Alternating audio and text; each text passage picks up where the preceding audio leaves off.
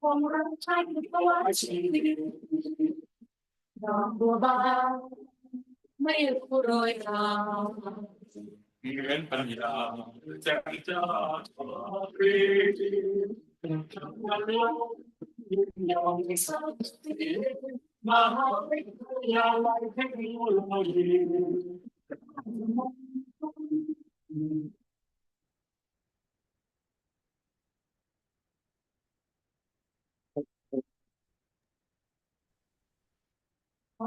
เที่ยวเด็กโตว่าจะมงคลเดินเที่ยวจะ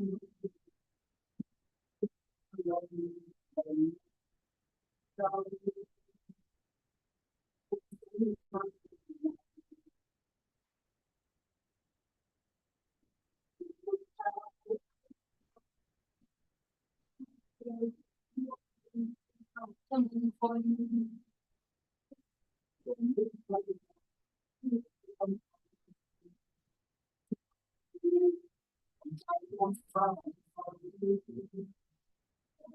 เป็นใจมงคล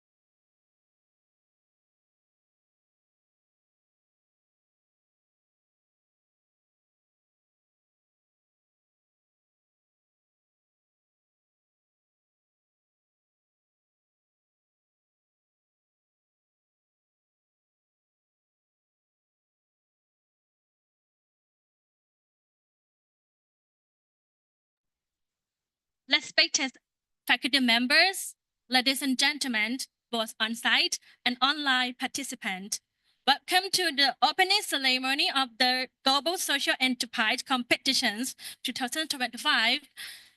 We are here to have you with us today, whether you are here in person at the Faculty of Administrations, Business Administrations, Rajamangala University of Technology Isan RMUTI, or joining us online via Zoom. These competitions units passionate young minds from Thailand and beyond under the theme Youth Empowerment for Global Change. This event organized by the Faculty of Business Administrations, Rajamangala University of Technology Isan in collaboration with SE Thailand. First of all, please allow me to introduce myself. My name's Jaturapan Jakpo. You can call me for short, Tukta. I'm UTI foreign officer. It's my pleasure to be your MC for this special event. This project can help students to integrate and gain knowledge of business administrations in order to help business sections and societies. Next, it can be the platform for the student to create the business plan for social enterprise. Lastly, it can build academic exchange and collaborations both in our country and in international. Before we start the official moment, I will present a brief introduction of our university, RMUTI. Please join me to the video presentation.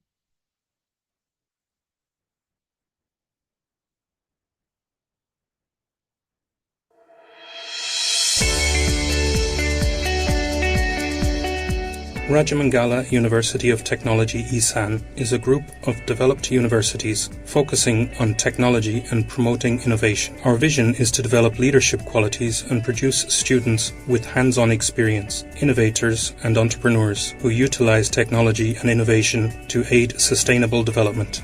Rajamangala University of Technology Isan provides quality higher education. Campuses are spread around northeastern Thailand and offer vocational and higher education across 15 faculties, all forming one institution. At our main campus in Nakhon Ratchasima, you will find Administration, the Faculty of Sciences and Liberal Arts, the Faculty of Engineering and Technology, the Faculty of Architecture and Creative Arts, the Faculty of Rail Systems and Transportation, the Faculty of Agriculture and Innovation and Technology, the Institute of Interdisciplinary Studies. At our Khon Kaen campus, we offer the Faculty of Technical Education, the Faculty of Engineering, the Faculty of Business Administration and Information Technology. At our Sagunakon campus, we have the Faculty of Industry and Technology, the Faculty of Natural Resources. Our Surin campus offers the Faculty of Agriculture and Technology, the Faculty of Management Technology. Our Royet campus at Tongkula Ronghai project provides the Faculty of Agriculture Engineering Projects, the Faculty of Agriculture Innovation Projects. Rajamangala University of Technology Isan is under the supervision of Dr. Tirakiat Jarun Set Tasin, Chairman of Rajamangala University of Technology Isan, and Associate Professor Dr. Kosit C. Puton, the President of Rajamangala University of Technology Isan, together with the Executive Board and staff. Rajamangala University of Technology Isan is in the second group of universities producing hands-on students, innovators and entrepreneurs with skills in technology and innovation. More than 180 courses are on offer, all of which are conducted through an integrated modular system that allows for close management of students' learning experience. Other initiatives include upskills and reskill programs to develop and produce a high-performance, skilled workforce with professional standards that meet international requirements, such as Meister, Kosin, BTech, CDIO, where one can transfer credits and collect them as a credit bank to request a degree certificate which is approved for lifelong learning. Rajamangala University of Technology Isan emphasizes producing hands-on students who are future innovators and entrepreneurs. There are more than 230 courses to create graduates to respond to the ever-changing needs of the country's economy with a learning management system, namely RMUTI Learning Management System, or RMUTI LMS for short. It further enables us to produce innovative, hands-on students who display entrepreneurial skills with an emphasis on active learning, coaching, team teaching, and learning experience to create the caliber of graduates required in the 21st century by integrating practice with professional experiences in real-world workplaces.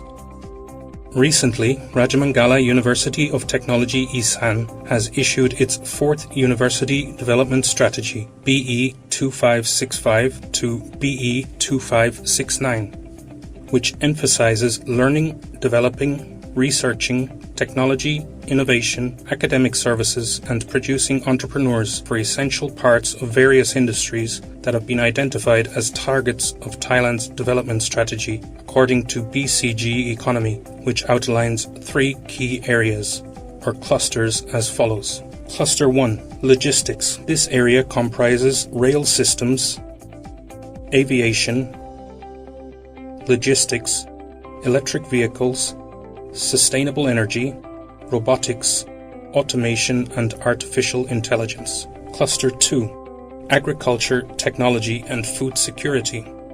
This area focuses on climate change, such as carbon neutrality, net zero GHG emissions, food crisis, organic food, functional food, future advances in food production, and new agriculture technologies in areas such as organics, smart farms, off-season production, and water management. Cluster 3. Health and tourism consists of wellness, herbal products, cosmetic spas, alternative medicine for an aging society, medical tools, and tourism. To drive development strategies in these three clusters efficiently, Rajamangala University of Technology Isan has assigned all campuses to implement a basic structure and ecosystems to support those strategies, such as to develop an ecosystem under the banner of a green university, to create an atmosphere of supporting and promoting entrepreneurship through co-working spaces, incubators, and showrooms, to develop the structures and systems required for a digital university, to develop the structures and management systems of the central lab to reduce duplication and increase the potential of new management achievements, to develop the requisite structures to promote internationalization, to adjust organizational structures to be resilient and highly efficient, to adjust human resources management policies emphasizing high efficiency, to adjust the new bureau management system. With our potential and determination, Rajamangala University of Technology Isan is ready to connect to all partners and all stakeholders to create graduates who will be beneficial to the Isan region, both culturally and economically.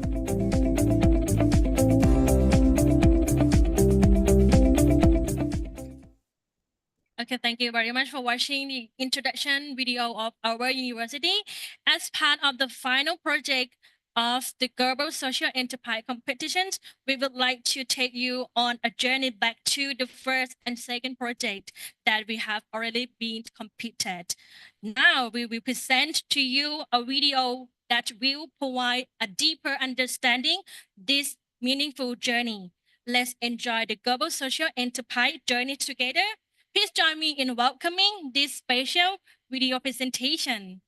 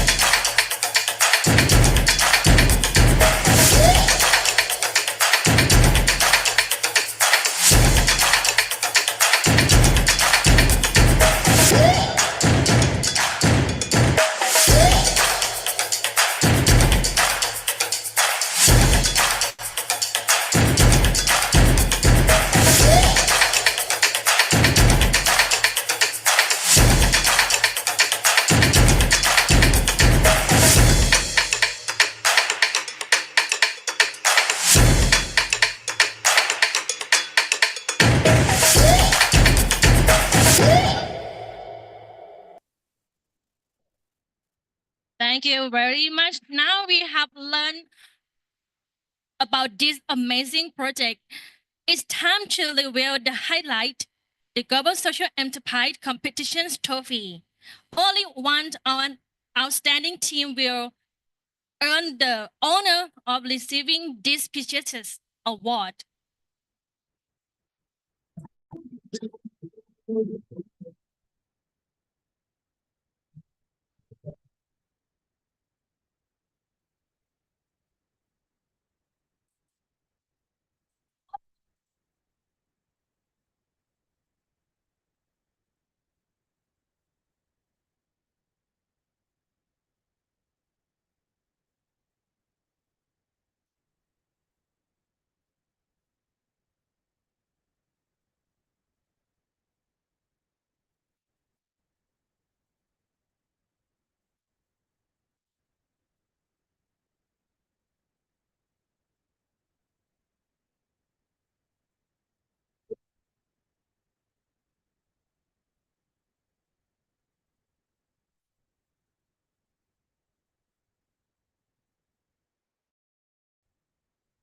Thank you much.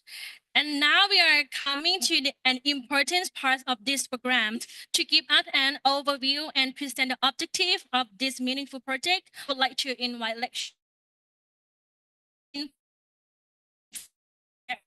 and research, Faculty of Administration, Business Administrations (UTI) to the stage.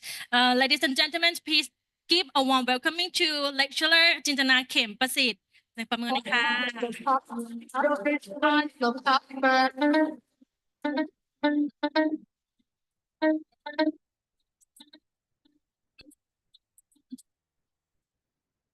Your Excellencies, honored guests, mentors, the respected judge, and most importantly, our brilliant young change maker.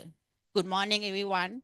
On behalf of the organizing committee, it is my deepest honor to welcome and thank you everyone for being a part of the Social Global Enterprise Competition under the powerful and timely themes, Youth Empowerment for Global Change.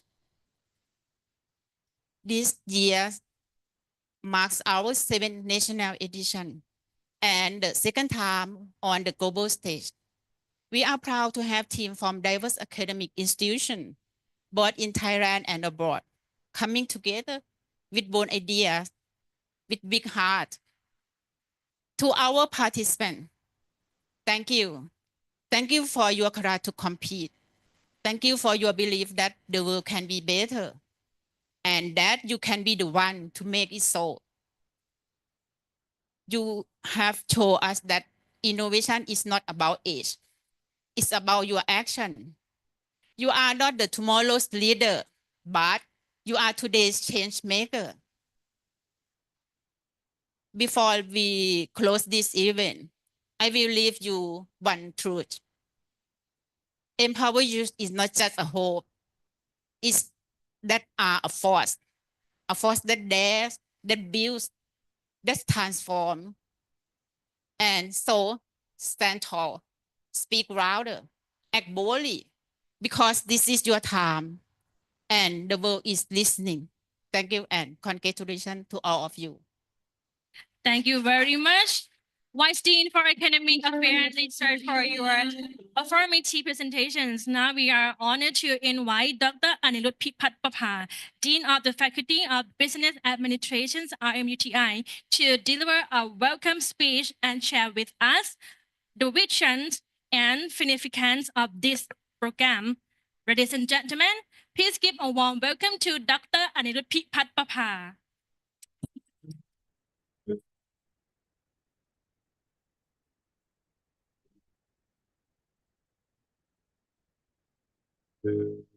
Hi, good morning, everyone.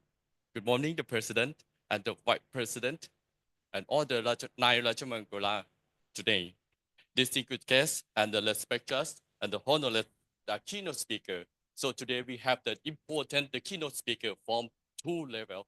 The first one, we really are so proud that we invite the Miss Kun Malisa. She is a representative from the United Nations in Thailand. And the second one, he also is the important person for the strategic around the world. He is the Christian Cato. He worked for the affiliate network with the microeconomic of competitiveness, the United States of America, the Harvard Business School. So today we have the special keynote speaker from both countries. And the next one, also the other participant. My name is Dr. Anirudh Pipat Purapa. I'm a Dean of Business Administration Faculty at Cropala University of Technology Isan. On behalf of RMUTI, I would like to, it's my great pleasure to extend a warm welcome to all of you to the Global Social Enterprise Competition 2025. So, and then this event reflects on our shared commitment to the promoting the social innovation and sustainable entrepreneurship. We are truly honored by your present and the participant in the global platform of the meaningful idea and the impactful solution. So may today's competition be as inspiring and rewarding experience for everyone. Thank you for your coming. Thank you very much, the Dean of the Faculty of Business Administration, for your warm welcome and inspiring word. Now it is my great honor to invite Associate Professor Dr. Khosit Sriputhon, President of Rajamangala University of Technology Isan, officially open the Global Social Enterprise Competitions 2025. Ladies and gentlemen, please join me in welcoming Associate Professor Dr. Khosit Sriputhon to the stage.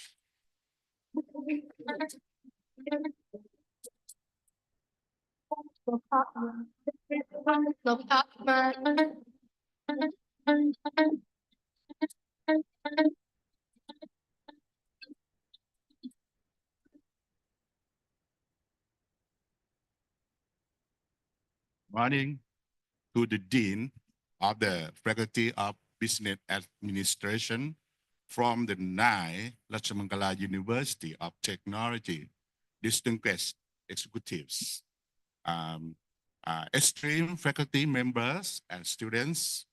It is my pleasure and honor to preside over the opening of the Global Social Enterprise Competition. This project aims to encourage students and apply their business administration knowledge in delivering academic service that contribute to both business and society. It serves as the platform for students to demonstrate their creativity to developing social enterprise business plans while promoting academic exchange and collaboration at the national and international levels. I sincerely appreciate the staff of the Faculty of Business Administration and everyone involved in organizing this event. I wish the competition success in achieving this objective. Now, at this apprecious moment, I hereby declare the Global Social Enterprise Competition officially opened. Thank you. Thank you very much.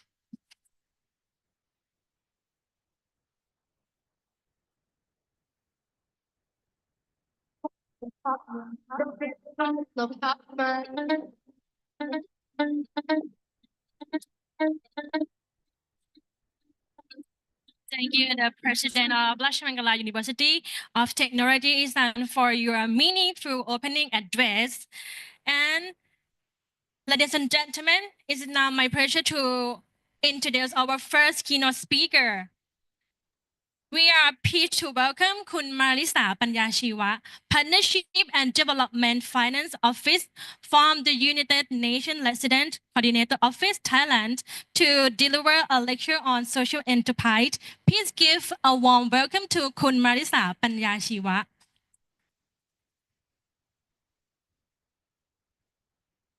สวัสดีค่ะ Good morning Professor Kosit C. Puthon, President of Rajamangala University of Technology, Isan. Professor Anirudh Pipat Prapad, Dean of the Faculty of Business Administration. Professor Jindana Kimprasit, Associate Dean for Academic Affairs and Research.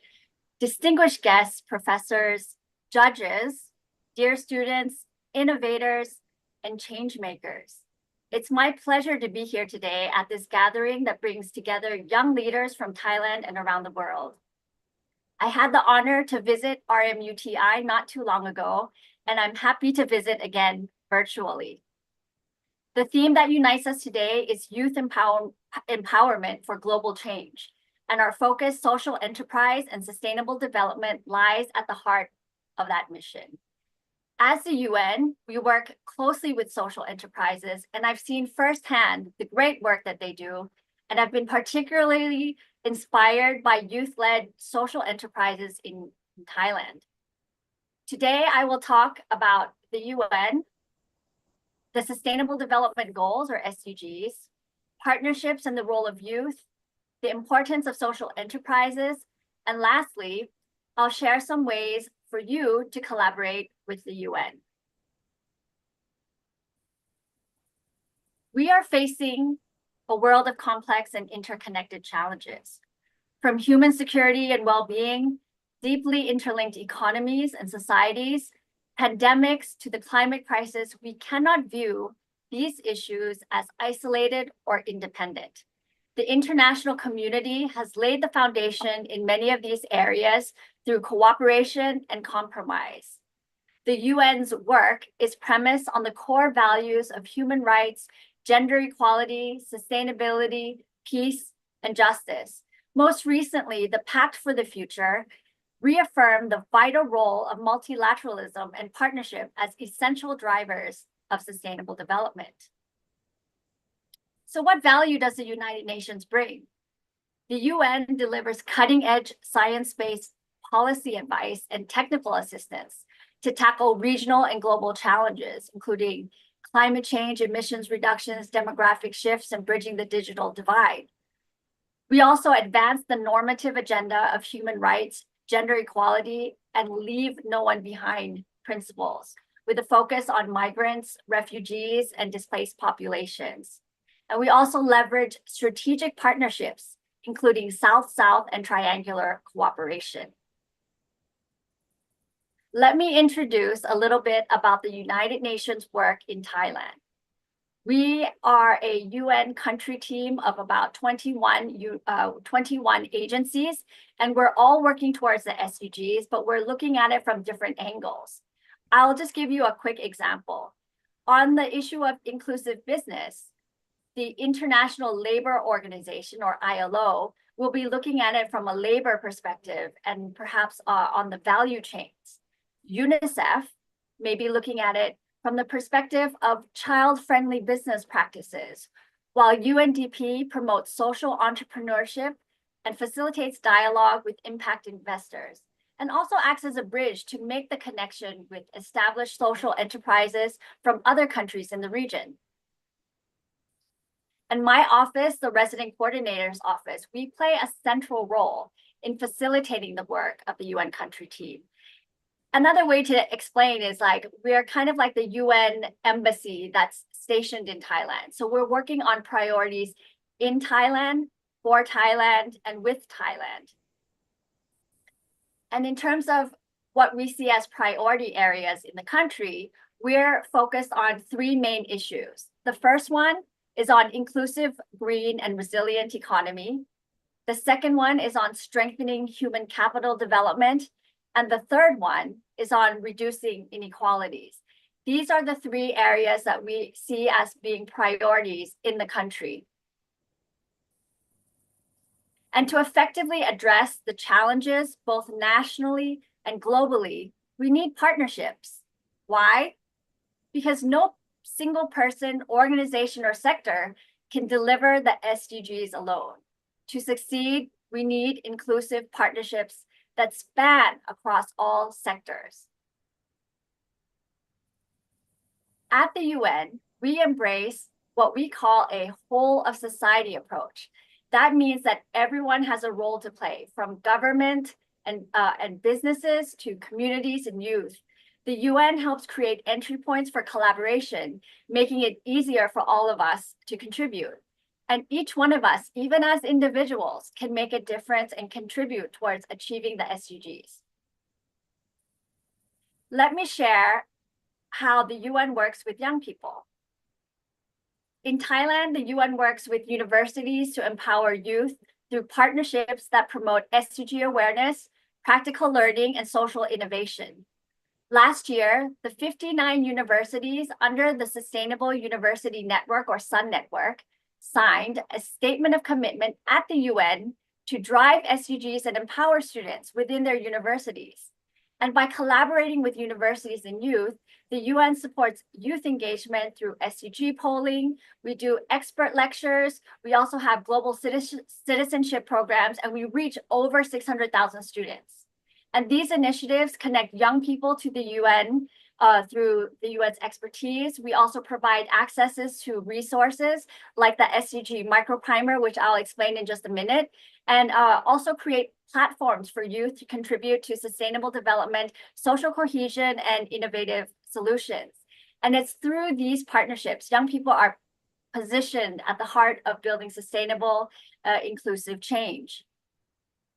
So as the UN, we do have a lot of resources, but I did want to take this opportunity to share some of the resources with you today.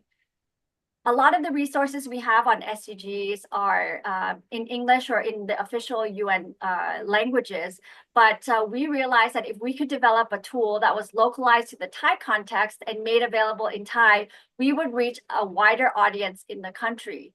So we came up with the SDG microprimer.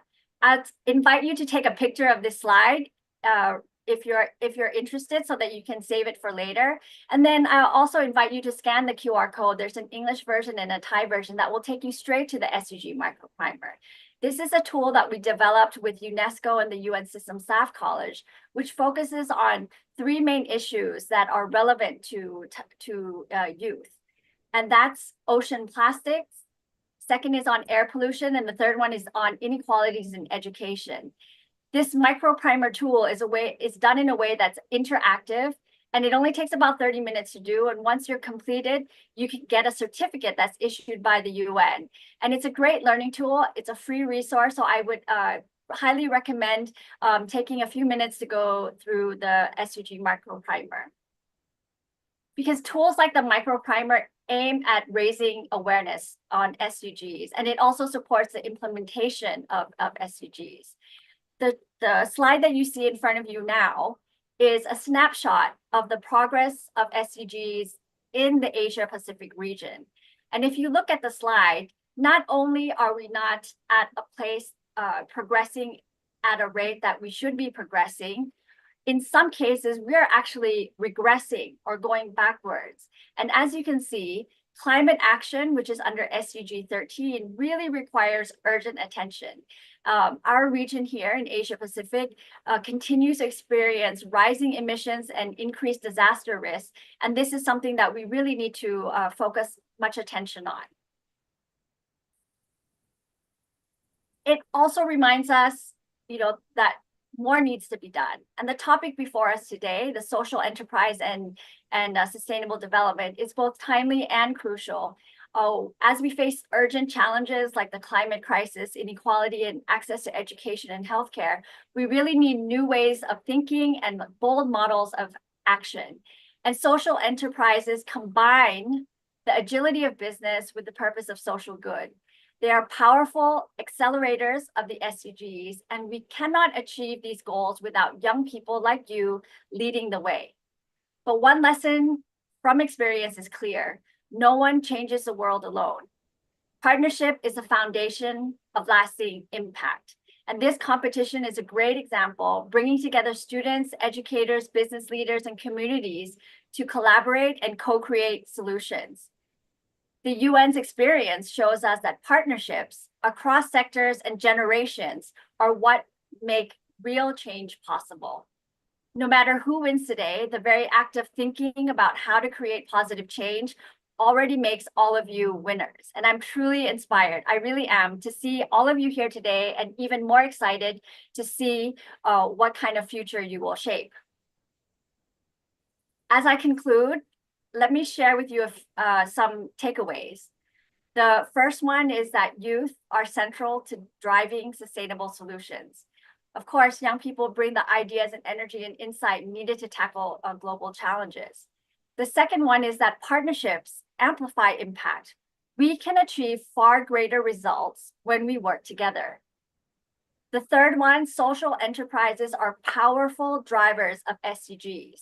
They combine innovation and purpose to create lasting social and economic good. And then lastly, the UN facilitates entry points for collaboration through initiatives like SDG learning programs and expert exchanges. The UN helps youth access global expertise and builds partnerships for sustainable development. I want to take this opportunity to really thank you for your time this morning. We are active on social media on the different platforms, so please feel free to follow us. I would really like to wish all of the teams a good luck. And on behalf of the United Nations, thank you for your partnership in advancing the SDGs.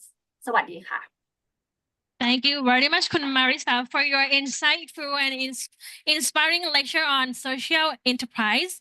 And now, ladies and gentlemen, may I invite the Dean of the Faculty of Business Administrations to give us a shortly biography of the second lecture. Please welcome.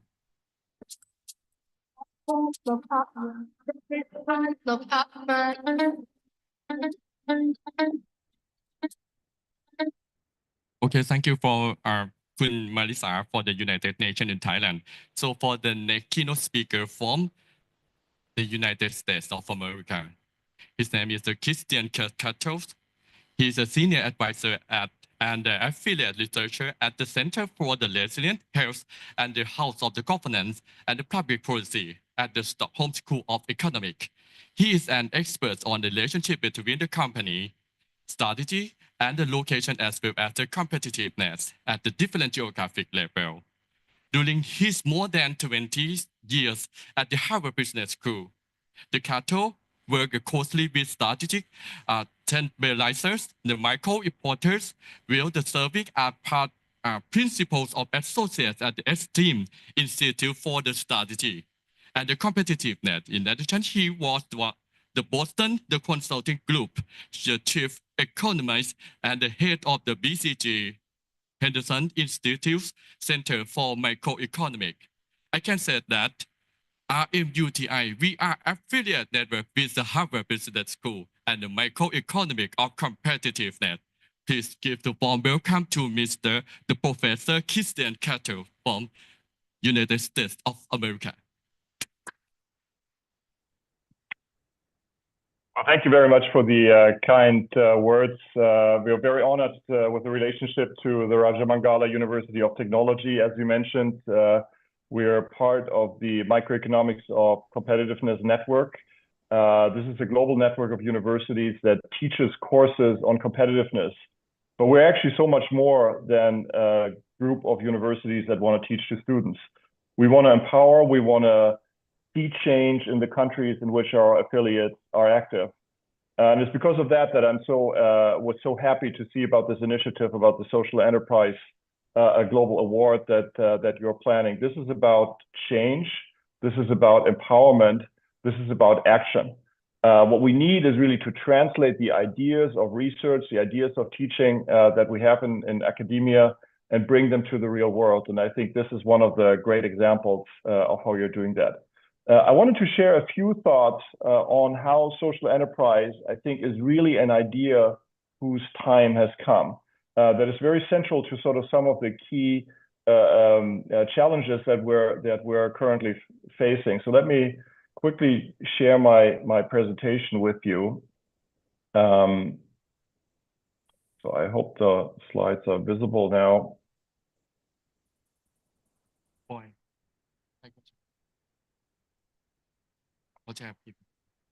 So as I mentioned, I'm speaking today to you as the chair of the MOC network. I'm also now a lead economist at the World Bank, where I joined earlier this year.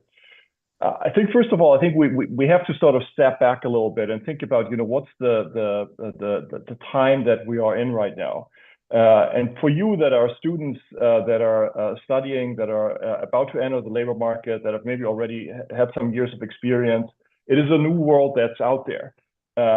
For us that have been in that labor market, in that world for a longer period of time, I think what we're seeing is that we're in a momentous time of disruption.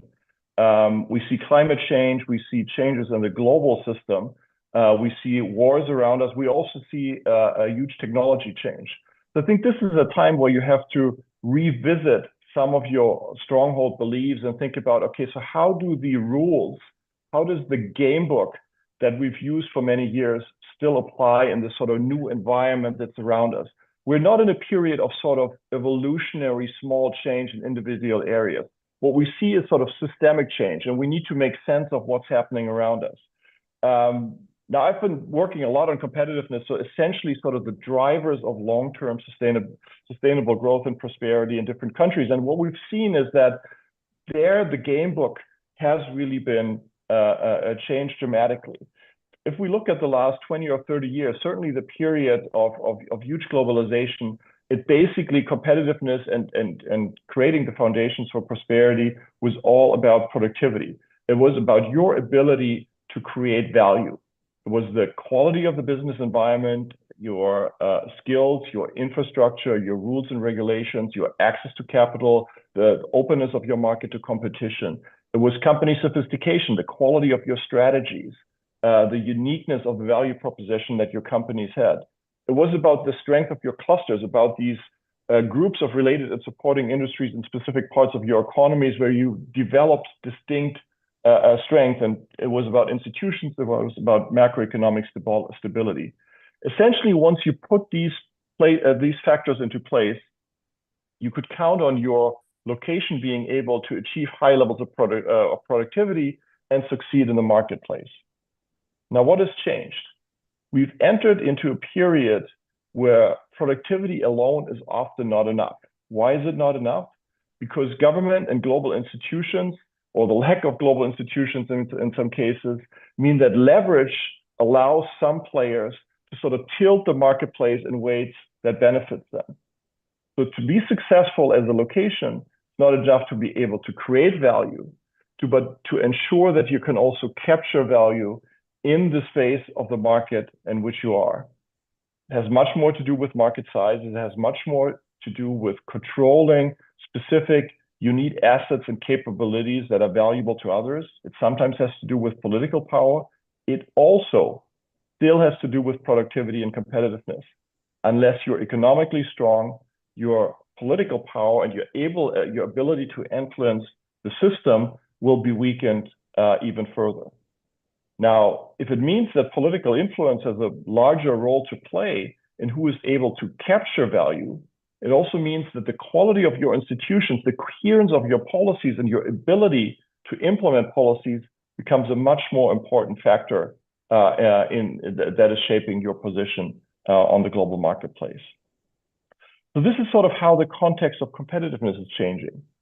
But it's not only that the marketplace has been changing, it's also our expectations as societies of what we want to see emerge. Our objective function, as we call it as economies, has changed. So if we look at the past, we often looked at GDP per capita or simple measures of prosperity as sort of the overarching goal of economic activity. If you look at societies now, and I think for many of you, if you ask yourself, what defines success? What defines a society and an economy that you would consider successful? It is not just prosperity, it is also prosperity. But it is about the ability of that prosperity to be shared across society, across different groups of society. It's the ability to have prosperity that's sustainable, so that's on a healthy planet.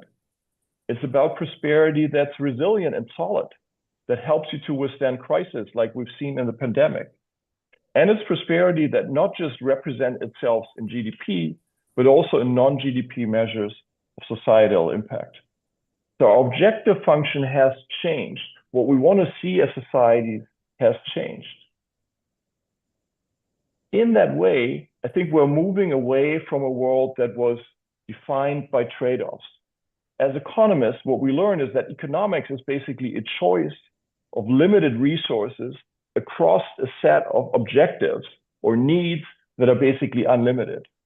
So the choice is always that you might want to do more for social goods, but then you have to take away money from other objectives that you have.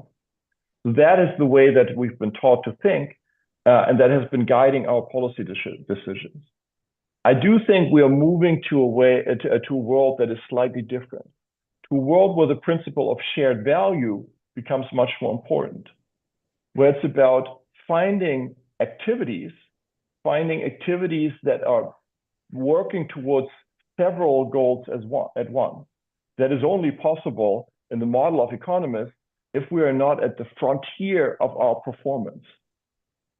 At the frontier, you only can choose between different goals.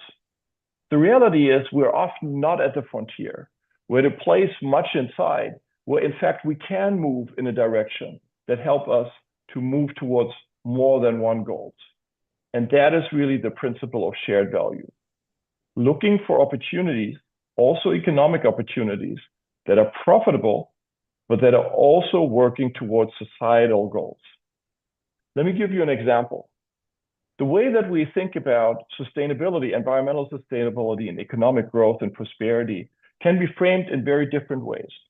So if you think about this problem as a problem of trade-offs, the only solution, if you want to achieve environmental sustainability, is degrowth. So you're arguing that there's a trade-off, and that means, if you want to become more environmental sustainable, you have to become less prosperous. Now, that's a tough choice for Western societies already, and I think we see that in our political system. It's an impossible choice for emerging economies like Thailand or for some of your poorer brothers in the regions and in other parts of the global south. And there, if we frame this as a trade-off, we're basically not going to achieve the type of sustainability in reaction to climate change that we need. Now, then there is a hope to decouple. I've done a lot of work in Denmark, where I'm vice chair of the innovation agency. And I think there the model was really to say, what can we do to use innovation, to use entrepreneurship and new technological ideas to essentially separate these things so that economic growth and environmental sustainability have nothing to do with each other anymore. That's a nice idea, but of course the reality is not quite like that, because economic activity does involve nature. Environmental sustainability does require resources to sort of upgrade your capital stock and change the way that you think about it. And so there is instead this idea of green growth that says there are some trade-offs, but there are also a lot of things that we can do that are both enhancing sustainability and enhancing the profitability of our economy and our companies. I think this is an idea that is particularly important for countries like Thailand and other emerging economies. Why? Because you are in a process where you have to upgrade. You have to use new technologies. You want to become more productive. You want to become more prosperous. But as you adopt these new technologies, you have an opportunity to not be constrained by legacies, but actually adopt technologies that are both more productive and more sustainable. Does that happen automatically? No. It is a matter of how the political context is set, but it is also a matter of how you choose as individuals, as entrepreneurs, as people that are shaping the direction of your companies. And this is, and let me end with that, exactly, I think, where the idea of social enterprise comes in. Social enterprises are not agnostic about the impact that they generate on society. They're not simply driven by a profit interest. They have a much larger purpose. They want to see that what they do actually pays into several societal goals, including being profitable. But at the same time, Social enterprises are not just a social venture. They are not agnostic about the fact that what they do, the products and services that they provide, that they require resources. And so they are thinking about this as an enterprise, as something that can be profitable, that generates value, that elicits payments for the things that it offers. And that is actually what makes it economically sustainable. Only if you're profitable is it possible to scale what you do, and it is possible to scale the impact that you have on society. If you're not profitable, it means that you will persistently rely on the handouts or the transfers from other parts of the economy or society. That's not a model that is sustainable, and that's often a model that sort of is very limited in time and certainly in scale of what you can do. So I really applaud you for celebrating social enterprise. I applaud you, the students that have participated in this competition, and I wish you all the best. And let me say one last thing. I talked quite a bit about the notion of social enterprise. Let me also talk a little bit about the notion of enterprise. Enterprise always talks about the future. As an entrepreneur, making the choice to become an entrepreneur is a representation of how much you believe in the future. And I think that, especially in times of a lot of change and uncertainty and what the future will bring, I think it's a testament of exactly what we need more: trust in the future and trust in that we create a better outcome for all of us. So thank you for having me, and all the best to all the participants and the winners of the Social Enterprise Challenge. Thank you very much. Thank you very much, Professor Christian Kestel, to give us our valuable speech for today. Thank you. So far, we are affiliate network with the Harvard Business School and MOC. I think the foundation for micro reporter and the valuable speech from you today will give us to develop our faculty well. Thank you very much for today, Christian Kestel. Thank you. Thank you. So far, we are affiliated with the Harvard Business School. I can say that we have supported from the president of RMUTI. Please give the big hand to say thank you, Professor. He also supports our faculty about the international. Right now, we apply the international to develop our faculty. Right now, we work together with the United Nations in the future coming. And right now, we also work together with the MOC, Microeconomic of Competitiveness, the United States. Thank you, Professor. So, and then right now, today is a special event, the Global Social Enterprise. Right now, we will give the time for the competition for the 12 team. I think today, not only the teachers, not only the students, so we are to attribute the new future with us. Thank you very much.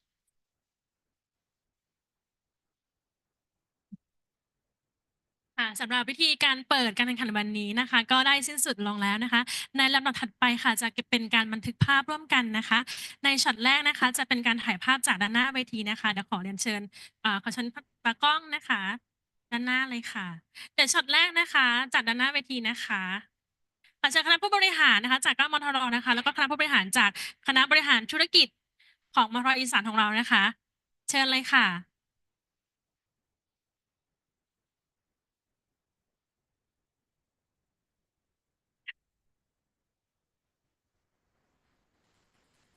ค่ะท่านมองกล้องนะคะ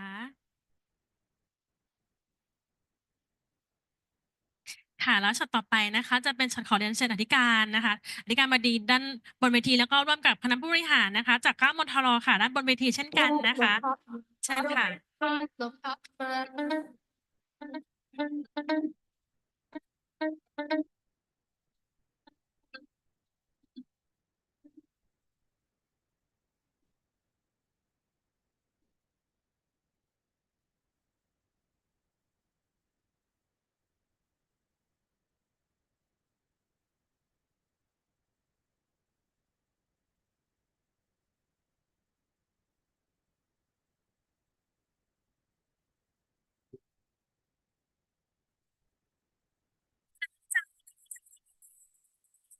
กิจนะคะขออนุญาตเรียนเชิญบันทึกภาพร่วมกันเลยค่ะ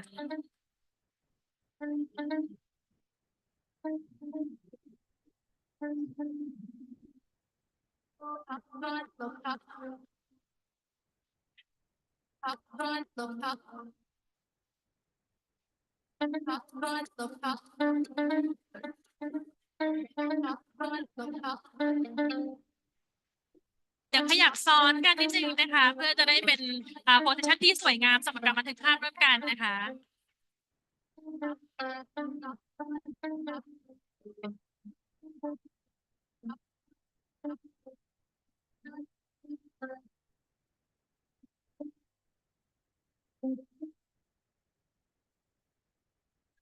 ถัดจากนี้นะคะเดี๋ยวจะขออนุญาตเรียนเชิญนะคะคณะผู้บริหารทุกท่านนะคะ ที่ห้อง306นะคะเป็นห้อง BA Training นะคะขอเชิญทุกท่านที่ด้านบนชั้น3เลยนะคะห้อง BA Training ค่ะซึ่งจะเป็นห้องที่เราจะใช้ในการฝึกอบรมในวันนี้นะคะขอบพระคุณทุกท่านที่เสียสละเวลานะคะมาร่วมงานเปิดการแข่งขันของเราในครั้งนี้ค่ะขอบพระคุณทุกท่านค่ะ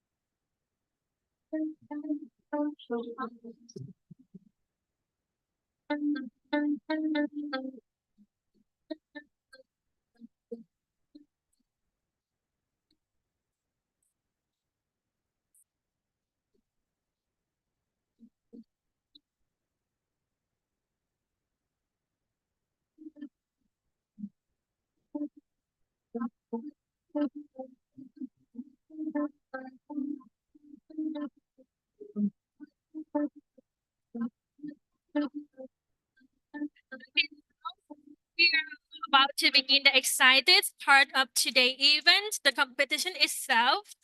And we have 12 teams for competitions today. And may I start with introduce the distinguished guest.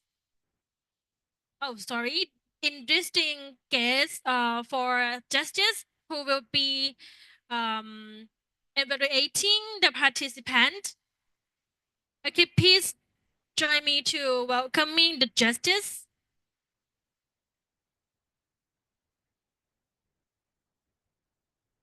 Okay. Okay, we will wait for 5 minutes.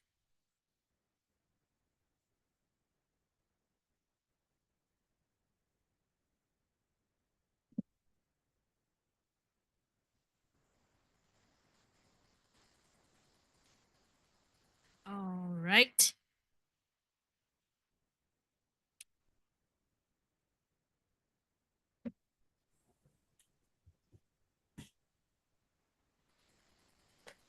Okay.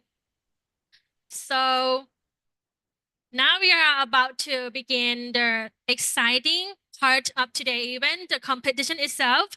Before we start, it is my great pleasure to introduce the district panel of judges who will be evaluating the participant. Please join me in welcoming. The first one is Dr. Benena Pernamasari. The lectures are business study programs of the Faculty of Agriculture, Chamber University. Please give her a big hand. Good morning, everyone. Okay, and the second, Mr. Xing Hong Lin, lecturer, industry science and technology international studies centers, organizations named Industrial Technology Research Institutes. Hello, good to see everyone. I can't wait to see all the fantastic work from all the teams. Thank you very much. Thank you very much. And the last one, Mr. Nattakon Natsunina Ayutthaya, General Managers of Social Enterprise Thailand Association. Let's give him a big hand. ค่ะท่านที่สามค่ะ Good morning, everyone. สวัสดีครับ So I'm glad to be here and very excited to see everyone projects and also to see how you guys doing great on this competition. Thank you. Okay, let's give let me introduce the prize for today's competition. The grand prize will receive a trophy and a cash prize of $1,000 US, and the first running up will receive a pack and a cash prize of $550 US, and the second runner up will receive a pack and a cash prize of $300 US.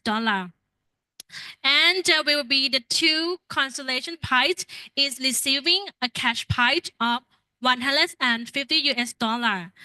For the criteria for this competition, 25% for problem solving, 25% for SE impact, 15% for participatory, 15% for creative idea, 10% for presentation ability, and the last one 10% for answering questions.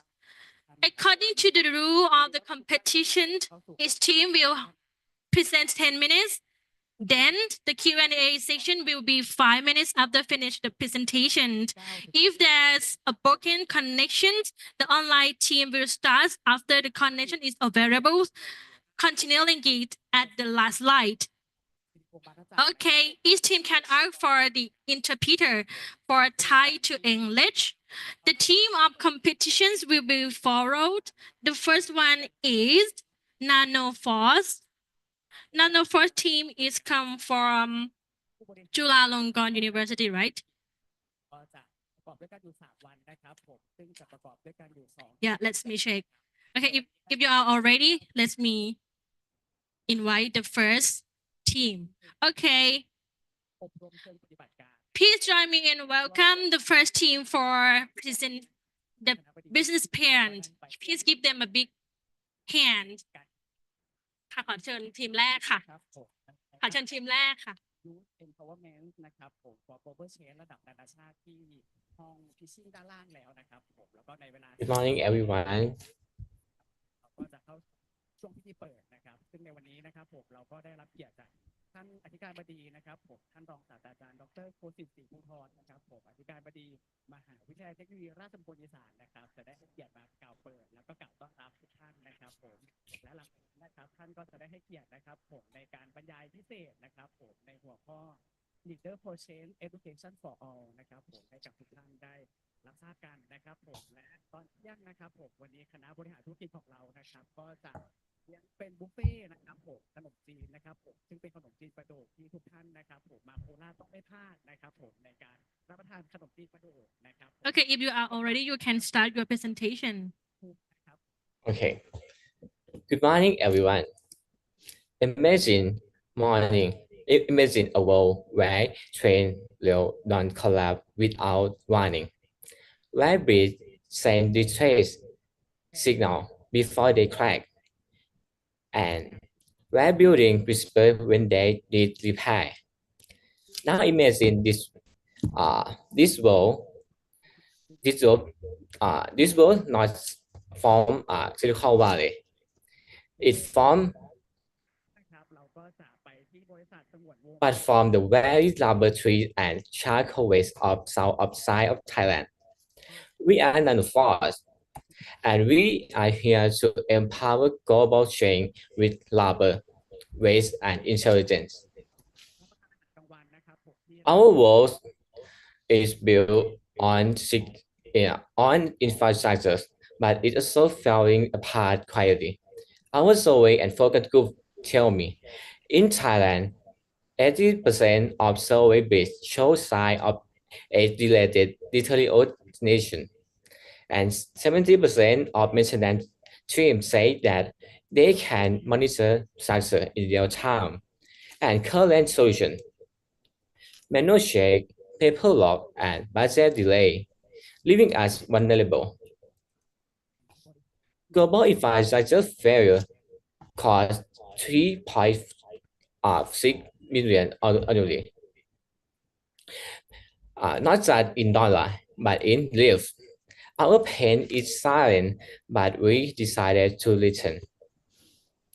Each year, Thailand generates over 20,000 tons of graphite waste from charcoal and pencil factories. At the same time, we are the top one producer of natural rubber in Thailand. And we exporting 30% of global output. So we are primarily used to in Thai manufacturing. Primary export market are China, Malaysia, and CLMV. So Thailand is the top one world leading producer and exporter of natural rubber, and supplying primarily to country accelerating infrastructure construction development. At Thailand is investing significantly in infrastructure development, including transport and the Eastern Economic Corridor project. In 2037. So, what if we combine these two materials, rubber and graphite, into smart living infrastructures? What if our waste become the watchdog? What if rubber can do more than bounce and back, but push forward? Introducing the first sensor of its kind, made from natural rubber and graphene waste. This flexible strip detects vibration, strain, and strain from building. And it can power itself with piezoelectric propulsion. This is paper at my lab. It transmits real-time data via Bluetooth LoRa and Line OA. And this flexible sensor generates electricity when mechanical state, like state, to time data to an AI-driven measuring system for structural health measuring. We use Line OA for communicate with user, and we use AI, RNN, and time series model to predict failure before it happens. No while, no battery, no delay, such intelligence embedded in every structure.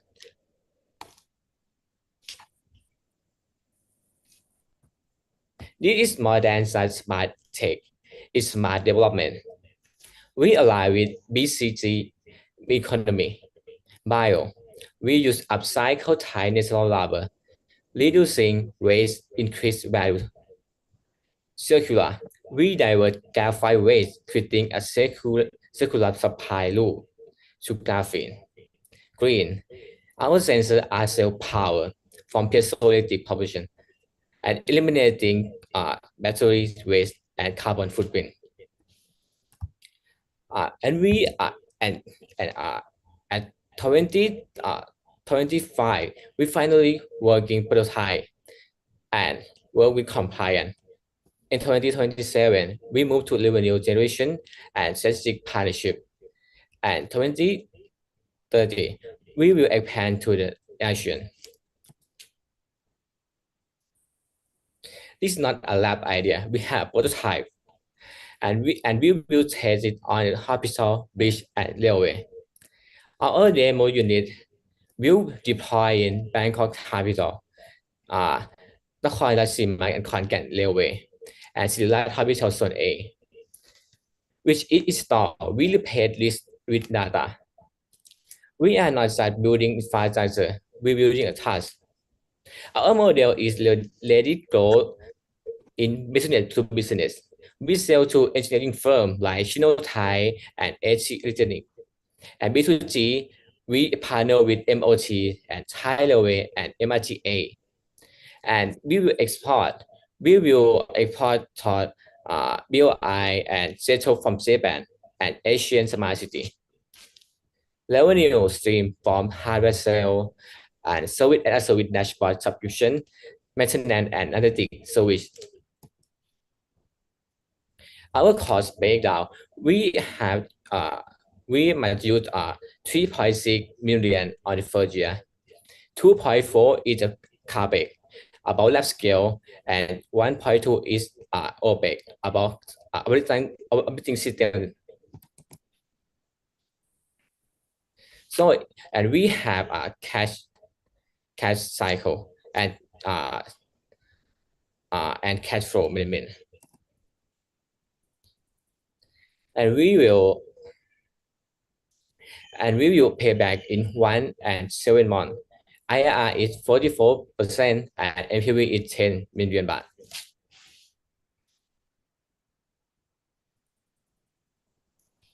We supported by PCEDA and Minister of Higher Education and การยางแห่งประเทศไทย and Chulalongkorn Faculty of Science Labs. Together, we turning innovation into action.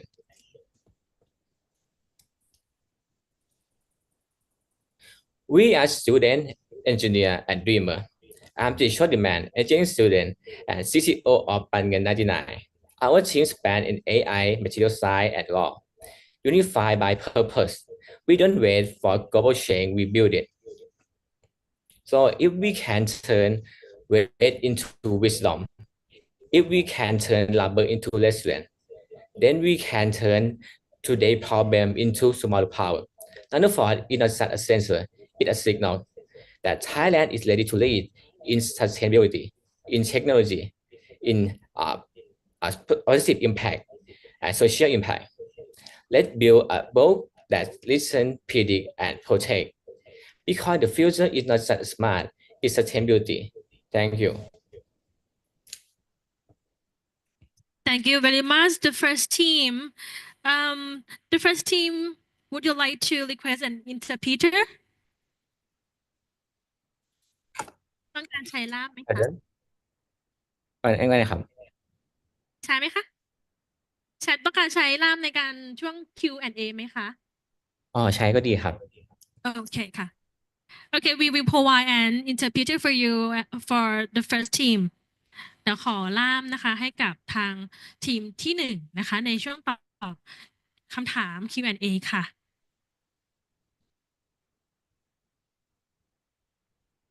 Okay.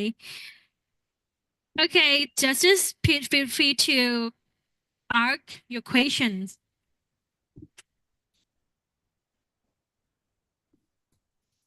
Okay, who's gonna be first? Okay, I think I can be the first one. Okay. Okay, thank you. So thank you very much for your great presentation. I really like your presentation slides. It's very colorful and easy to understand. Yeah. Right now I have some suggestion and or maybe some questions. Okay, so actually I know you're the first team, so you are a little bit nervous, but it's totally okay.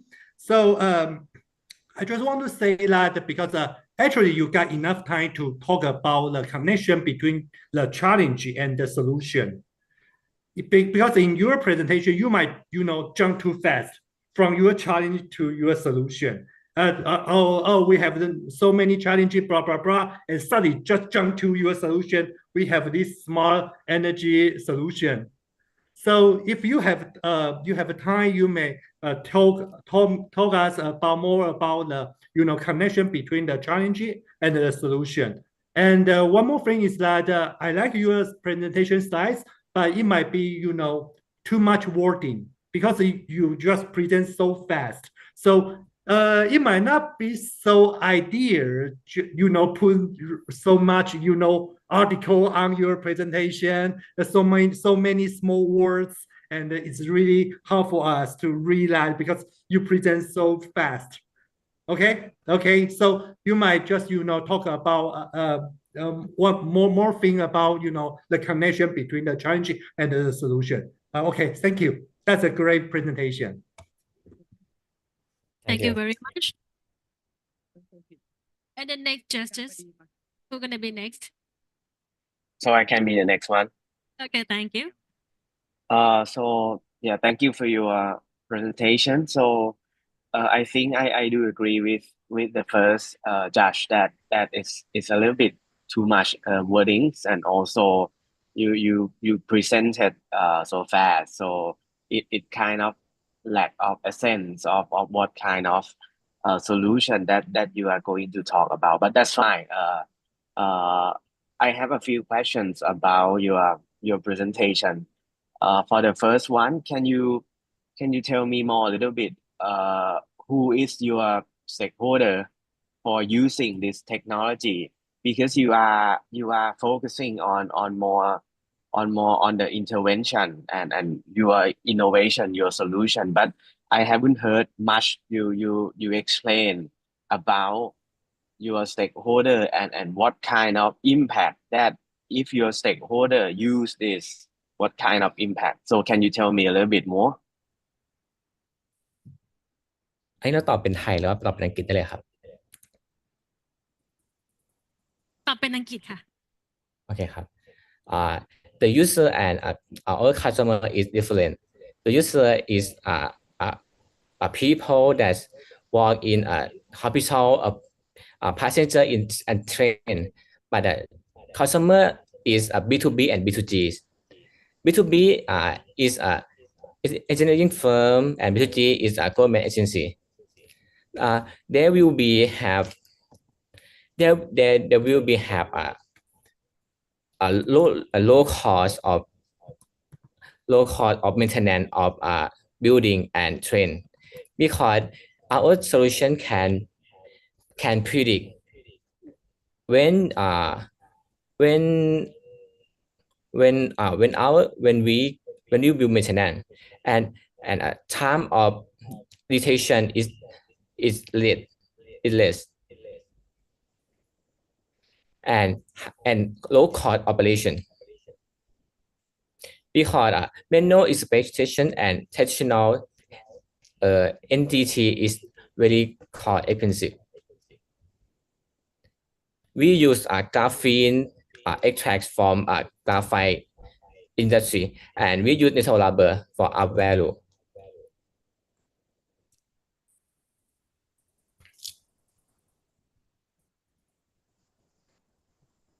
Okay, thank you for your answering. And the next justice, do you have any question? Feel free to ask your question. Doctor? Sure. I have some question for the team. Hello, can you hear my voice clearly now? Yes, it's Curry. Yeah. Okay.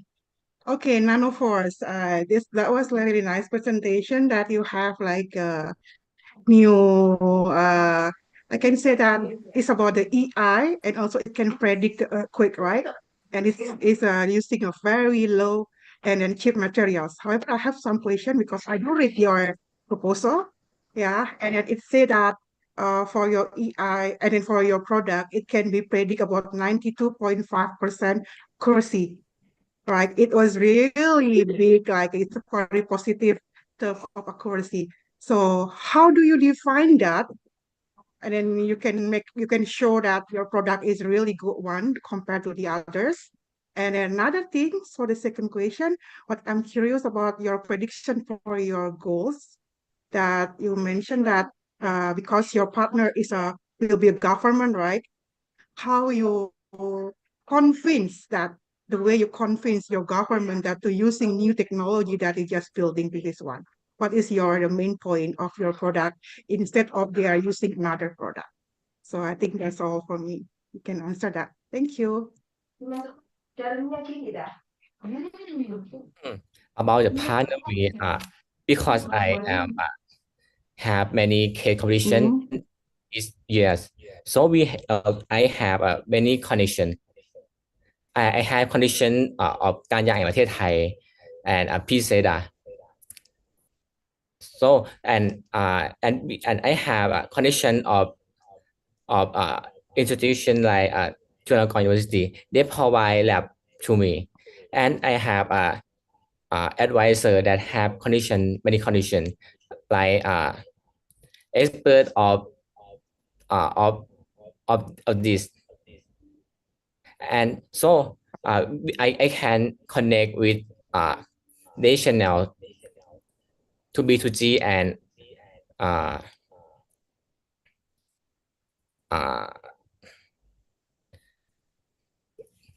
okay.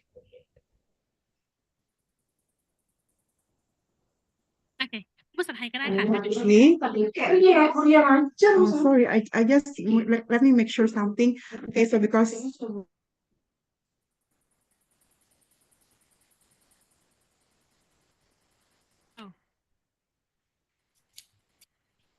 Okay เดี๋ยวเราสักครู่นะคะ Wait a moment we have some problem for the system right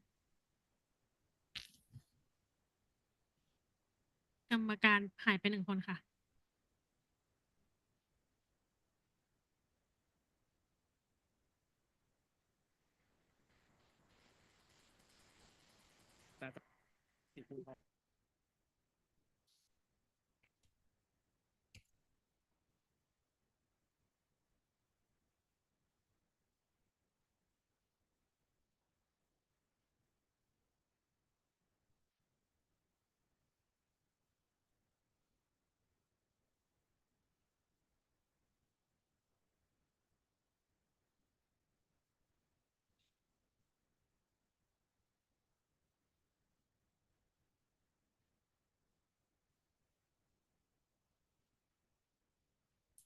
So about a partnership, we will use a marketing funnel to approach them. I have an interesting we use a tool ministry brief and email, and consideration we will site visit and go take sandbox like hackathon, and conversion we will in-person seminar from me connection and case demo, and retention advocacy we will condition with MOF and DITP.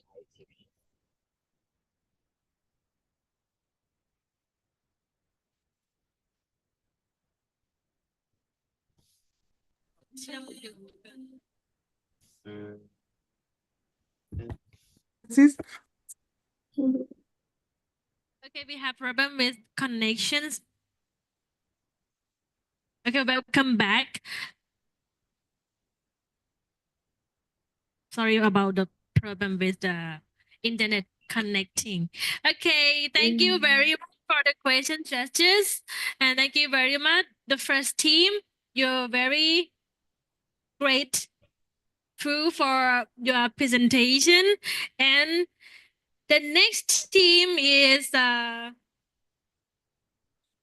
25 team from University of the Thai Chamber of Commerce Thailand. So please welcome the second team to presentation.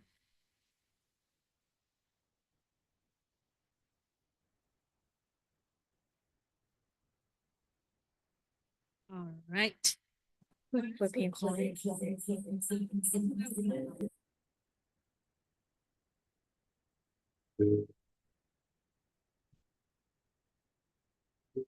Second team is Can we start now? yeah.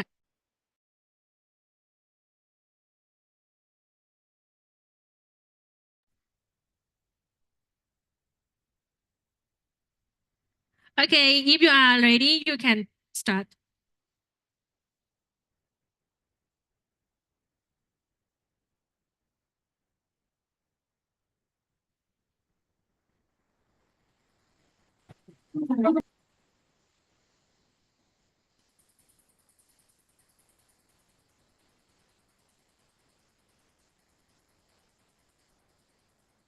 Could you please open your Okay.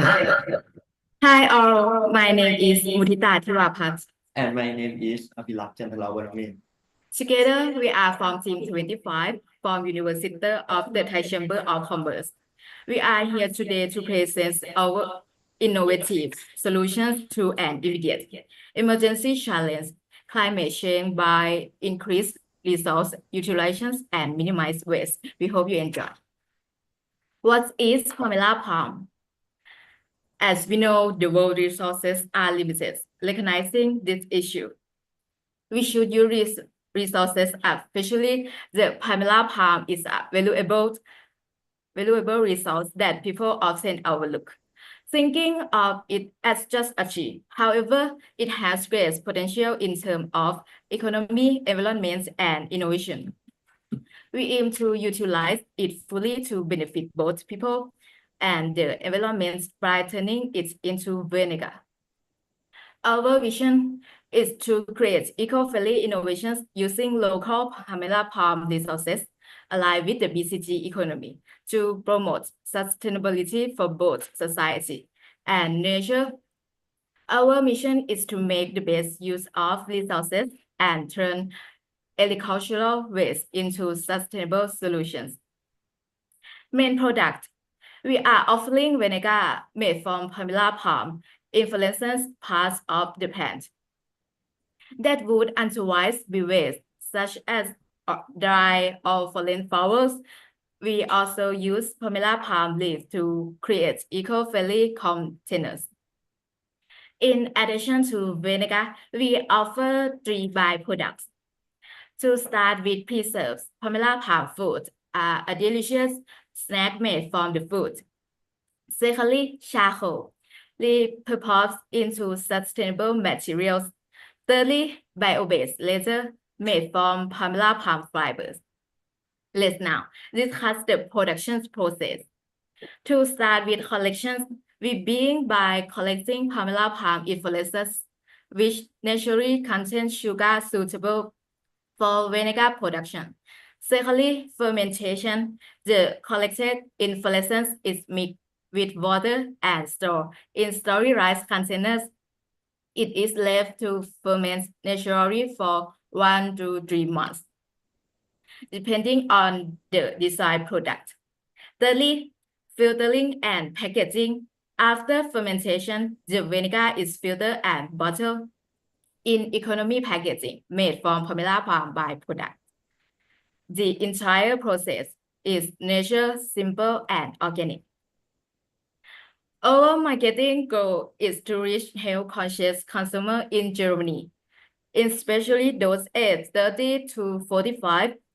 This includes homemakers and restaurant owners who are actively seeking organic, chemical-free products. Our product is organic vinegar made from Pamela palm, completely chemical-free and packaged using eco-friendly dry Pamela palm leaves. We emphasize natural ingredients and environmentally conscious production. We aim to price our product at approximately €2.50 per 250 milliliter bottle. Our distribution channels include local convenience stores, online platforms such as Amazon Germany, and well-known supermarkets like Adega. We will use influencer marketing, encouraging influencers to create content about the origin of the vinegar and how it can be used in daily life. Funding request. To get started and go in our first years, we will need around almost 24 million baht. We plan to seek support from the government, green funds, or the board of investments. We may also consider bank loans or eco-conscious investors. We expect to sell over 374,000 bottles and €2.50 each, generating more than 36 million baht in revenues. Let's look at 2 key points from our SWOT analysis. Our strength and key opportunities. One of our strengths is that we use natural sugar palm sourced local. It's easy to access, cost effective, and we make use of every part, even the byproducts. A great opportunity lies in the growing health-conscious market. People today are looking for safe, chemical-free products, and our vinegar is a perfect fit. We have identified 4 main risks. First, raw material leaks. Sugar palm supply may vary, so we have partnered with local farmers in Petrochemicals to secure it. Second, production leaks. Machinery might break down, so we conduct regular maintenance checks. Third, material leaks. Some consumers might not fully understand the product value, so we focus on clear and engaging communication. Fourth, environmental leaks. Since we are in a rural area, we have to send a safe site and set up emergency response plans. Sustainability and vision. We follow the BCG models, bioscular and green, to build a sustainable and future-ready business. We should possibly for its rich natural resource and high-quality sugar palm, perfect for long-term production. We work with local farmers, partner with university, and welcome private partnership to go globally. With the right vision and resource, we aim to become expand globally. Environmental and social impact. Our project bring benefit to both the environment and the community. We reduce agricultural waste by reusing sugar palm parts, and we promote clean energy through biomass. We support local farmers by creating jobs and helping them develop new skills. We raise awareness about eco-friendly living and help strengthen Thailand's image in sustainability. Now, let's take a look at our business model canvas. To summarize, our project follows the BCG concept, turn farm waste into valuable products, promote clean energy, and support green economy. We work with local community and business to create jobs and go to eco-market. This helps protect the environment, improve income and scale, and show that Thailand is truly committed to the sustainability. Now, we would like to thank you for your attention, and we would welcome any question you may have. Thank you. That's it. Thank you very much, second team, for your presentation. It's was very wonderful. Now we will move to the Q&A section. Second team, would you like to ask for an interpreter? ต้องการใช้ล่ามไหมคะ ใช่ครับ Okay ค่ะ Okay, since you want to use an interpreter, we will now provide an interpreter for you. Okay, let's move to Justice Pete. Go ahead with your question. Okay, I could be the first one. So 25, thank you for your great presentation. I really like your presentation slides. It's very clean, it's quite simple, it's easy to understand and read. And I also really like your beautiful product prototype. It's easy to, imagine the product. And it's also good to show, I saw you guys try to practice the marketing model. It's good. And you guys also show the vision and the mission, and that's very good because in the consulting firms, they also show something like that. And I need to remind you guys something, because I like to hear more about your challenges or problem. That thing is really important, because every part of your strategy and every part of your solution should be connected to the challenge and or the problem. Yeah. So you do the enterprise thing, and that means you try to solve something, right? You try to solve a problem, solve a challenge. So if you can tell us more about the challenge or problem, it would be good. Thank you. ก็คือจะให้เด็กๆตอบเรื่องchallenge กับ solve problem ให้มากกว่านี้นิดหนึ่งขยายความให้ท่านคณะกรรมการฟังนิดหนึ่งค่ะ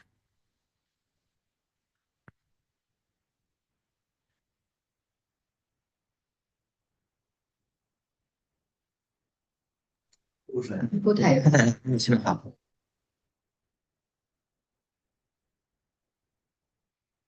โอเคตอบเป็นภาษาอังกฤษเหมือนกันค่ะ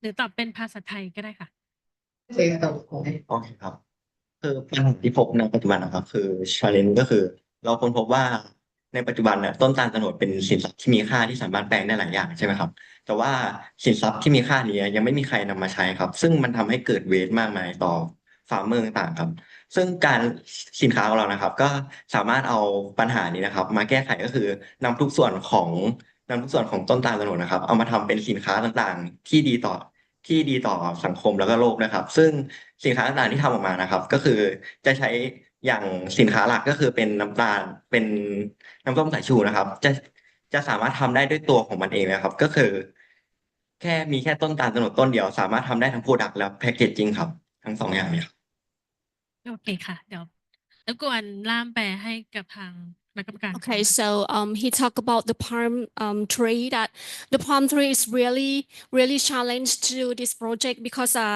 all of them or part of the palm tree can be useful.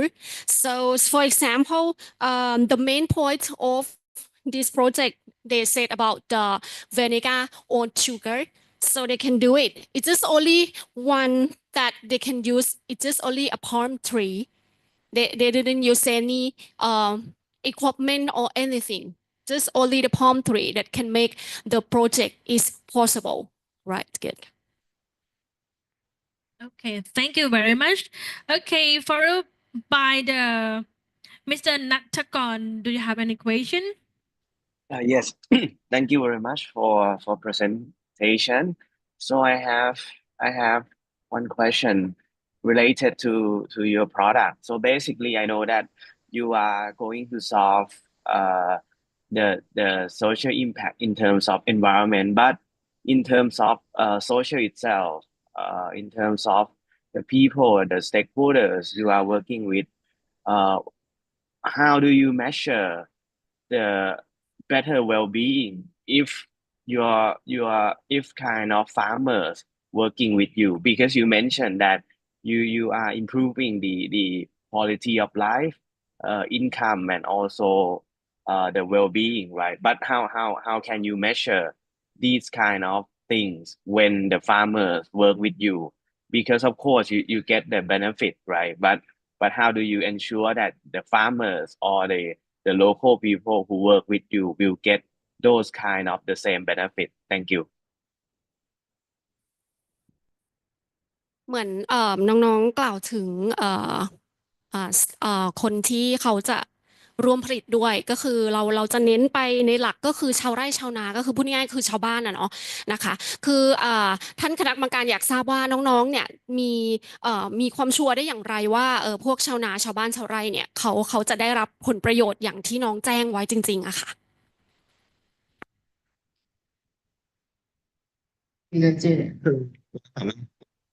ทั้งสองอย่างนี้ได้สองอย่างครับก็คืออย่างแรกคือเราวัดเชิงปริมาณครับปริมาณจะวัดได้จาก GDP ภายในตอน1 ปีครับของฟาร์มเมอร์นะครับถ้า GDP มีการเติบโตขึ้นก็จะสามารถวัดผลได้ว่าฟาร์มเมอร์มีแบบประสิทธิภาพหรือว่ามีผลประโยชน์ที่ได้เพิ่มขึ้นครับส่วนการวัดคุณภาพส่วนการวัดเชิงคุณภาพก็คือวัดเป็นแบบเหมือนไปลงพื้นที่หรือสอบถามว่าฟาร์มเมอร์หรือไปดูด้วยตัวเองนะครับว่ามีการอาชีพมีอาชีพมากขึ้นไหมหรือว่าความเป็นอยู่ดีขึ้นไหมครับทั้งสองอย่างนี้ครับ Do I need to translate for another committee โอเคแล้วไหมคะคุณณัฐกรต้องแปลให้ท่านอื่นฟังด้วยไหมคะเพราะแล้วแต่ครับผมโอเคแล้วครับ Okay, he said about the challenge of benefit for the farmers who are in the local area like that. He separate into two parts. The first one is quantity. He said about the GDP. This product will make a GDP grow up. Right, sir. And then this one can be make sure to confirm that the farmer will give the right the best life and a good life, a better life to do this product. And the second one is quality. The quality that means this product so can make the income for the benefit for the farmer and the local people. So they can give a raise or more income and to take care of their family like this for this product. Okay, thank you. And the last one, Dr. Medina, do you have any question? Yeah, I'm so sorry for last group. Okay, think my connection now is getting better. And then for the 25, it was really nice presentation and then really good PPT that I really like it. That you do it very good. Well, I do have just one simple question that I'm curious. I know Thailand is very famous with their agricultural product. In every country, we know that Thai agricultural product is very good and in good quality. But now what I'm considering, why is your target market is Germany? Why Germany? Why you are not trying to sell your product in the domestic market first, later and you are progressing for the export one? Why for the starting point you already doing and targeting the Germany market? Thank you. โอเคก็ตามนั้นเลยนะคะว่าผลิตภัณฑ์เนี่ยมันเป็นผลิตภัณฑ์ของ local คือประเทศไทยอะเนาะทีนี้กรรมการท่านก็เลยอยากรู้ว่าทำไมเด็กๆถึงพุ่งเป้าไปที่ประเทศเยอรมันมากกว่าที่จะส่งออกภายในประเทศก่อนนะคะ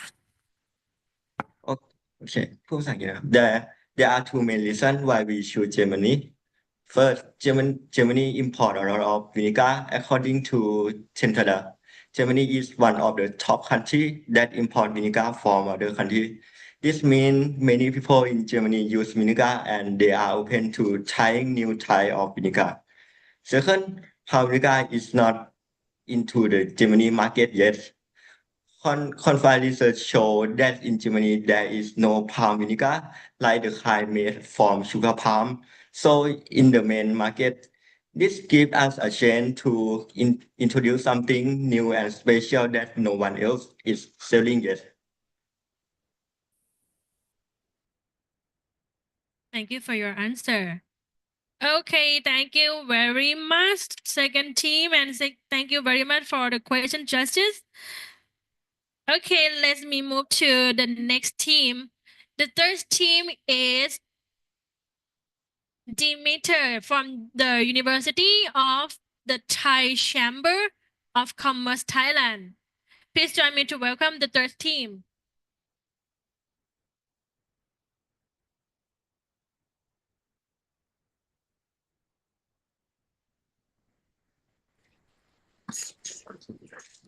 ต่อไปจะเป็นทีมที่3แล้วค่ะ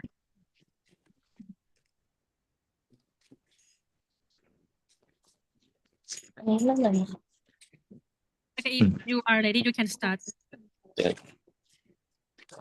ได้ไหมแชร์สไลด์สักครู่นะคะ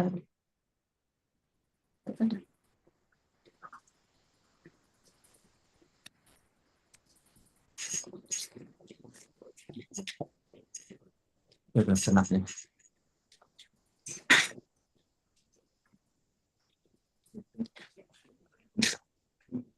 Okay. Are you ready? Yes. Yeah. Okay, you can. Hello everyone, we are Team Demeter from the Milloop project. My name is Nanisha Tindi.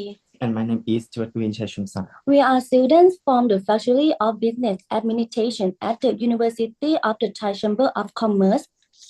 Have you ever thought about where all those milk cartons go after children finish drinking them? Over 7 million milk cartons are used just once every day, then discarded.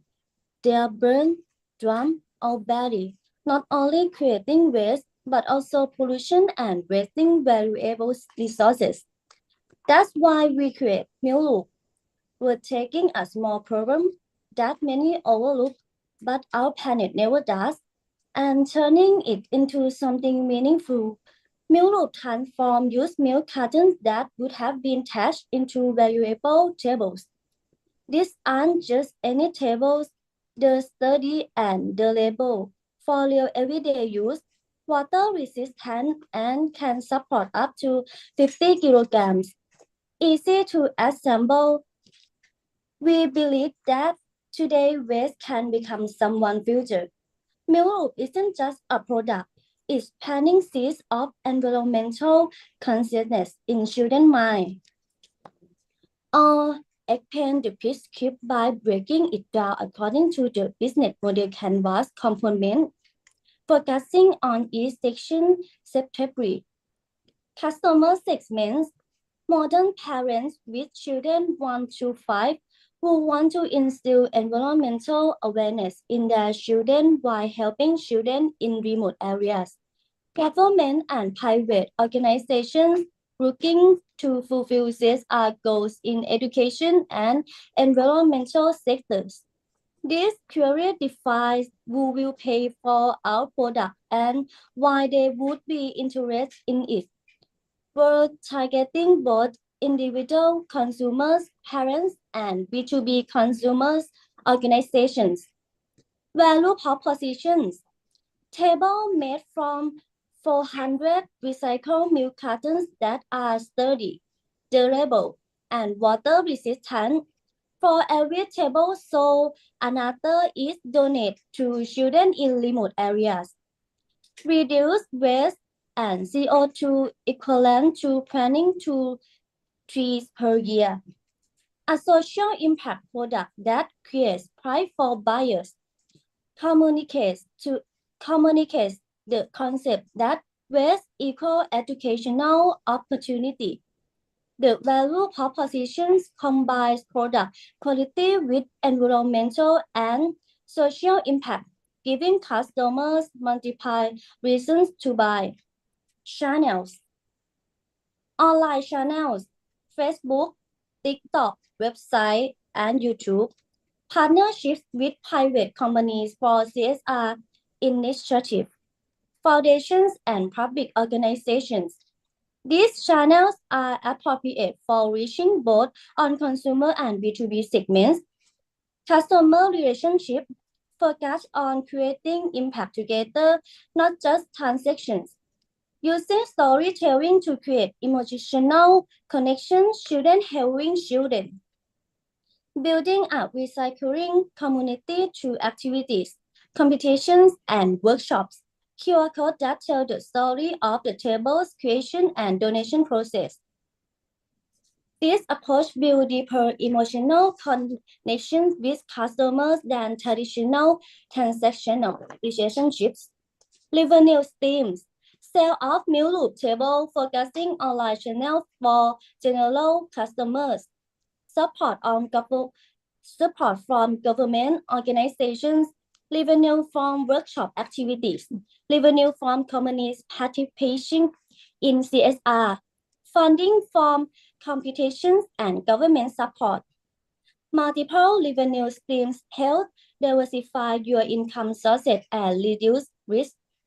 Key resources: use milk carton from school or communities, recycling factory and processing system hospice, founding team members, powerful content and storytelling, cooperations with organizations and government sectors. These resources enable us to create and deliver your value propositions. Key activities: these sections outline the most important things we must do.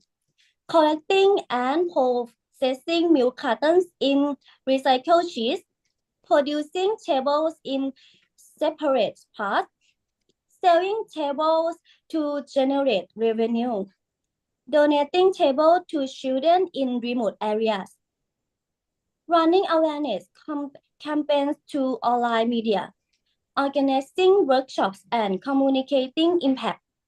Key partners: source schools providing milk cartons, recycling factories, producing recycled sheets, private companies, CSR supporters, government agencies, right education commission, environmental funds, media partners and influencers, foundations, NGO that distribute donate tables.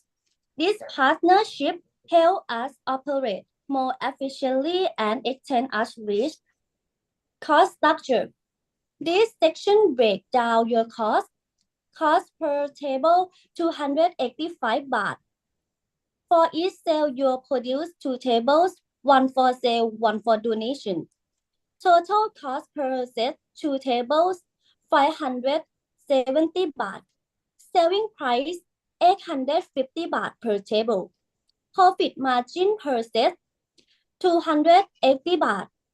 Investment plan with 100,000 baht. Initial capital produces 170 cents, 355 baht. Revenue projection 158,750 baht from selling 175 tables. Net profits 48,750 baht. Payback period 3 months. Selling 40 sets monthly. This shows a clear understanding of your financial model and path to profitability. Mill Loop turns a small problem in a big opportunity. We're not just making tables, we are creating sustainable futures. One milk carton at a time. Join us in transforming waste into education and hope for children across Thailand. Thank you. Thank you. Thank you very much, the third team. Would you like to request an interpreter for Q&A section ต้องการล่ามไหมคะช่วง Q&A ต้องการล่าม ล่ามค่ะ Okay. Justice, feel free to ask your question. Okay, I will be the first one. So thank you for your great presentation. You guys just choose a very niche topic, so it's very easy for us to understand your challenge, your vision, and your topic, what you want to do. That's good, and I really like your presentation style. It's clean, it's easy to understand, and but I have some suggestion. Is that I think you guys can, talk more. Actually, you got enough time, so you guys should, talk more about your service, because I think you are providing the service, right? So you guys should, focus on your service and talk more about your service, because in my opinion, you guys might spend too much time on the analysis, and that's really, you just lost so much opportunities because you spend too much time on analysis. But you guys should put your time on your service, on your solution. Yeah. So yeah, if you got a time, you can talk more about your service or solutions. That would be better. Thank you very much. กรรมการท่านนี้ไม่ได้มีคำถามให้เด็กๆนะคะแต่ว่าsuggestion ก็คือแนะนำเกี่ยวกับสไลด์ของน้องๆเนาะก็คือกรรมการท่านแจ้งว่าท่านชอบเนาะในการพรีเซนต์แล้วก็เรื่องที่เด็กๆหยิบมานะคะแต่ว่ากรรมการท่านติงนิดนึงว่าอยากให้เด็กๆพูดถึงเรื่องการบริการนะคะsolution ของปัญหาแล้วก็ในบทนี้มากกว่าที่จะไปพูดเรื่องการวิเคราะห์นะคะไม่เป็นไรนะคะเก็บกับแก้ไขได้นะคะอันนี้ไม่ได้มีอะไรมากมายตรงนี้เพิ่มเติมให้เฉยๆค่ะโอเคค่ะ Thank you very much for your question. Okay, move to the second judges. Could you repeat your question, Mr. Nattakon? Okay, thank you very much. First of all, I like to thank you for your great presentation. It's simple, clean, nice, and precise. Everything is clear, and also as the previous judge mentioned, I feel that you got a sense of true issue that you are working on, and you understood that, which is very good for doing a social innovation or social enterprises, which is nice. And also, I think one thing I just want to really recommend to for the future for your business. I do agree with the previous judge that you may have to explain more about your services, because this is a core part when you go to pitch with your clients as well.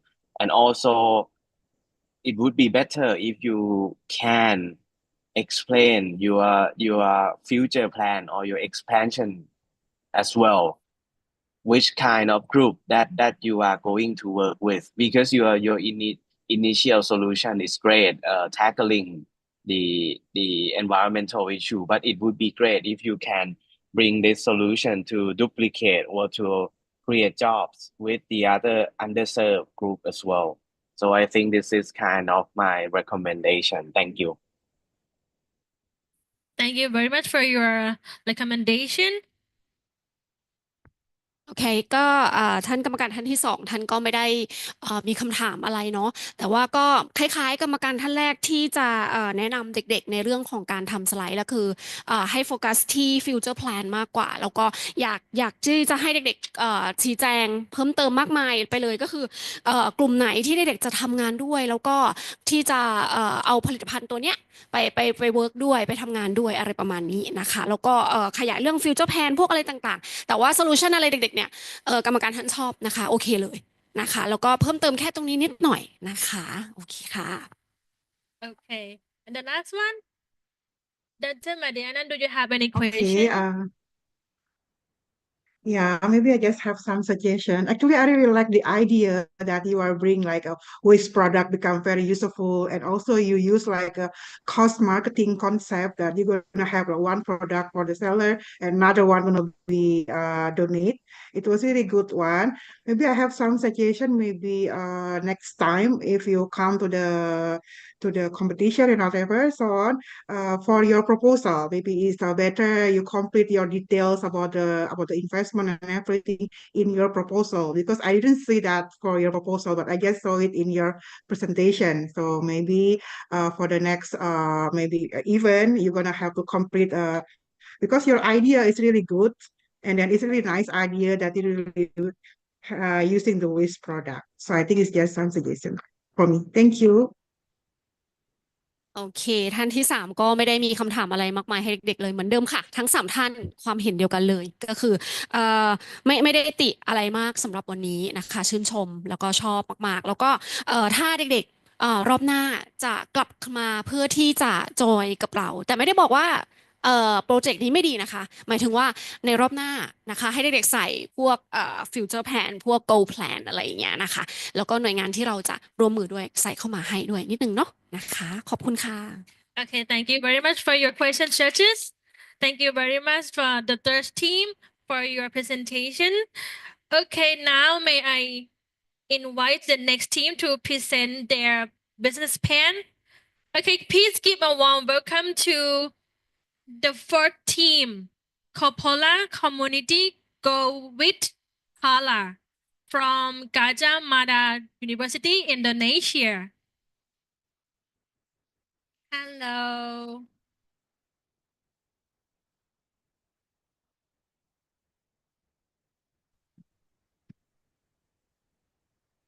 Okay, are you ready to present? Yes, If thank you- you for having us. Okay.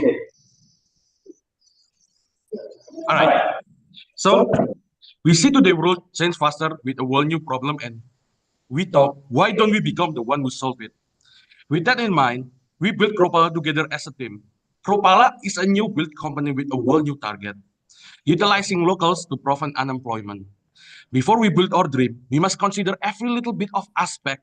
If we try to inventing a new idea, there is 9.9.7%.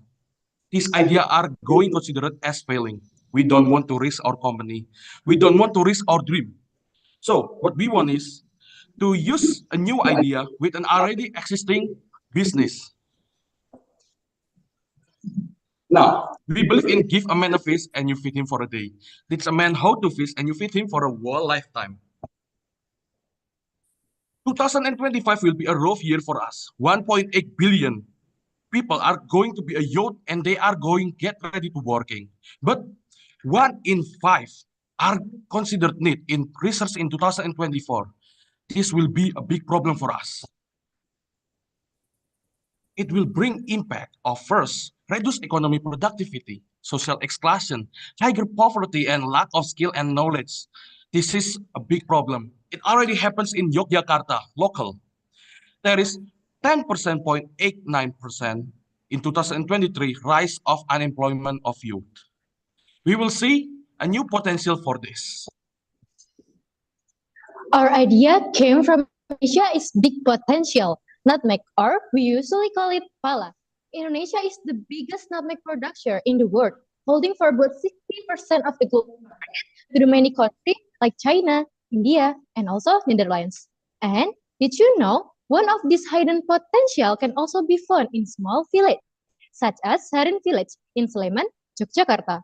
They producing until 1.6 ton of nutmeg every year, but sadly, this potential is still not fully utilized. Farmer, youth, and women still have lack of knowledge and also lack of access to the global market. Well, let's get to know to our team. First, we have Bagus Dwi Putra Atmaja as COO, Michael Karjaksono, me as CTO, Devi Ramdhani as CEO, Hanif Nur Wahid as CMO, and finally we have Panmulan Nur Priswardani as CFO. And don't forget, we have Mr. Bayu Nugraha as our advisor.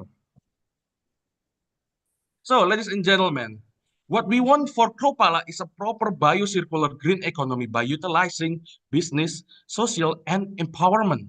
First, we see the potential of nutmeg by surveying ourselves inside the nutmeg land. We see fresh nutmeg, but sadly, they didn't really utilizing it. Without Cropala, it will end in rotten nutmeg. There is no cycle around it. They only sell the seed. Now, with Cropala comes in play, we will empower local youth.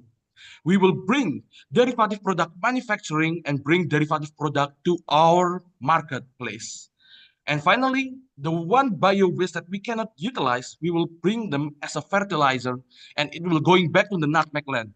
Remember, we will make this a cycle, not only a short-term business. Cropala applies the biocircular green economy principle by fully using every part of the nutmeg fruit. Instead of raw nutmeg at a low price, around $5 per kilogram, Cropala focus on value-added processing. Through trading and community engagement, we're going to support local farmers and women to turn nutmeg into high-quality and long-lasting product. It can be raised the selling price for about $7 until $12 per kilogram, reaching more profitable market. This is not just a business, it is about empowerment, real impact, and sustainability.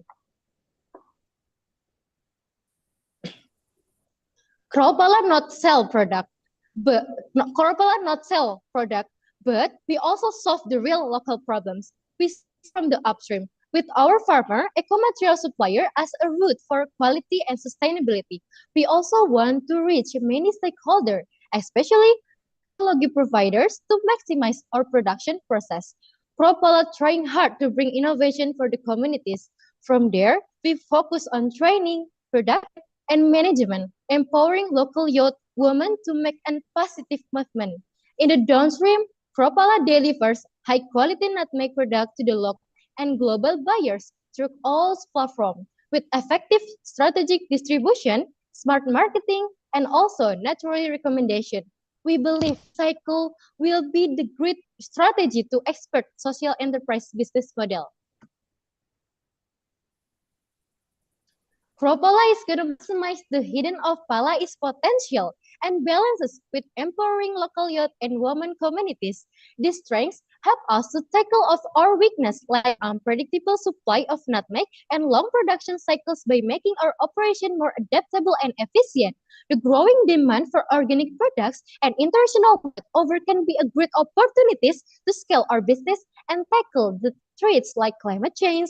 Pests could be who can impact nutmeg production. When along with community support and derivative product can minimize these risks. Now, let's talk about market potential.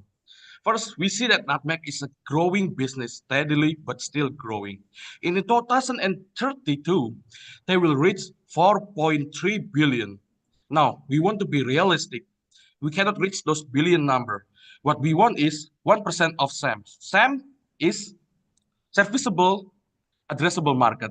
And we have or some. It is a serviceable obtainable market. We will reach 4.5 million or 1% of the SAM.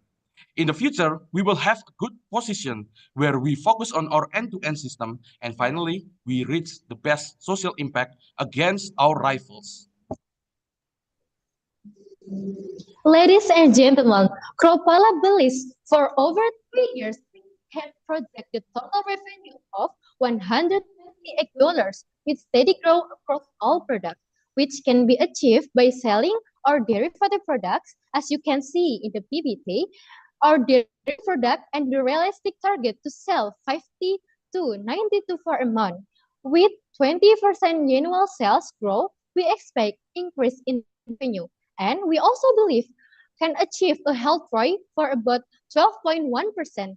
From this projection, we are confident that Cropala will not only meet its financial goals, but also make a lasting social and environmental impact. With those data to back us up, we want to obtain a unique value and real impact. We want to obtain sustainable nutmeg utilization, empowerment, value-added products, and economic growth. With these four aspects, we will bring 8 expected impact of social and environment with no poverty and the other 7. Now, Cropala is not only about pala. It is community grow with pala. What we do is we are a platform for farmer. So in 2025 and 2026, we will bring startup and validation. Like joining this competition is part of our project. It is part of our validation. Next, in 2026 and 2028, we will build a good system with good brand strengthening. And finally, expansion and franchising. Cropala, community grow. What we're going to do is we're going to grow our community into a bigger, more community. Let's say we will build grow rosemary. We will focusing on our rosemary products and any other products on 2030. We will make sure we have a proper infrastructure first before expanding. And lastly, in 2030 and after, we will reach digital growth. We will reach international reach and be a multinational company. Now, we want to walk the talk, not only talk the talk. What we're going to do is we start first on the inside, on the local. We already start our project. We meet Mr. Janjang as a farmer. We see the potential of nutmeg. We literally create a sub-product of one of those derivative products. We make tow, candied, and syrup. And we do our weekly meeting every Saturday. Now, Cropala is not only a pala. It's about community grow with pala. With Cropala, we will make sure that everyone have a chance. Everyone can be part of the working class. So, ladies and gentlemen, thank you for listening for us. Cropala, stronger economy, stronger community. Thank you, and we believe you will make the story as yours, ladies and gentlemen. Please, we end this presentation. Thank you very much. Thank you very much. That was very awesome presentations. Now we are moved to the Q&A section. Okay, the judges, do you have any questions?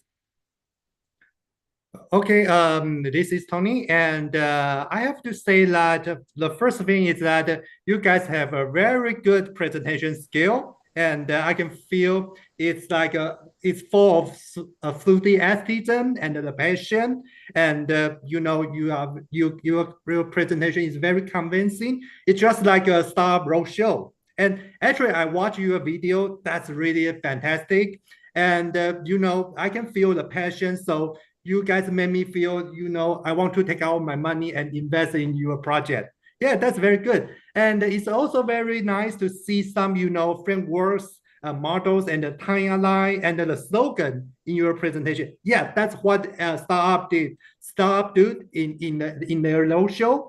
And yeah, it's really wonderful to see you guys have a good introduction about the background and the challenges. And I just have one suggestion is that in the end of the presentation, you guys may, you know, talk more about the outcome and the outcome, how the outcome solve the challenge, the connection between the outcome and the challenge you mentioned before. Yeah, that will make this presentation perfect. Yeah. So anyway, this is a perfect presentation. It's like a 100% startup style. Thank you very much. Thank you very much. And then the judges, feel free to ask your question, please. So yeah, this is Ton. So first of all, thank you for your great presentation. So basically, this is a nice elevator pitch, which I admire, and also you have stayed clear all the financial projection and also those kind of necessary elements for pitching and also for startup. But for one thing from my side, just kind of the a short question a little bit. Can you explain me a little bit more about your beneficiaries, your stakeholders, right? Because I have seen you mention in the presentation that you are working with the group of women and also group of kind of local farmer, right? So basically, can you explain me what kind of your local farmer and where do you supply them? Where do you find them to work with you? Because it seems like you are going to do the mass production at the end of the day. So thank you.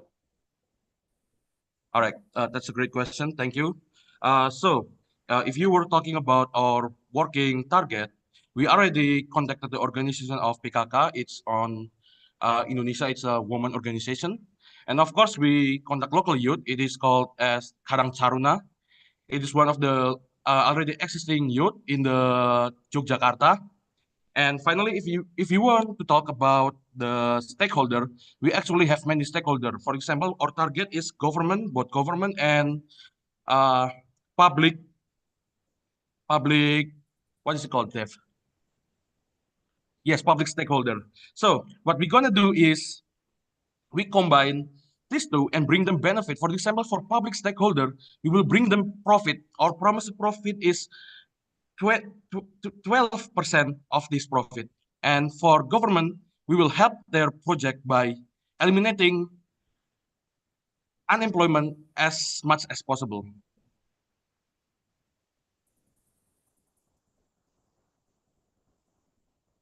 And that's our answer. Thank you. Okay, thank you very much for your answer. And the last one, Dr. Madiana, do you have any question? Yeah, okay. Thank you so much. Good morning, Cropala.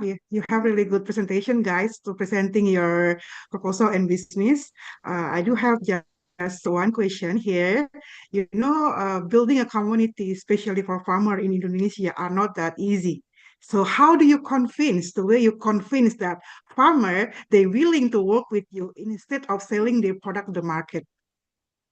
How you convince them? All right, thank you for the Okay. question. We actually already convinced them. For example, our target is Mr. Janjang, one of the largest pala farmer or nutmeg farmer. We already convinced the leader, and of course, the small farmer will follow the big fish. And in this case, is Mr. Janjang. We already do our job, and we want to make more. We only not want to target in Yogyakarta. We want to target more place. For example, there is a big farmer of pala in Papua, but they only sell the seed, not only the nutmeg flesh. It is a waste. It is a bio waste, ladies and gentlemen. We want to prevent this. And with Cropala comes in play, we want them to trust us. So we must start in local, in Yogyakarta. And if we gain more trust, we will gain more benefit. So it means that you are doing like you already did some small project with one of the farmers, right? For the nutmeg farmer. Okay, that's really great. Thank you so much. Yes, thank you for the Okay. question. Okay, thank you very much. Thank you very much for your questions, judges. Okay, ladies and gentlemen, I would like to announcement. There are 3 remaining team who will be presenting online. All the judges, would you like a short break for 10 minutes? Okay, let's take a break just 10 minutes and then we come back again. Okay. Okay,ค่ะ. Thank you very much. Okay. Okay, now we will take a short break for refreshment. Please enjoy your snack and we will resume the competition shortly.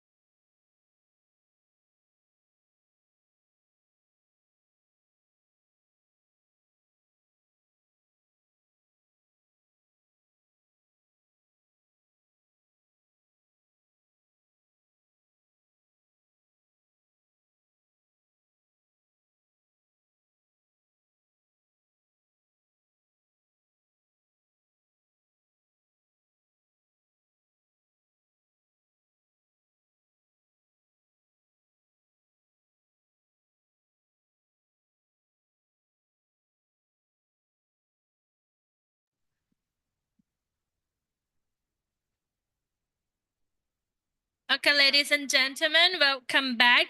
We are now returning to business plan presentation. Let's continue with the fifth team, Aloa team from Rajamangala University of Technology, Isan.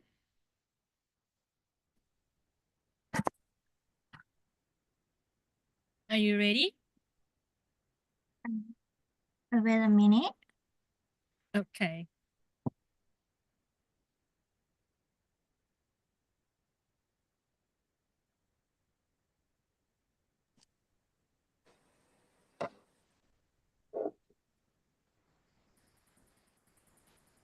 Did you see my screen? Yes, you can start now if you are ready. Okay. Land of Brave Women, Five Seal Material, Korat Rice Noodle, Pima Historical Park, and Dan Korean Ceramic.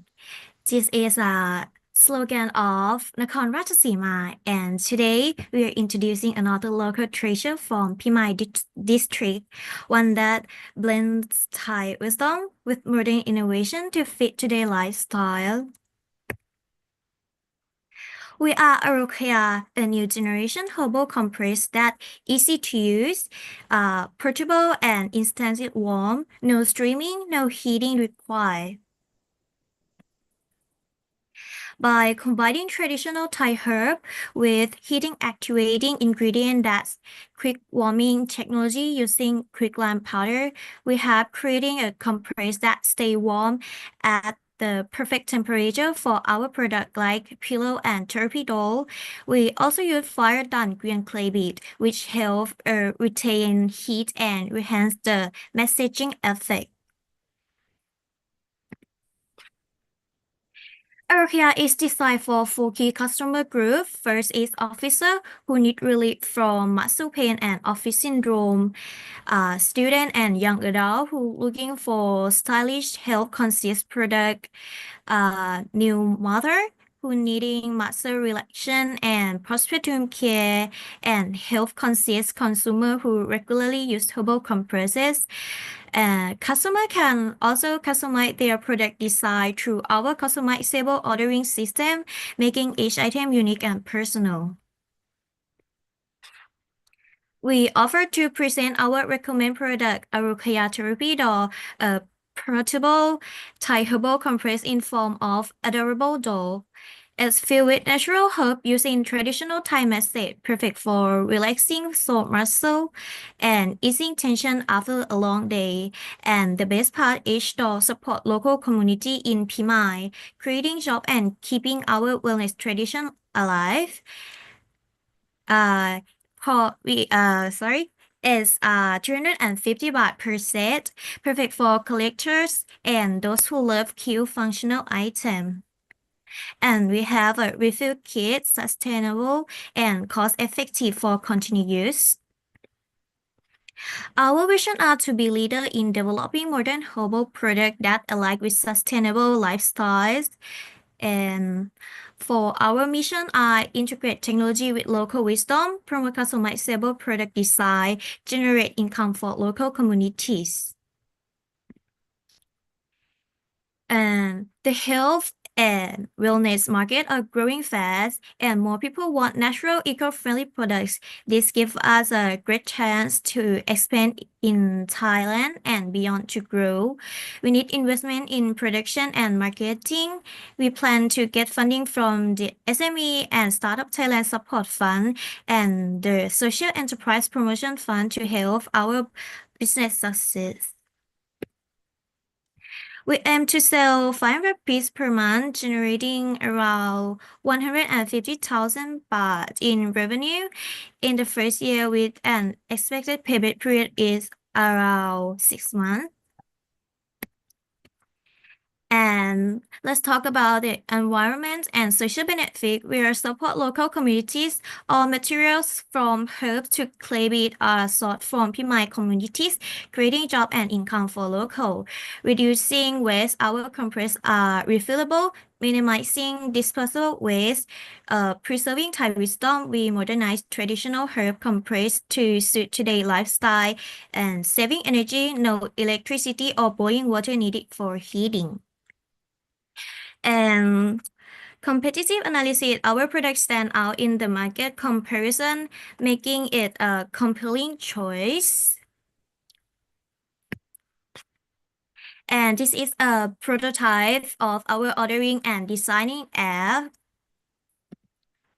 You can use a model from the villager or design it by yourself. Yeah, Aloa is more than just a herbal compress. It's a fusion of Thai heritage and modern technology designed to support health, convenience, and sustainability. We see the future of Thai herbal compresses, and we're ready to lead the way into the new era of wellness with Aloa. Thank you. Thank you very much for your presentation. It was very wonderful. Now we are moved to the Q&A section. Would you like to request for an interpreter? ต้องการล่ามไหมคะ No, we don't. Okay. Okay, let's move to the Q&A section. Judges, go ahead with your question. Okay, so this is Tony, and I want to say that thank you very much for your great presentation. You got. I really like your presentation slides. It's very clean. It's easier to understand, and you guys also show the very cute product and the app. Yeah, and it's very for us. It's quite easy to imagine what kind of solution you are going to provide, and. I have a question. Is that what is the challenge or the problem for your solutions? Why I need to keep talking about that, because it's you need to find something to convince people to take out the money to invest in your project, right? So yeah, so if you have a time, I would like to hear more about your explanation or introduction about the challenge or the problem you want to solve, and why you think you need this kind of product to solve the challenge. Okay, that's it. Thank you very much.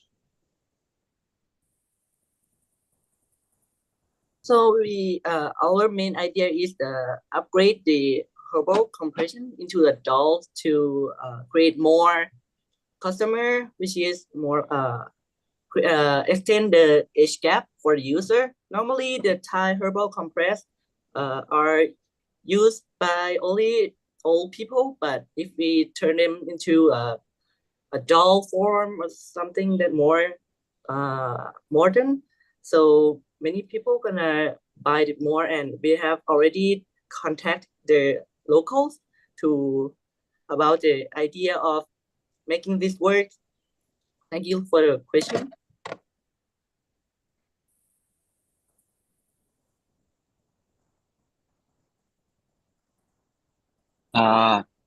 This is Ton. Thank you for your presentation. So I do like your concept and idea to support a local community through products. But one thing that I wanna ask, if you are going to convey the social enterprise model, what kind of your priority or focus? Because what I have seen, you have two things at the moment, right? You have the herbal product, which is selling on site or offline, and also you have apps, right? So basically, as related to your initial money is all about 150,000 baht, right? So how do you manage to make it feasible? Because I think that if you kind of start with two things, it would be a challenge. Like the previous chat mentioned, right? It would be a real challenge if you don't really focus on one thing first to establish your market. So how do you manage that? First, we focus on online channels. We will sell about the product is the therapy dolls, and we have refill kit to in one set. We sell it in one set, and if we can sell it to 500 pieces per month, it will be in our plan to get this target. And how do you spend your R&D, your R&D to your product? Because if you say that, it means that you need to focus on the sales first to expand your next phases, right? But how about your quality of product? If you are intending to focus two things at the same time.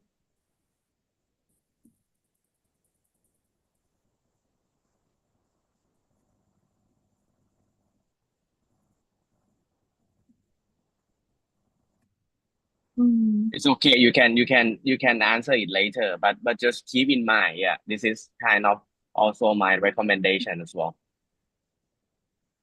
I will finalize information bit later. Okay, thank you very much. And the last justice, do you have any Okay, question? yeah, thank you so much for the teams. This was Kaya, right? Your name, your team name. It was a great presentation. And actually for me, maybe because I'm not from Thai, so it's quite interesting to know the Thai culture, right? For the herbs and everything. And then what I'm curious that you mentioned actually this kind of medicine, you can call it medicine or medicine usually used for the adult or yeah, either for the adult or for mom who just given birth. However, now I saw that your target is teenagers. Okay, I want to know how you are shifting your target for your customer before the adult that usually that using that product now become a teenager, except for the cute things that the doll things that you are mentioned before. Another thing maybe about the function, what they use for this product for the teenagers, so you can convince them to buy your product. Okay, that's all. Thank you. So basically, the effectiveness of the herbal compress stay the same. Just we improve the design to extend more customer. The old customer will still use it because we also improve the efficiency and it's easier to carry. The older design is kind of not very interesting to carry. It's kind of looking weird. So we improve the ability to use it and redesign the product to make it fit more in the modern society. Thank you for the question. All right, thank you very much, Judges, for your questions. So now we have two team left, right? It's gifood.id and team range purify. So because of like the region's commitment, we have to slight change. We have to the next presentation will be the team purify. So okay, you have to be careful when you write the score. Okay, thank you very much, the Aloa team. Thank you very much for your presentation. Okay, let me welcome the next team. The next team is gonna be Team Rain Purify.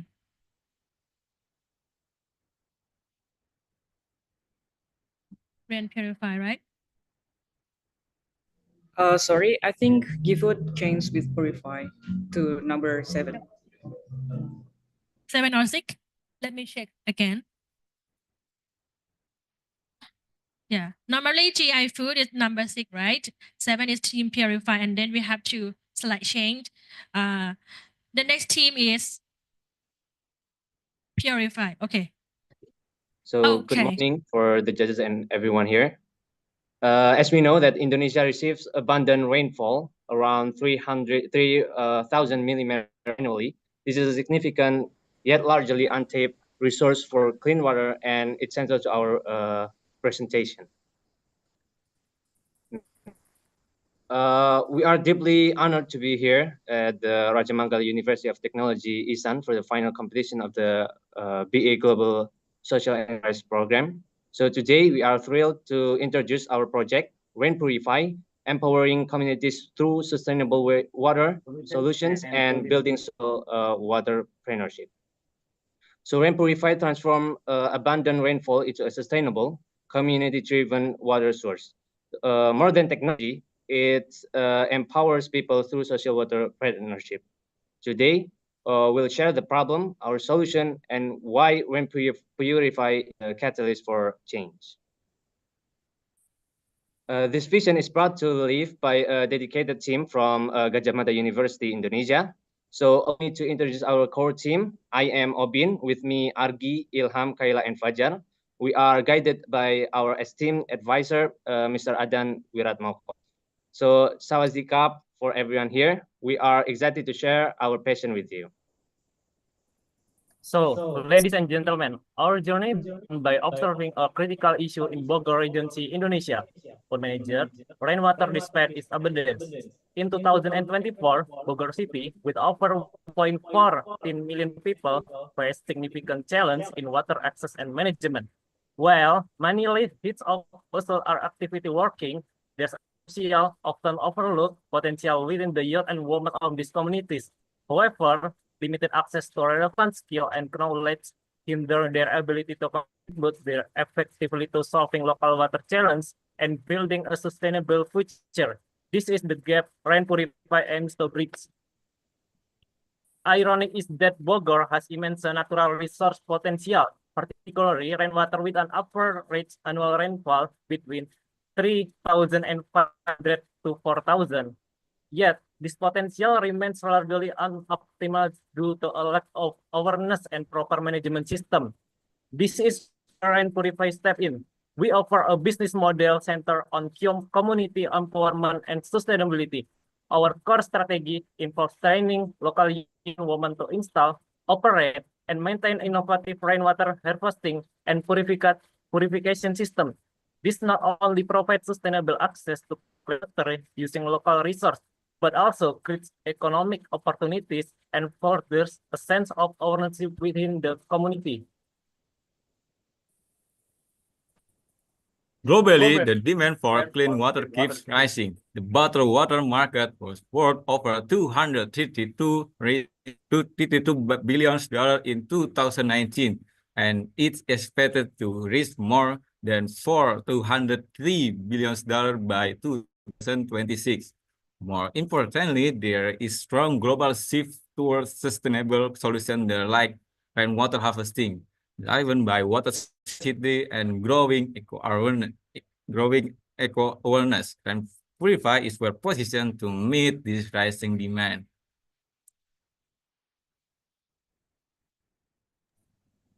Our expertise solve our key strength. We empower community use smart IoT tech and offer sustainable, eco-friendly solution. There are big opportunities in the rising demand for clean water and partnership with NGOs and government.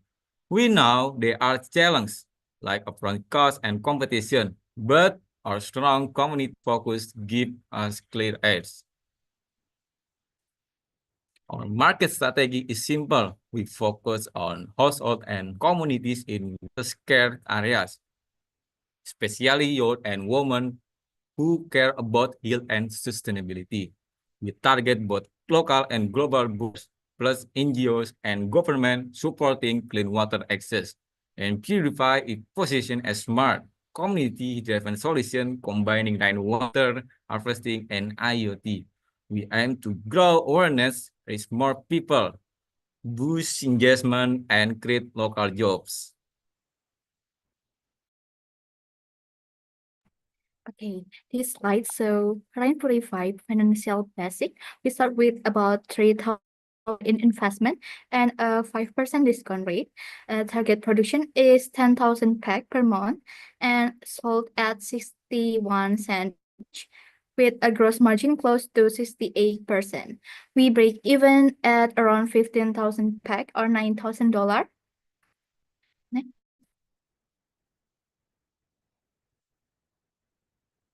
And this graph, so our project MPV over 36 months, After the initial investment, it steadily goes up and stay positive.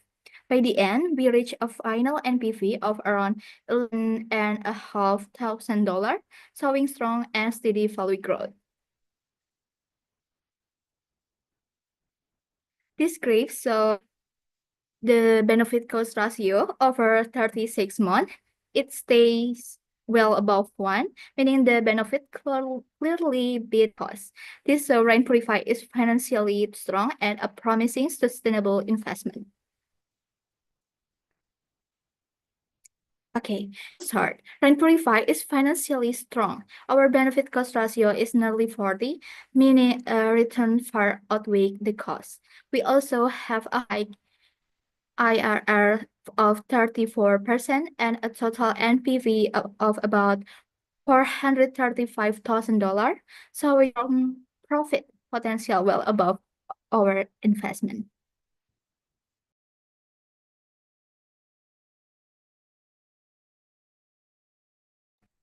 Ensuring the safety and quality of our water is paramount. Rain Purify adheres to stringent water quality standards, including set by the Indonesian Ministry of Health regarding drinking water quality requirements. We acknowledge potential risks, both internal and external, such as community acceptance, resource limitations, price instability, and political dynamics. Our risk mitigation strategy is proactive and community-centric. How does rain purifier stand out? This comparison with popular bottled brand in Indonesia highlights our unique advantage. Crucially, our community impact is a key differentiator. We empower local youth and women through training and direct involvement in water management. This contrasts with the limited community engagement of larger corporations. Collaboration is at the heart of Rain Purify. This diagram illustrates our business partnership ecosystem. Upstream, we engage with women farmers and youth communities for knowledge sharing and training, and with capital investors for funding. Downstream, we leverage social media and our website for marketing and product information. Our production involves rainwater collection and community operations, supported by technology from partners like the Agriculture Department. This collaborative network is vital for our success and scalability, ensuring that benefits are shared widely. Rain purifier impact goes beyond clean water. Environmentally, we use rainwater wisely, reducing waste and supporting a zero waste cycle. Socially, we create jobs, involve youth and women, and improve local livelihood, all while giving community reliable access to clean water. This full circle impact is at the heart of our missions. Rain Purify supports several United Nations Sustainable Development Goals. We directly address SDG 6 by providing clean water through rain harvesting. We also support SDGs 11 by empowering communities, SDGs 13 by promoting climate action, and SDGs 15 by easing pressure on water resources. It's a real step toward a more sustainable and fair world. In conclusion, Rain Purify is a changing solution. So first, it empowers communities, especially youth and women, to manage water sustainable through smart rain harvesting and filtration. Second, with IoT monitoring, it gives reliable access to clean water and supports environmental goals. Third, by putting communities at the center, it boosts social welfare, promotes equality, and helps build a green circular economy.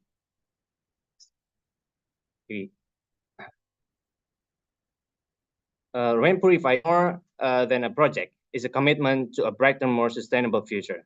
Built hand in hand with the communities we serve, we believe that access to clean water is a fundamental right and a catalyst for empowerment. Therefore, we want to leave you with our guiding principle, our vision for the future. Rain Purify is about clean water, brighter future. Rain Purify, empowered.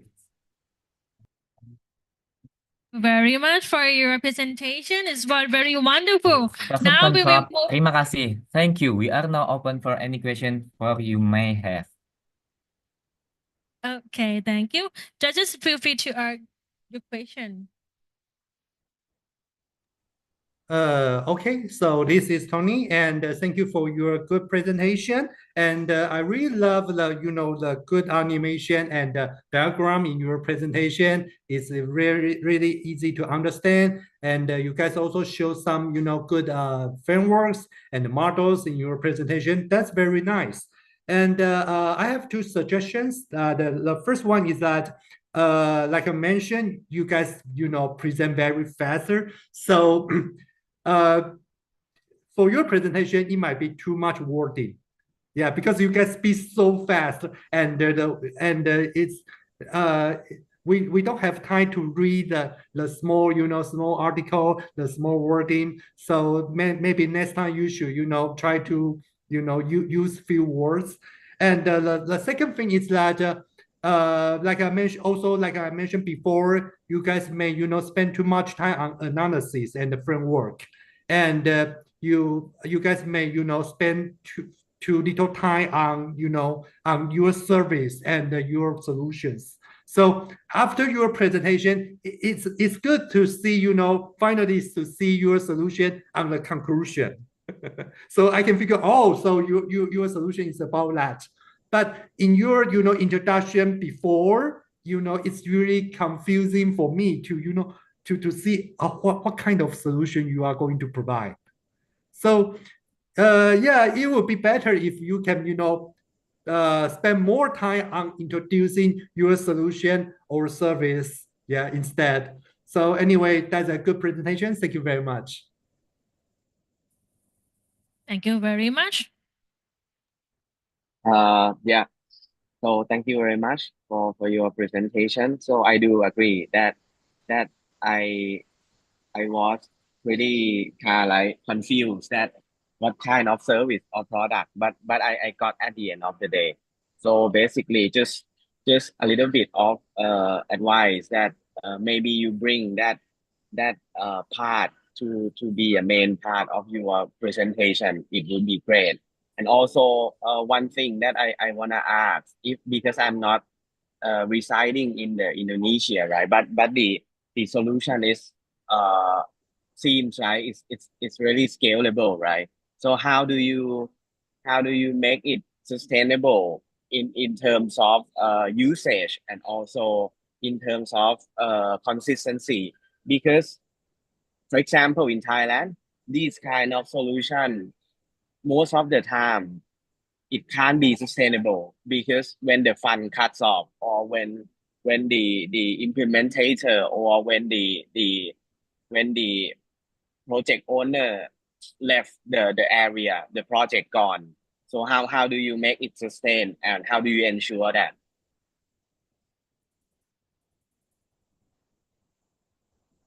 Thank you very much for your recommendation. And the last one, Mr. Medina, do you have any question? I think for the second judges, it's a question or just suggestion. Okay. Maybe we want to answer the question first. Sure, Yeah, yeah, sure. So we're trying to harvesting the rain from the roof of the houses.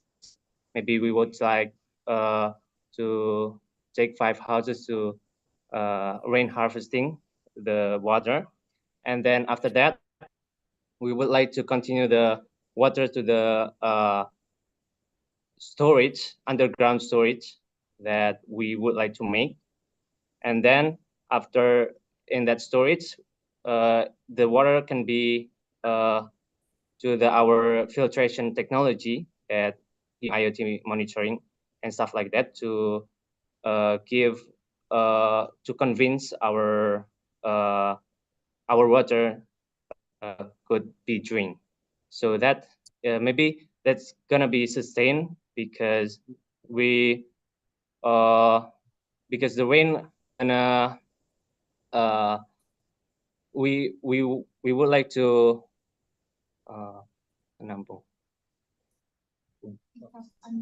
we have an underground storage, so maybe it would be sustainable for the future if if there is no rain after maybe in the summer or something like that. Thank you.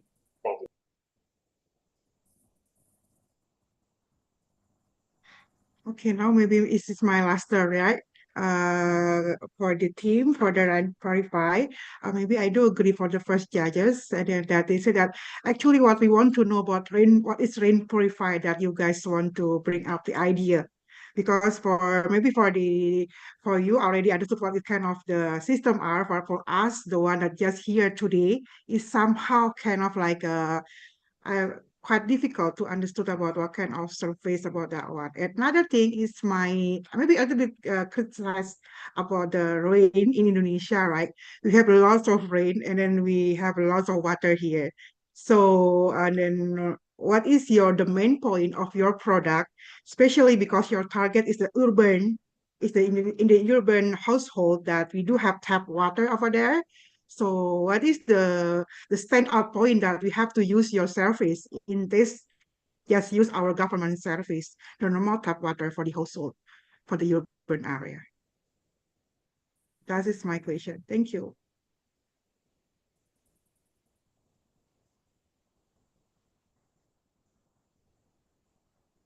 Okay. Certainly, in essence, rain purifiers collect rainwater from rooftop, which then passes through a multi-stage advanced filtering process to remove impurities and ensure safety. This purified water is then stored. Its quality is monitored using IoT technology. Finally, the community members can access this clean, safe drinking water directly from the system. All managed with their involvement.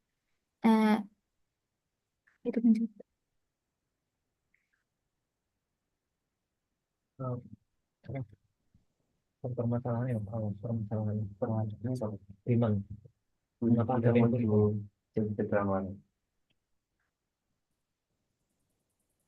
As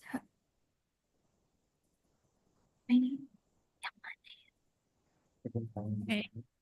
Did you finish your answer? yeah. Okay, I think Alright. that's okay. Yeah, that's okay. Thank you so much. Thank you very much. Okay. It's okay. Okay, thank you very much for your questions, judges, and thank you very much, Team Purify, for your presentations. Okay, and the next team, please welcome the gifood.id from Gajah Mada University, Indonesia.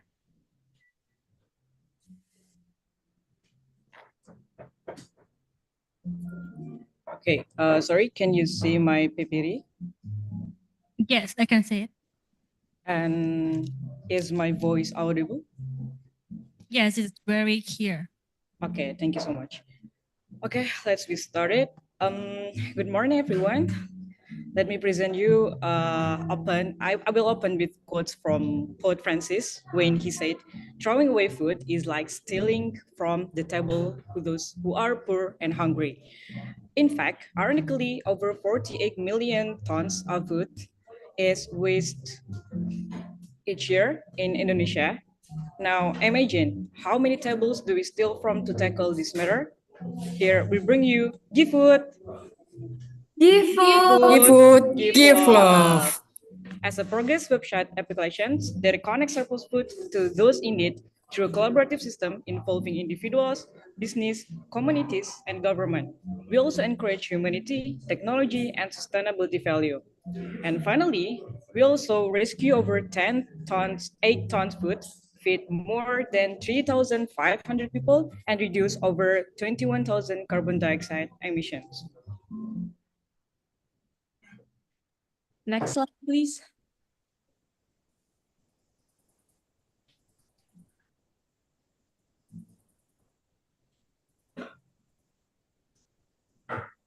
Sorry.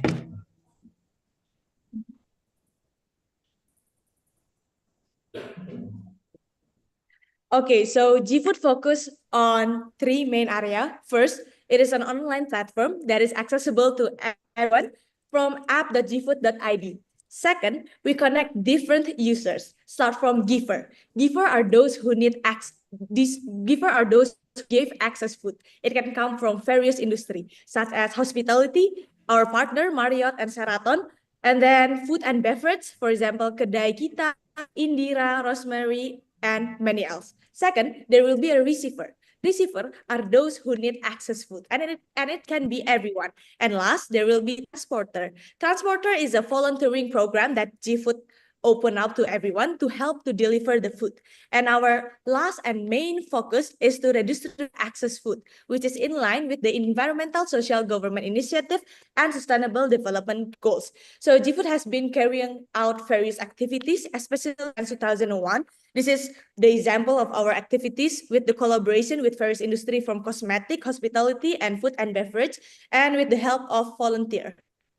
And then we will show you how the GFood web application works. So this is the preview of the web, but to get a better understanding, it's better to scan the QR code in the presentation. And please check out our Instagram too to see more of our activities.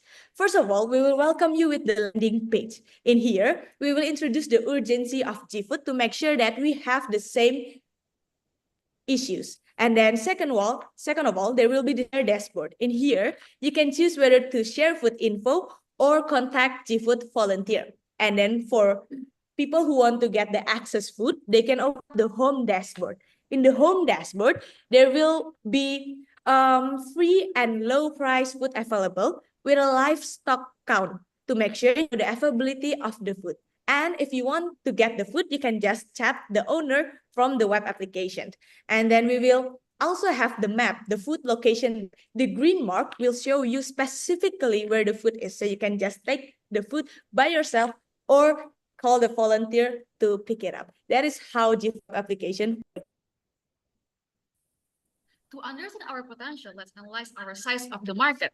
In Indonesia, there are 48 million tons of food waste every year. This is our total addressable market. In Yogyakarta itself, there are over 8,000 tons of food is still edible. Concisely, GFood will focus on 43 low-income digitally connected people in the city as the market reach of GFood.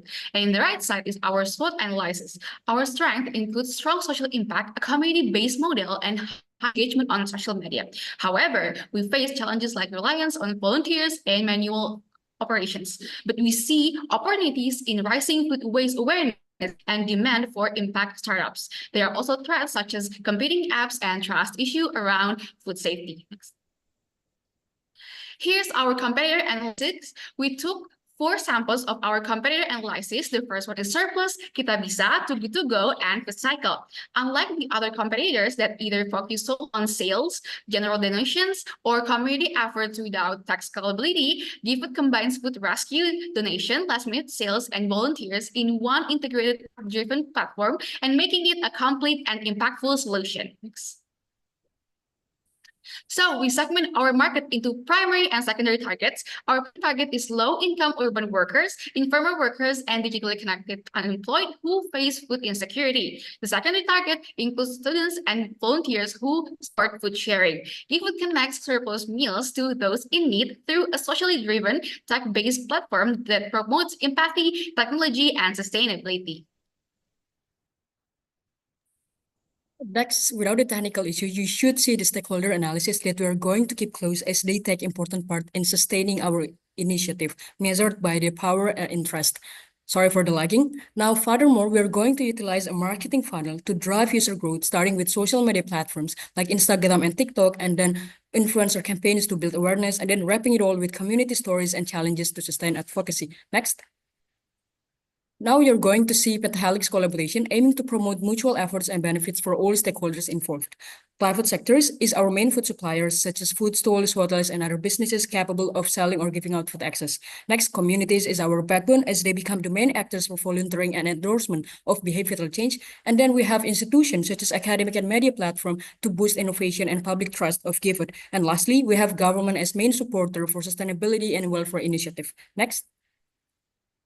GFood is not only economically profitable, but also socially impactful and environmentally powerful. Our business aligns with SDGs point 2 3, 8, and 12, and projectedly, GiveFood is able to distribute 9,000 kilograms of food for 3,500 people in need and eventually saving 22,000 kilograms of carbon dioxide. That is only the estimation for Yogyakarta region only. Now imagine, aside from the demo, imagine the impact it would generate within the Indonesia scale. Honorable judges and distinguished audiences, our business is not tailored for 1 or 2 segments only, but to serve entire community, to assist them in fulfilling their basic needs, and to encourage them to take part in SDGs initiative while uplifting our own behavior. Next.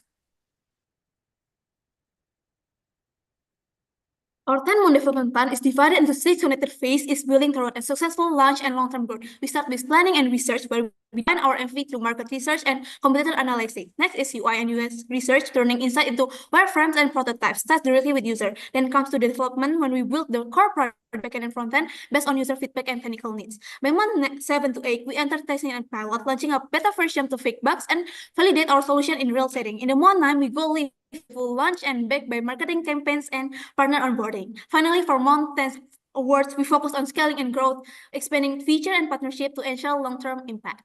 Next.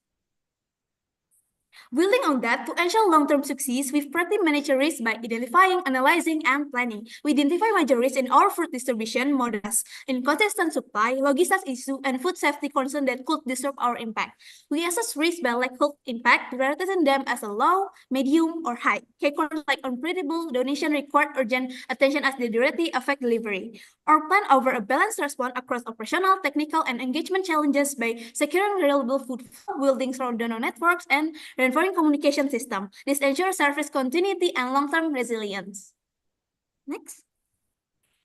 Our financial model demonstrates strong profitability and sustainability through 4 main revenue streams, such as administration fee, governments, and app advertising. And then, for example, we project 25,200 transactions over 18 million and at placement per year. To support this, our costs are regularly allocated for 3.3% to application development and 21.7% to product development. The rest to the key operation like server, code, and marketing. Despite a gradual rise in cost due to user growth, our revenue increased even faster year by year. As a result, we achieve a 40.9% return of investment and break point in just 2 years, providing our model is not only scalable, but financially viable long-term impact. Now, you know how much food that is stealing from the table and how much food that can be saved by using a website application through GiveFood platform. GiveFood is here for social impact with financial benefit, is positioned for rapid growth with a robust market of over 200 million people. It projects of over 40% return of investment and breaks even in just 2 years. Through this technology platform, we hope to save food, reduce emission, and feed all people, in which we care not only for profit, but also people and the planet. Finally, we offer a digital solution to solve the problem of food waste and hunger by inviting everyone to become givers, receivers, volunteers, or even sellers, so that it empowers people, not only certain segments. So here, this is our innovation. Give food. Give food. Give love. That's all. Thank you very much. Thank you very much for your presentation. It's very insightful. Now we move to the Q&A section. Judges, please feel free to ask your question. Okay, this is Tony, and thank you for your wonderful presentation. I have to say that I really like your presentation slides. It's very professional. It's just like a consulting firm style. And yeah, it's very impressive for me to see you guys just, use some animation to show the prototype of your service. That's good. And I also see some, great diagrams and frameworks, models, and some great graphics in your presentation. And yeah, that's wonderful. And I have some suggestion for you guys. The first one is that, okay, so based on the standard of consulting firm style, it might be too much wording in your presentation, because you guys, I know you guys have a good time control, but you guys you really speak so faster, so we have no time to read those articles and the small wordings. So that's one thing. And another thing is that this presentation is very good in the, in the case of like a final presentation or something like that. But if you guys can, provide some, good story or good explanation of the background, it will be perfect. Because you guys just, in the beginning of the presentation, you guys just show, okay, we have a blah, blah, blah, blah, blah. And so this is important. So we need to provide our solutions. But if you can, provide some like a story, something attractive, so that will make people feel, okay, this is important. I want to, this is very challengeable. So I want to help you to solve this problem. Yeah. So yeah, that's just my suggestion. Yep. But anyway, this is a great presentation. Thank you very much. Thank you for the advice. Thank you, sir. So this is fun. Thank you for your insightful presentation and also informative background about your solution. Yeah. So just for me, one thing, how do you persuade the restaurant or kind of like your partner to work with you? Because of course, I mean, these partner, these guys, they have fixed costs, right? They have operational costs, they have etc. costs, and then when they are working with you, they might consider to maybe kind of like spend another cost to work with you, or what kind of your model work with them. Can you explain me a little bit? Okay, thank you so much for the question. I think that is a very interesting take. But what we are going to say is that this is actually the advantages of our businesses. We are not running on a non-profit, but the businesses that are taking part in our initiative are actually going to sell their food. Although with the lower value or the lower the price, it is actually still a better scenario for them rather than throwing out their food simply because they have nothing to lose. Here's the thing. Some people might say, it means that if we are using this scenario, some people might believe like, oh, they just need until midnight to buy like a more, for example, lower the price of food. But that is not the case, because when we are actually selling excess food, it is not about selling more lower price, but it is about the market outreach of another segment that at the very first place didn't have the purchasing power to reach the for example, the Sheraton food, etc. So it is actually about expanding their market outreach. That is why it is going to be profitable for their business, even though at the scale it is going to lower the price, but it is still better rather than throwing out their food for free. Why? Because as we mentioned before, it is not only giving them the more profits, but also image for the company that they are actually doing something for the sustainability, and it could also be included in their sustainability initiative report. That is actually the case, because what we see from the status quo in Indonesia, that people are actually more conscious towards the environmental company or for example, food stalls that are more sustainable rather than those who are only caring about the profits. So for the businesses to take partnership with us, they actually have nothing to lose, but instead they're going to get the profits from the food that they initially would throw out, and then they would actually get the better brand perception for people. Thank you. Does it answer your question? Yes. Okay. Thank you. Thank you.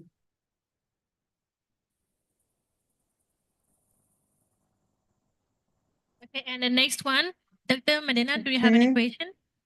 Okay, maybe just a few questions. Thank you so much, guys, for a nice presentation, that you are also providing a good idea that helping the needs, the people that needs the food.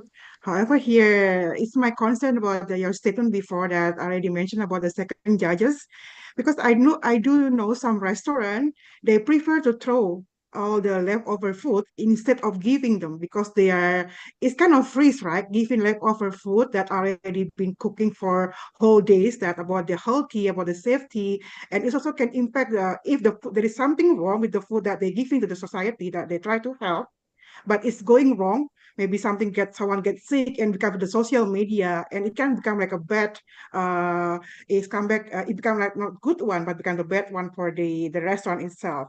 How do you addressing that kind of issues that some restaurant like KFC, McDonald's, they prefer to discourage all their food instead that giving up to the society that they need?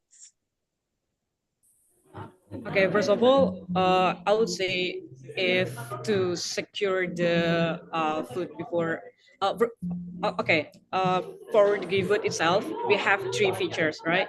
The first one, if direct to giver to receiver send their excess food, so it can be mixture from the giver itself, and if the receiver cannot want to after the receiver receive the food, it they will make sure they with their own what is it like setting by human sense, for example like for the color of food, the visible of food, and the sense of food itself.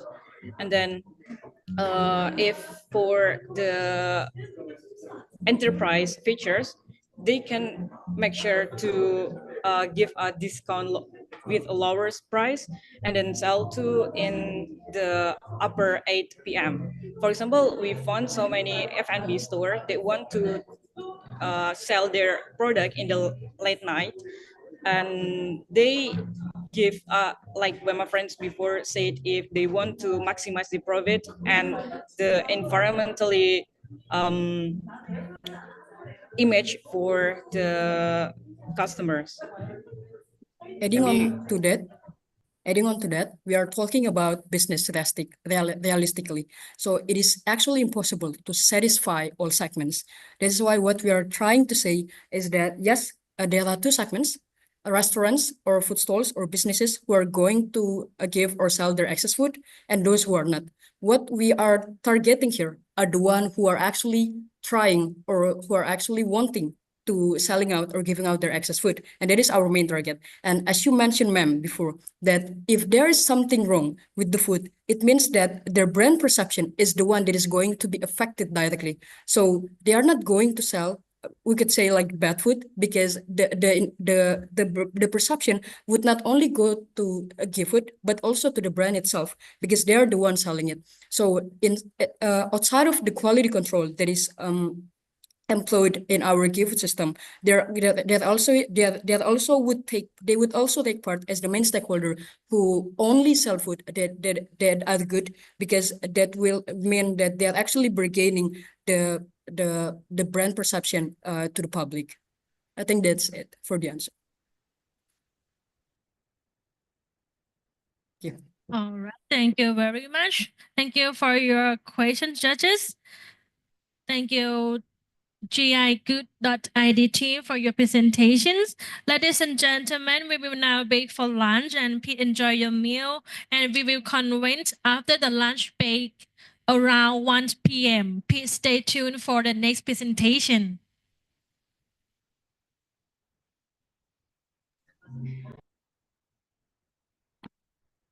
I'll be like an angel, heaven let me think was you, but I'm not afraid.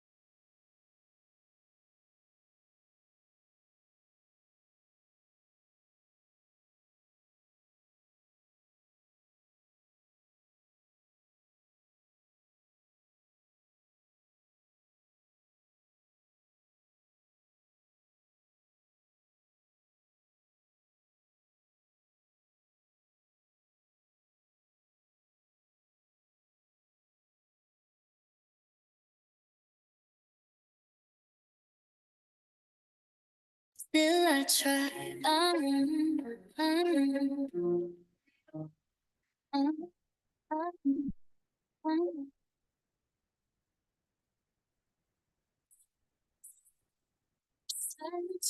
Stay on by, saying I'm drifting away, but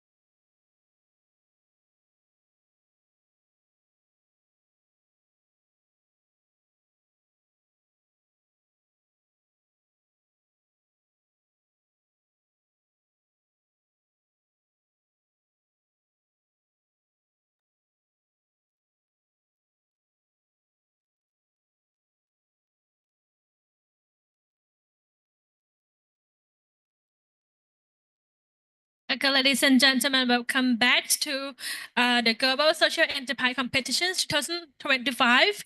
Now we are returning to the business plan presentation. Let's continue with the on-site team. And now we are 5 team left.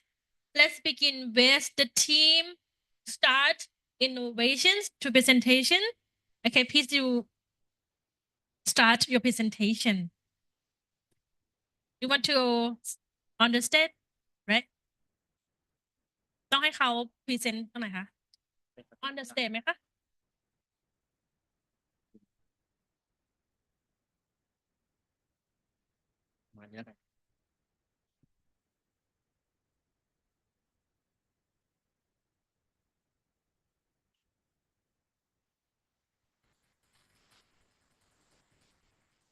Okay, if you ready, you can start your presentation. Good morning, good afternoon, ladies and gentlemen. We are Believe team and the supernatural believer are toy from the sugarcane leaves. And before that,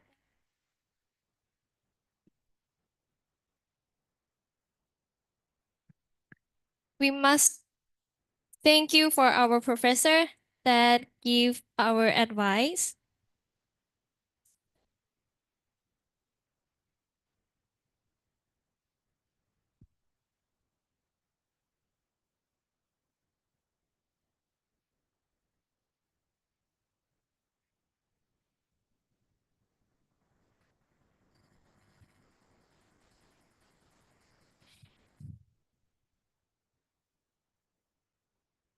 And this is our member team. My name is Vilashaya Pilalod.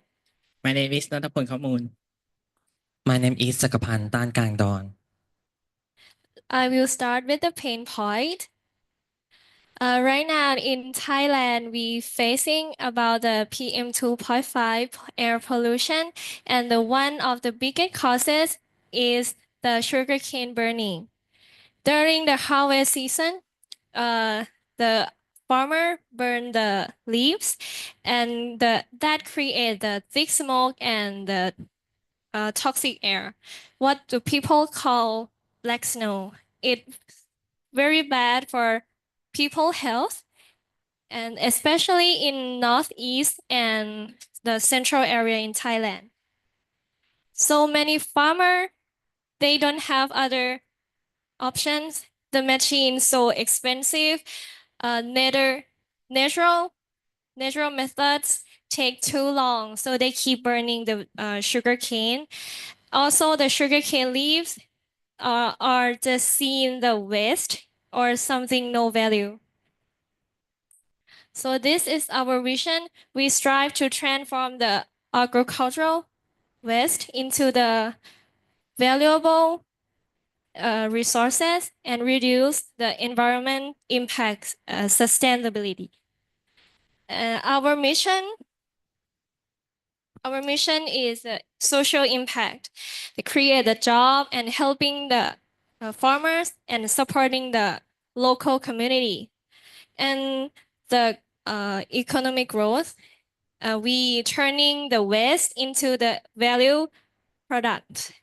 In the environmental sustainability, we reuse the waste and lowering the greenhouse gas. In agriculture development, we boosting the sugarcane farmer and providing the extra income for farmers. And the last is the customer benefits. We offering the eco-friendly and affordable product and the eco-friendly and high quality art toys. The next is our product. I believe brand create the supernatural believer art toy from the sugarcane leaves, handcrafted in บ้านใหม่สมบูรณ์นครราชสีมา these are not just the decoration. It have a detailed design, have a unique scent, and the spiritual value. And our collection have a blind boxes at the fun and limited edition. Believe the name. Believe combines the leaf of belief and belief shower our faith and sustainability. And our eco packaging we made from the sugarcane as well. And the price, I believe our toy. We cost 999 baht, a high premium price, reflecting the high quality and eco-friendly material and the super spiritual value. While the ending of the 9 make it feel affordable, and Thai people call that the lucky number. And for our channel, the distribution is divided into 2 primary channels. The first one was Facebook page name Believe, and the second one was TikTok page name Believe. In terms of our promotion, we will do social marketing, media marketing, which means we will communicate it and build brand awareness or increasing the awareness from our target customer. Now, in partnership, we have actually 4 partners. The first one was agriculturalist. The second one was NGO or non-government organization. The third one was collectible store, and lastly, manufacturing. Now, as our customer target, we divided into 3 groups. The first one was art toy collector. This group are the one who actually collect our toy for fun or collection. The second one was customer who interested in auspicious object. More likely the one who have faith and want to buy our product. And lastly, the third customer group was eco-conscious buyer, the one who buy many products with environmental in their mind. Thanks to SWOT analysis, our business has analyzed our weakness, strength, opportunity, and threat. In terms of our strength, our product has unique design. It is eco-friendly and it has spiritual value. And for our weakness, we are aware that our sugarcane leaf are actually less durable than plastic and the cost was higher. However, opportunity have come because the recent year, art toy market trend have been increasing and continue grow, resulting that more customer and demand increase. Not to mention that we have support from government. Now, when we talk about it, many customer or few customer might have a doubt in their mind at first glance. Because we made from sugarcane leaf, they might not confident in our quality. Not to mention that the material sugarcane leaf was not all around the year, just like other plant that farmer grow. Our business goal was actually simple yet motivation. We intend to generate income, created a product that was eco-friendly, and lastly, want to people to remember that our product was creation from agricultural waste, which can actually become something useful instead of burning.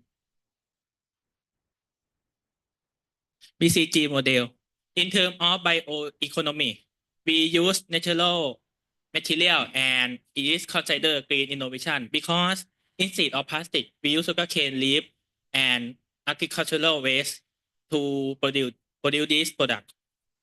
And in terms of circular economy, we actually design this product based on sustainability.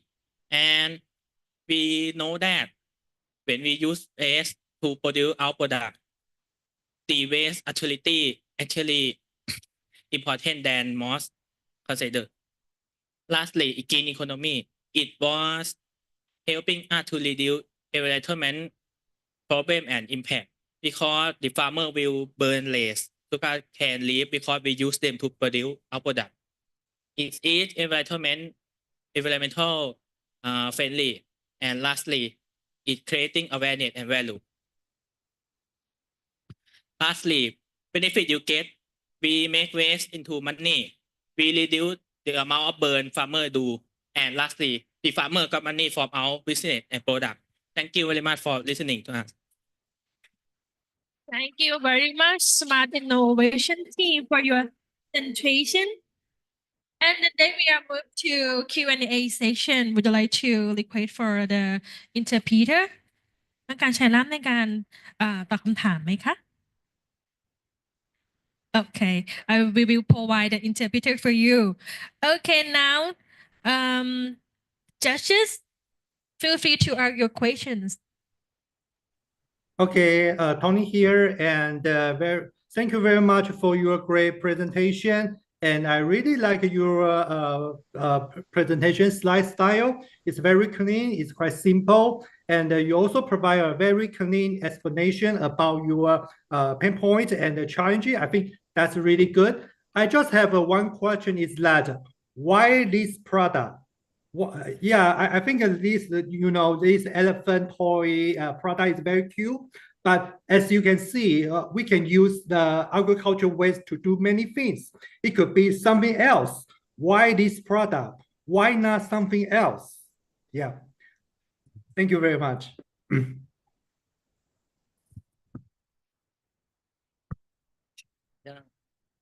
พูดเป็นภาษาไทยได้เลยใช่ไหม ได้ค่ะเดี๋ยวมีล่ามแปลให้ เนื่องจากนะคะพระพิฆเนศนะคะได้รับความนิยมเป็นอย่างมากเนื่องจากคนไทยเชื่อว่าพระพิฆเนศเป็นเทพแห่งความสำเร็จนะคะเป็นเทพแห่งศิลปะและอีกทั้งเรายังเล็งเห็นว่าท่านนะคะมีหลายปางแล้วก็มีรูปทรงที่น่ารักสามารถนำมาผลิตเป็นอาร์ตทอยได้ค่ะท่านอยู่ระหว่างความตรงกลางระหว่างพระพุทธรูปกับสิ่งศักดิ์สิทธิ์ที่เราสามารถเป็นเครื่องรางบูชาได้ค่ะสามารถนำมาประยุกต์ใช้กับของตกแต่งภายในบ้านได้ก็เข้าได้ดีค่ะ แล้ว Yeah, so he said about that why he chose this scallion to be like a product today, because from our country and I think in half the country also, we believe that in Picanic it will be the good place, and this is our belief that he is in the middle of the Buddhist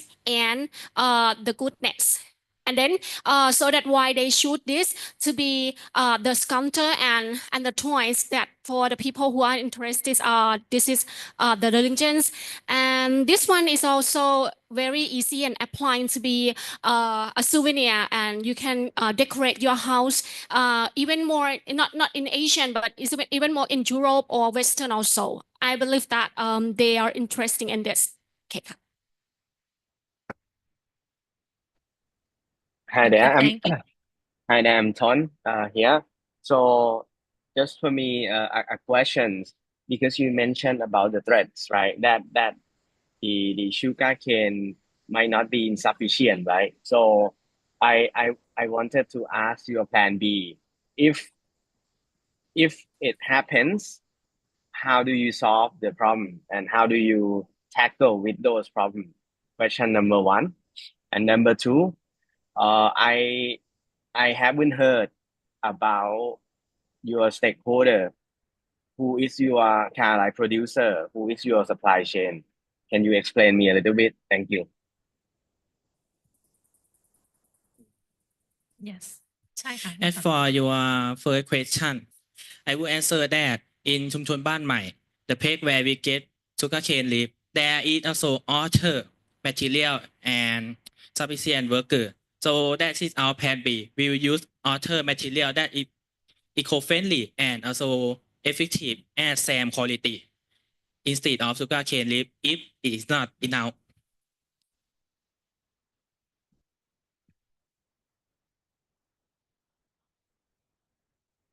And for your second question, our supply chain was the store, the collective store, and we will deliver to customer who buy with us through Facebook page and TikTok page. finish Yes. okay thank you for your answering. And the next just Dr. Madena, do you have any question? Yeah, thank you so much. Actually, it's really interesting idea that you're really using like a sugarcane leaf to produce really cute for the believer. Yeah, maybe. And I was also watching your videos, and then that you are using the 3D printer, right, to make your product. Yeah. Are you consider to make another product maybe for belief who are Buddhism, maybe they can use that one, and then maybe wait for another thing, maybe in my belief or another product that can be used because sugarcane it can be used for another one, right? Do you have any plan to make the second line of another product, another kind of product for these kind of things? Thank you. Can you explain the questions to the participant? น้องโอเคอยู่ใช่ไหมคะ เข้าใจคำถามใช่ไหมคะ เข้าใจอยู่ Well, we do have other plan because our material can be making and make other product. We are aware of this fact. We actually consider that. We have 3D printer that can design many appearance and design, which mean that variable and variety of product can be made with 3D printer. That is our plan. Do you have any question? Okay. I think it's Can enough. finish? Thank you. Okay ค่ะ and thank you very much for your presentation and thank you very much for question judges. Okay, now we will move to the next team. The next team is Quick Quack team. The Quick Quack team is from Rajamangala University of Technology in Thailand.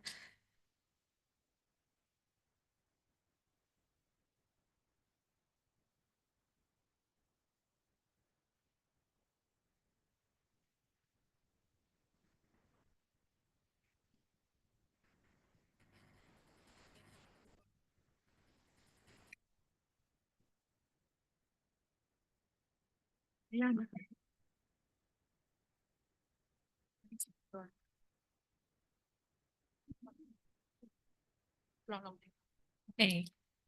Are you ready? Hello.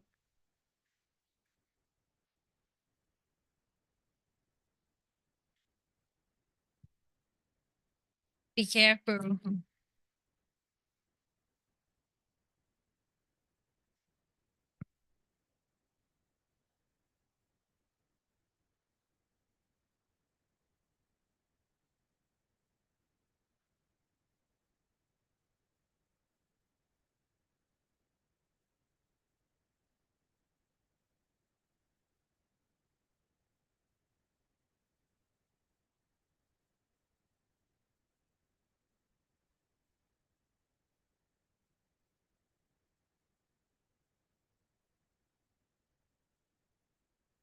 Check.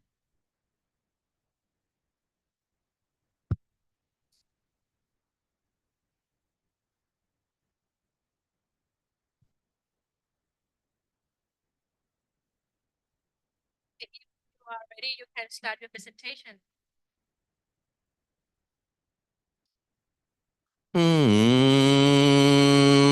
บัดนี้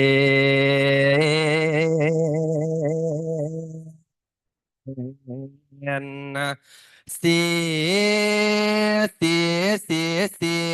ว่ามือนี้มือสันวันดี วันวิถีอมุตตะโศกโตกใบนี้แม่นโตกไม่จันขันอันนี้แม่นขันวิเศษผู้เหนือเกตปอนลงมา ว่ามาเด้อควันเอ้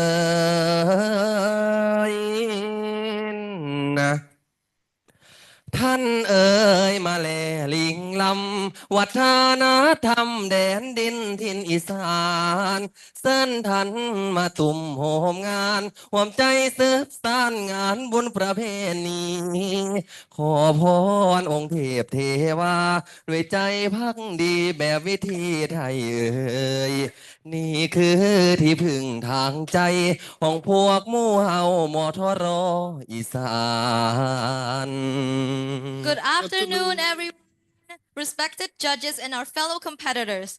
This is Team Quick Quack, and we are very delighted to be here today to present to you all our product Muder, a product that blends sustainability, traditions with innovation, faith with sustainability, and local wisdom with global impact. So without any further ado, let us begin.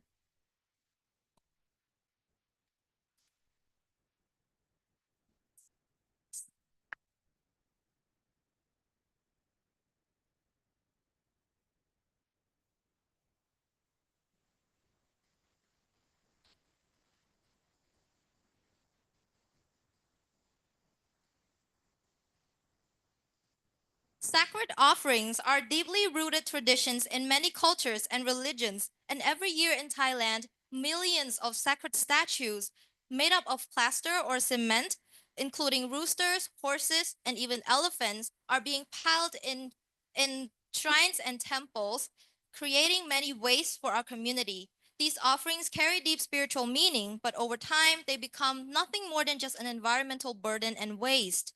They're often burned or dumped in landfills, creating and releasing toxic gases like PM 2.5, dioxins, furans, dust, and sediments, polluting not only air, water, and land in our community.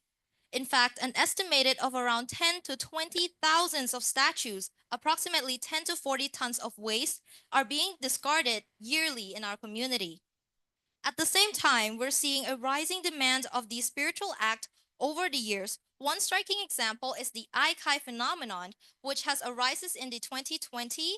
The trend arises, and Aikai is a 9-year-old spirit in Thailand that is very famous and inspired millions of offerings. Back then in 2020, hundreds of thousands of statues were offered into shrines and temples that are related with Aikai. And not only about Aikai, but over the years, we've seen a surging demand growing and increasing steadily, creating even more waste to our environment. And this is when Muder comes into light. At Muder, we ask ourselves, what if these offerings did not just sit in landfills, but actually grow and regenerate into forests and plants and trees in our community, returning our good merits back to the planet Earth? And this is why we created Muder product, a 100% biodegradable materials made for offerings. What do we sell? At Muda, we have animal statue offerings, but it's not any statues. Each one is handmade from the Dan Quyen province and made from locally recycled papers, nature plant-based dyes. Infused with seeds can go into new life. And created by communities, handmade by skilled artisan in Dan Quyen, Nakhon Ratchasima. Symbol figures. Rooster is for success, elephant is for stench, horse and for progress. What are our products made of? We made of recycled papers by from local school and office factories.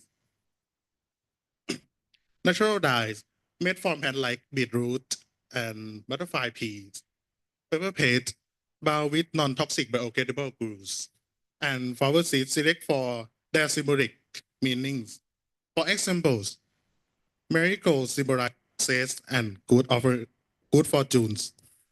Gold amaranth stand for enduring love and loyalty.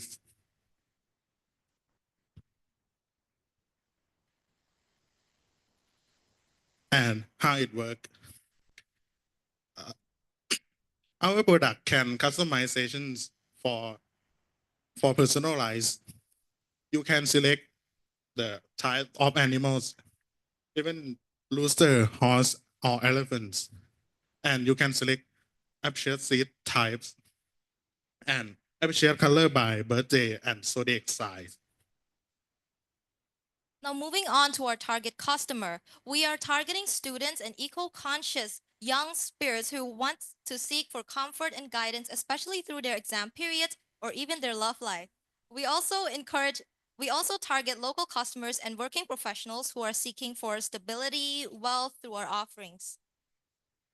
So where do we sell our product? Muder offers both online via our e-commerce websites, the Muder web application, and also our social media platform, including TikTok, Shopee, Lazada, Facebook, Instagram, and you name it. We also sell it on off-site places such as famous city pillar shrines, the Yamo Monument in Nakhon Ratchasima, as well as in other famous sacred shrines and temples across Thailand. Muda isn't just about sacred statues. We're building an ecosystem of sustainability. It comes from animal shapes offering statues at $6 per piece. Workshop for offerings at $12 per person. Subscription fee. Subscription for offering at $9 per month. And Mumu appreciates pantry at $4 per tea. We project our trajectory from approximately $5,200 in year one and to over $7,000 by year four. For the business model canvas, value propositions handmade product from the Korean community using recycled paper and maize as main component. Biodegradable specials offering made from recycled papers, support local artisans, and customizables based on preference, color, types of animals, flower species. To conclude to you, Mutter transforms spiritual offerings from a source of waste into a symbol of growth. Offering does not depend on the material forms that it's made out of, but it relies under the intention behind it. So we want people to see sustainability as a part of their spiritual responsibility. So the next time that you make a wish, let it grow. With Mutter, faith grows, merit blossoms, nurturing forests, and supporting our local communities. And this is all for our team Mutter. Thank you. Thank you very much, Quick Quack team, for your presentation. Okay, now we will move to the Q&A section. Would like to request an interpreter? Team Quick Quack ต้องการน้ำแปลไหมคะ Q&A no need. Okay, if you don't need an interpreter, we will proceed with the Q&A section. Judges, feel free to ask your question. Okay, Tony's here. And first of all, thank you very much for your great presentation. And that's a really, really impressive opening. And next time I'm going to, tell my student to do the similar thing. Yeah, sing the song as an opening, something like that. And I also watch your video. That's good. That's very good. And I have to say that you guys have a very great presentation skill. You guys provide a very good explanation about the pinpoint and the entire background. That's really impressive. And yeah, I really like your PowerPoint style. And I just have one question because actually I'm from Taiwan. And actually in the temple of Taiwan, people like to, have some kind of golden statue, silver statue, or the statue with the, shining jewelry. So I'm not sure that, yeah, you provide a very sustainable product, but I'm not sure if, the religion people can accept that. Because as far as I know, that the religion people always want to see something like a golden statue and very shining. Yeah. So yeah, I'm just curious about that. Thank you very much. Thank you so much for the question. And to reply to this, this is part of our problems is with the customers' trust in us because we are a new product ourselves. But to solve the solution, we want to create emotional connection with our customer through engaging storytellings via our website and also our social media platforms. We're not trying to replace sacred offerings, but we're actually making it a more sustainable type of offerings that are not harming the earth. And we want to encourage our customer to understand that these offerings does not depend on what it's made out of, but it's actually depend on the intention behind it. If you want to make good deed, you want to support local communities, you want your merit to grow back into forests and natures, you can come buy and purchase our product and use it for your sacred offerings. Not only will you make merit through your offerings, but you also return it back to the planet Earth. That is the message that we want to send to our customers. Thank you. Thank you very much. And the next, Mr. Natagon, please feel free to ask your question. Thank you very much. Yeah, I do agree with the first judge that your presentation skill and style is pretty impressive, and also it's interesting to kind of learn about the product. So, but for me, I have one thing to of course not only ask but also to kind of like recommend as well, because I have seen this kind of product already exists in Thai market already, and the pain point of that entrepreneur is the first judge mentioned that, I mean, the religious people somehow they still believe in the same kind of things that they use for over the past 10-20 years, and it's pretty hard to change their mind. Even you have the stories of sustainability, even you have the story of eco-friendly, etc., and so on, especially in Thai society, like where mutelu or kind of these kind of thing is kind really strong, and you gotta change mindset of people. If that case happen, what kind of your plan B to make revenue, or what kind of your plan B to enter the other markets? Because I used to talk to the entrepreneur who did like this before, and they have been struggling with entering the traditional market. They kind of sneak out and then went into the other market, for example, like creativity markets or arts market instead of religious market. So what is your plan? Thank you for the question. As for our product, we believe that we're trying to be as respectful as we can with the tradition. And for loyal customers who used to use traditional alternatives, we want to show them a new sustainable practice that we can offer. And we believe that our respectful gesture will soon help to break the resistance. And also, we also want to attract new customers as well. And one more thing we want to consider is that in the recent years, especially for millennial and Gen Z, we have seen an increasing trend of eco-conscious product, which we think that customers are now valuing more eco-friendly products. And I think this is one of the key points that will help to attract our customers, as well as for Moodle, we also have like special memberships through our website subscriptions. We have actually talking about art, we also have workshop that allows customers to actually create their own products using their own preference. And I think that will help to attract even more and more customers into purchasing and wanting to try our product. Thank you. Thank you very much. The next judges, Dr. Mediana, do you have any question?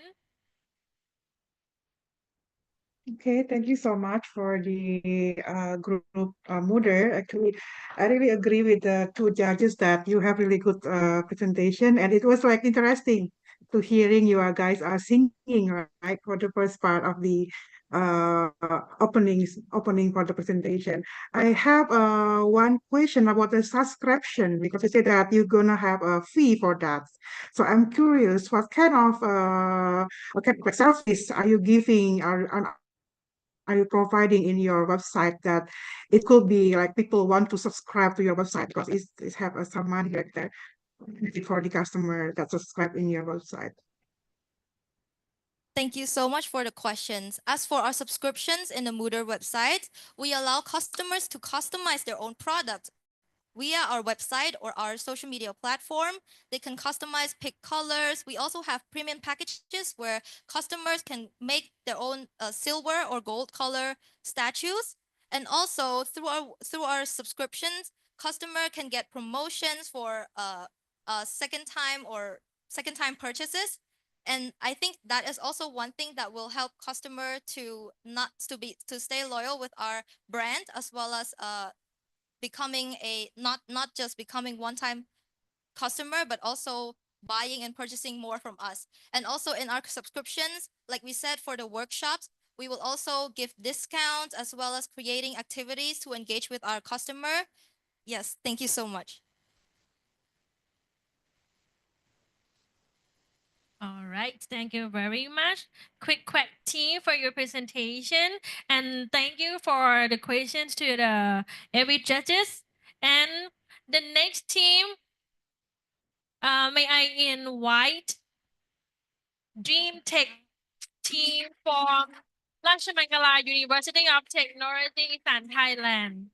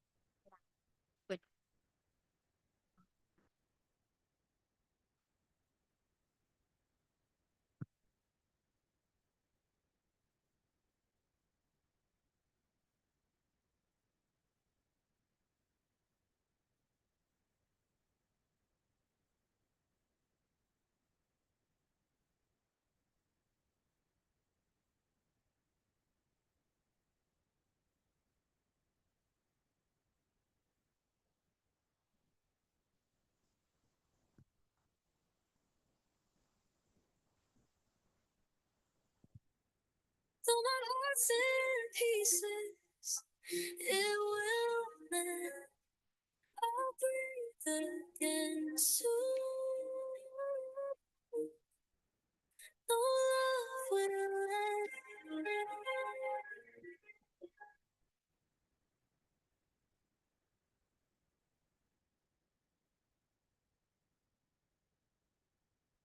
Trace your shadow and drop a chorus of our pain. Memories soft and bittersweet. I'll walk the path where we would meet. Tracks on the stories carved upon my heart. It lives through time. Oh, not bad. I'll breathe again soon when the pain finds out. Silence down. No more hearts in pieces.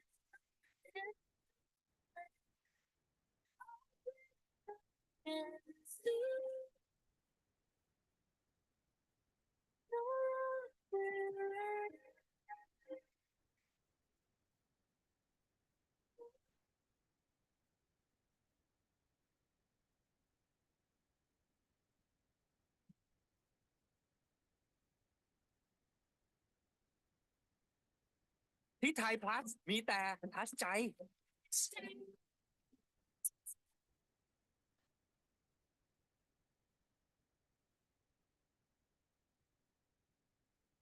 Woke up with a storm inside my chest. Dreams unravel, leave me feeling blessed. Footsteps echo on a winding road, chasing whispers where my spirit soared.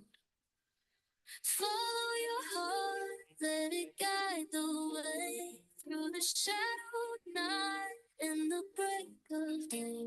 When the sky is storm, when the tears will start, hear the rhythm, follow your heart.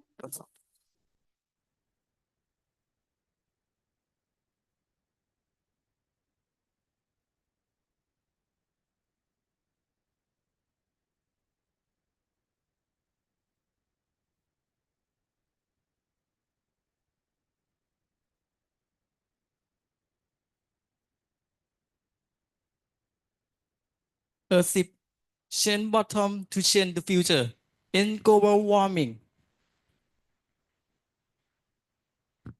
This is plastic waste that is destroying our planet. Did you know that more than 80% of plastic waste found in Thailand in 2021 was considered unnecessary plastic, and Thailand generates up to 6 billion water plastic bottles per year. We also found there's more than 1,037 hotels in Thailand are striving to become green hotel. And in 2023, major Thai beverage businesses began adopting more efficient technology, enhancing sustainability. That's why our target markets include 1. Hotel and restaurant, 2. Bottled water company, and 3. Businesses committed to environmental responsibility. We studied the market trend and discovered that in 2024, most Thai consumers use 1 to 2 plastic bottles per day, and the number is increasing. More than 60 to 70% of consumers are willing to pay more for brands using eco-friendly packaging. Introducing Earthsip, a water bottle made from natural fiber composed of PLA 50%, PHA 30%, and PHB 20%. All components are 100% bioplastic that fully decompose within 1 to 4.5 years, making them safe for both humans and animals with no microplastic residue.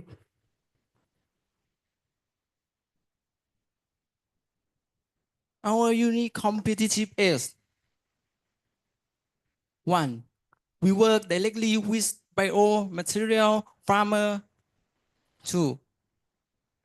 Our cotton bottom blend of PHA, PHB, and PLA. Durability, biodegradable, and user environment friendly. Our business model connects agriculture and industry while targeting the bottom, water, and organic farming sector that seek zero waste packaging.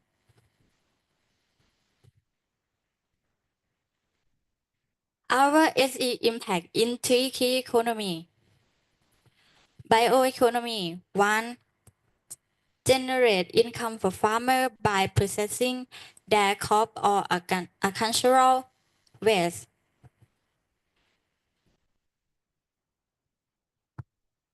2. Reduce reliance on fossil-based resources. 3. Promote local biomaterial innovation. Circular economy. Enable circular economy system to biodegradation and reuse in agricultural. Green economy. 1. Reduce non-degradable plastic waste. 2. Cut carbon emission from conventional plastic production. And 3. Help other businesses, e.g.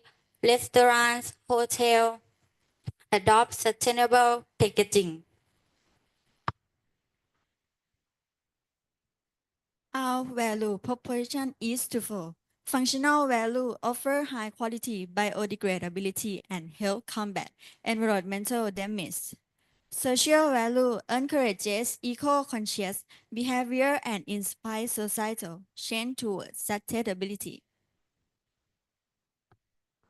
Our partner include agricultural producers, sugarcane, corn, and cassava farmers, as they supply the raw material for PLA, PHA, and PHB, the core of our bioplastic. Revenue model. Sales channel online platforms like Shopee and Lazada, plus B2B wholesale to eco-friendly businesses. Pricing. Retail price 35 baht per bottle. Wholesale price 25 baht per bottle. Competitive advantage. We compete Earthsip with competitors like Despac and TCK. Decomposition time. Only Earthsip decomposes in a short time span. Environmental friendliness. All brands meet this standard. Material use. Only Earthsip uses a blend of PLA, PHA, and PHB. Breakdown waste free from pollution. Choose Earthsip. Don't forget Earthsip. Change bottom to change the future. Thank you. Thank you very much for your presentation. And now we'll move to the Q&A section. Would you like to request for the interpreter? Okay, we will provide an interpreter for your Q&A section. Okay, judges, please go ahead with the question. Okay, Tony here. Thank you very much for your good presentation. I really like you have a great introduction about the background and the challenges. And you also provide, I also see you have, data source. That's good. Yep. And I just have one question is that, like I mentioned, why this product why not something else? So yeah, you might spend too much time on analysis, but spend little time on your product. So I would like to know that the importance of your product, or why your product is so necessary to solve your challenge. Yeah, thank you very much. กรรมการท่านแรกท่านก็ถามมาเนาะว่าทำไมผลิตภัณฑ์เนี้ยถึงทำจากอันนี้น้องมีอะไรที่แบบที่มันทำจากผลิตภัณฑ์อื่นได้ไหมแล้วก็ทำไมถึงคิดว่าผลิตภัณฑ์ตัวเองถึงได้แบบจะ save the world อะไรได้ขนาดนี้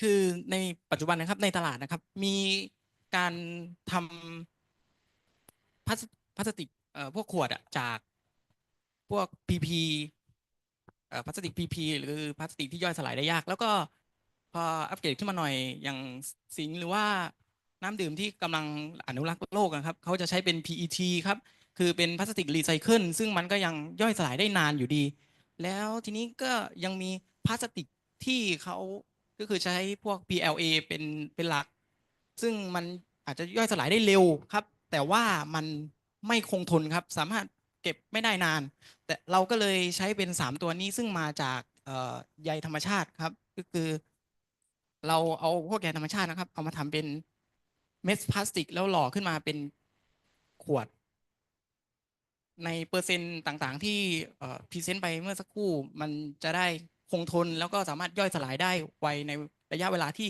ไม่เร็วเกินไปแล้วก็ไม่นานเกินไปครับซึ่งผมคิดว่ามันตอบโจทย์กับสังคมในปัจจุบันครับเพราะว่าเหมือนขวดที่ว่ามันย่อยสลายได้ไวน้ำที่เราเอาไปขายแก่ลูกค้าเนี่ยมันก็จะมีกลิ่นครับแต่ว่านี่มันก็สามารถตัดปัญหาเรื่องกลิ่นเวลาเราเก็บได้นานได้ด้วยครับ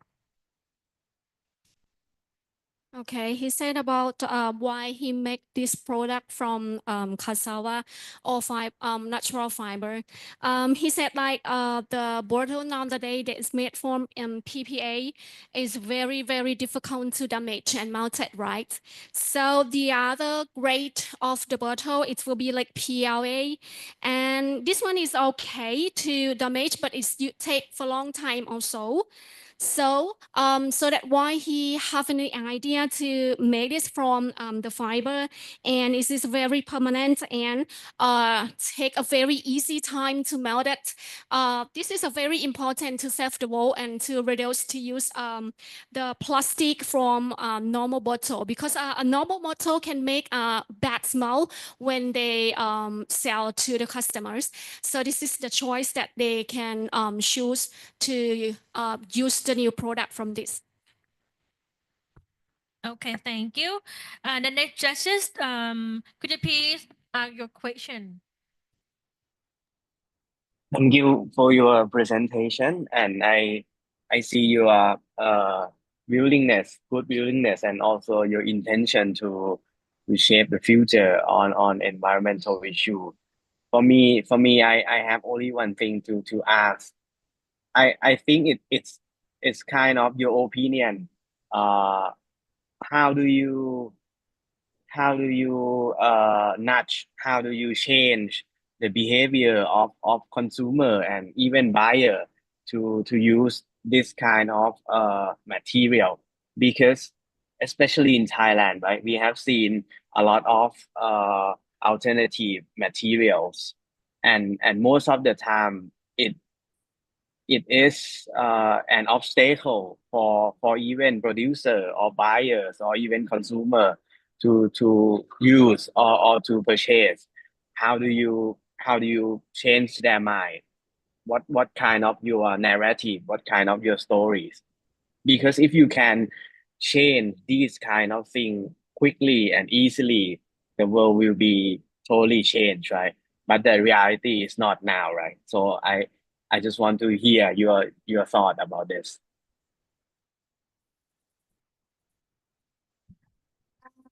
ความหมายเมื่อกี้ก็คือเราเนี่ยเราจะเปลี่ยนพฤติกรรมผู้บริโภคแล้วก็ลูกค้าที่จะเอามาใช้ขวดของเราเนี่ยเราจะสามารถเปลี่ยนแปลงพฤติกรรมการใช้ขวดน้ำหรือซื้อขวดน้ำในลักษณะเดิมที่เคยมีอะค่ะจะให้เขาเนี่ยมาใช้ของเราได้อย่างไรในระยะเวลาที่มันเร็วขึ้นแล้วก็ ขอวิธีที่ง่ายๆเพื่อเปลี่ยนใจผู้บริโภคนั่นเองค่ะ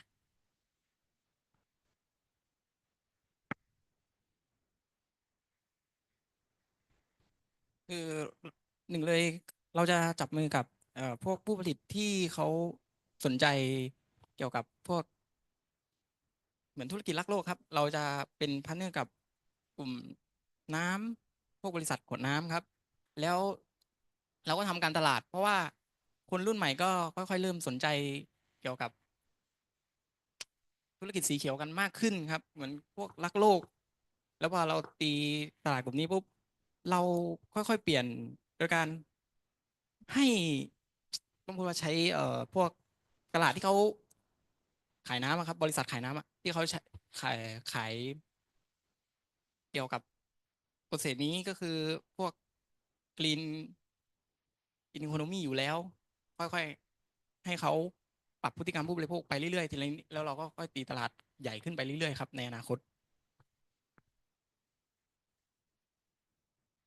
ขอขยายความนิดนึงนะคะ ก็คือประมาณว่า ถ้าเราจับมือกับบริษัทที่ผลิตน้ำดื่ม แล้วเราสามารถนำขวดของเราไปใช้ได้กับทั่วทั้งประเทศและทำให้ทุกคนใช้ขวดของเรา แล้วมันทำให้สภาพแวดล้อมและสังคม มันดีขึ้นขยะลดลงพลาสติกลดลง ก็จะทำให้ทุกคนเปลี่ยนมุมมอง แล้วก็หันมาใช้ขวดของเราได้ค่ะ Okay, so they answering about the changing from the producers. It's the main point. Because if they can make a hand of match with the producers who produce the water to sell for the customers, it will be the first point to do it. But when the producer use their earth chips, the earth sipped the bottle, right? So it can make the customer or clients to change their mind to use it. This is very important because they will match with the people who want to apply about the saving the world or the green world like this. Okay, thank you. And then the judges, please go ahead with your question. Okay, thank you so much for the nice presentation for the UPSIP team. Actually, I do have some. There is some student also ever come to me that we think this kind of thing is also similar with them. However, in our case that we are facing the problem with the cost and the raw material level, the of cost of and how to produce that kind of bottle in the mass production, and somehow in the B2B business, they usually consider about how much could be the cost of the earth product bottle. It will be more expensive, right, than the normal bottle about that one. So what do you think about that fact that usually we do concern about the earth, however, we still have the bargain about the costs that it cannot be too high. What do you think about this kind of fact? ก็จะเป็นลักษณะของไม่ได้มีคำถามอะไรแบบที่มันมากมายแต่ว่าคือเขาแคร์ที่เกี่ยวกับ B2B อะเนาะการผลิตขวดแบบเนี้ยมันต้องใช้ต้นทุนในการผลิตที่สูงมากๆเนาะทีนี้เด็กๆมีวิธีแก้ไขหรืออยากจะแนะนำอะไรยังไงที่เกี่ยวกับต้นทุนที่จะผลิตขวดอันเนี้ยเพื่อให้ทุกคนได้ใช้กันค่ะเนื่องจากการที่เราจะทำขวดผลิตขึ้นมาเอง ถ้าเกิดว่า เราผลิตจากโรงงานของเราเองมันจะทำให้มีต้นทุนสูง พวกหนูก็เลยมีแนวคิดว่า อาจจะจ้างบริษัทจ้างผลิตค่ะแบบ OEM ที่จะช่วยจ้างผลิตก่อน แล้วก็พอเมื่อได้กำไรที่ตามเป้าหมายเราก็จะนำมาลงทุนต่อเพื่อต่อยอดในการทำโรงงานเองผลิตเองค่ะ Okay, she said about if she has her own factory, it will use a high cost, right? So she think about the factory that OEM that they will be hire another factory or maybe like SML or SME factory to do it for her. When she get a raise, she can take this to be an investment, and the next one that she can get the income from that selling the bottle to create or build her own factory in the future. All right. Thank you very much for the question, judges, and thank you very much for Deem Tech team for your presentation. All right. Now, may I invite the next team to present the business plan. This is FADEO team from Rajamangala University of Technology,ศรีวิชัย Thailand.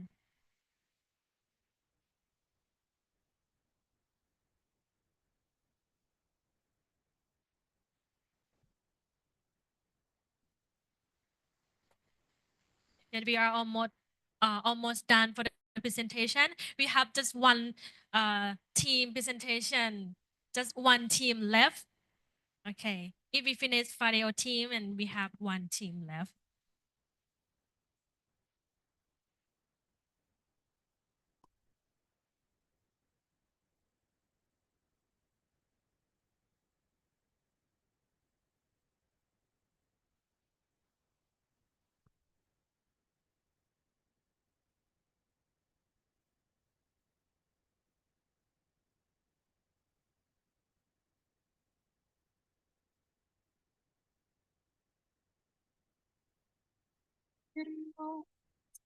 But I'm never blind. Truth is hiding, calling me to find reflections shimmer on the water's face. Quiet promise, laid with boundless grace.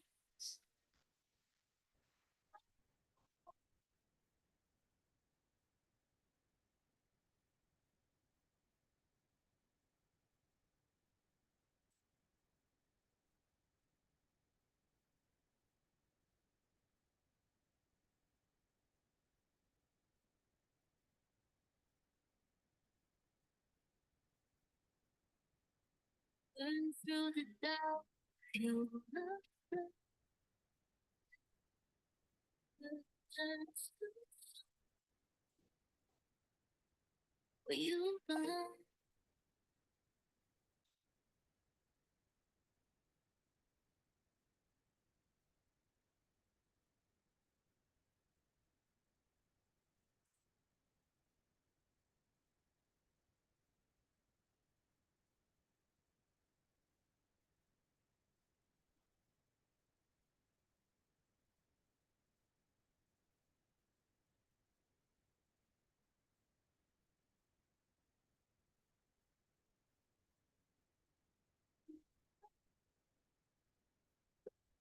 The doubt, feel the flame. Every whisper turns to song in the cloud where you belong.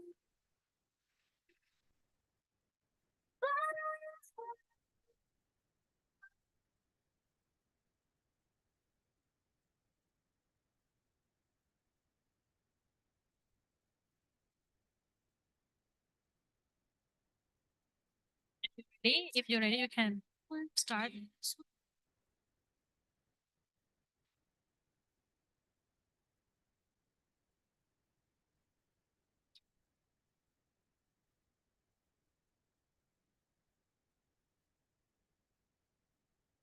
Hello, good afternoon, everyone. So first, please allow me to introduce myself. I am Titima Sudmai. You can call me Mai.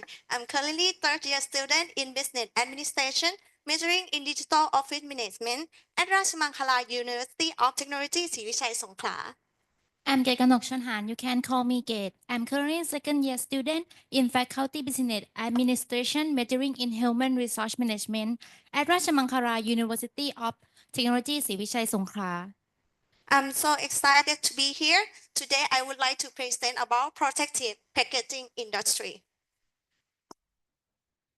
I believe that everyone here are familiar with this plastic because of shopping online trend. So this leads to waste problem and ultimately global warming. So a lot of company they adapt to natural protective material. For example, in Thailand, we have dry hygiene and many other things. So from this thing, get us to an idea of FADEO. So what about Fedio? Fedio is an ingredient in powder, so you can customize in many shapes. When the ingredient is hardened, it will be strong and resistant to impact. Our vision is under BCG, so we focus on G, green economy.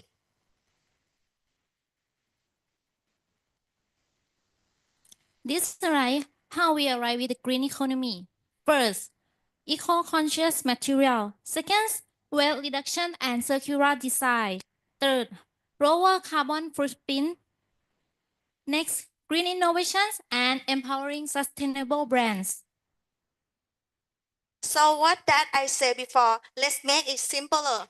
Fedio actually is a bath bomb powder. So we will put into the machine so that is for standard size. For starter, we will put the space in the middle and then you can put the product inside. So next step, we will taking an order from any company that they would like to customize by style by themselves. So because of the powder from, you can put you can not just customize the shape, but you can do the a word that on the surface and also like a good word or picture also. So let's imagine if now you are owner of some company, you would like to communicate with your client, you would like to do some marketing or campaign. For example, last month in Thailand, we have Songkran Festival. You can put the name of your brand and also the picture, some good word that meaning about Songkran. And also you can customize the ingredient. So now let's imagine this. Now you are client in another way.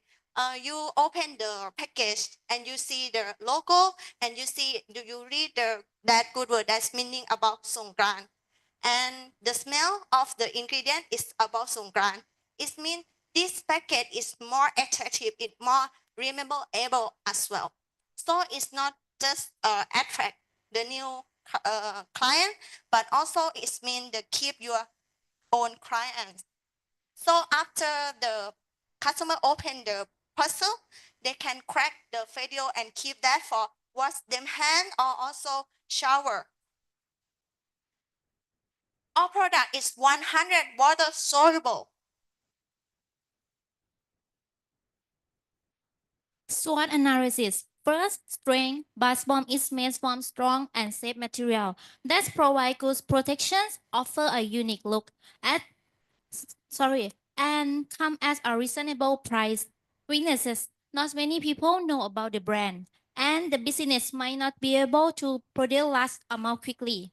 Opportunities. As more people shop online, the demand for protective packaging increases, giving eco-friendly product like bath bomb a good chance to grow. Rise, trades. There are many competitors in the market. Some customers only care about low price and new packages. Material or strict rule about the environment could be a challenge. Thank you for your attention. If anyone have any question, I'll be happy to answer them. All right, thank you very much for your presentation. Would you like to request for the interpreter? No, okay, let's move to the Q&A section. Okay, the judges, please go ahead with the question. Okay, Tony here. Thank you very much for your great presentation. And I think this presentation style is very colorful. It's very simple and easy to understand. I really like that. And you also have some great animation on that. I really love that. I just have one suggestion and one question. My suggestion is that you guys might speak too fast, and actually you got enough time.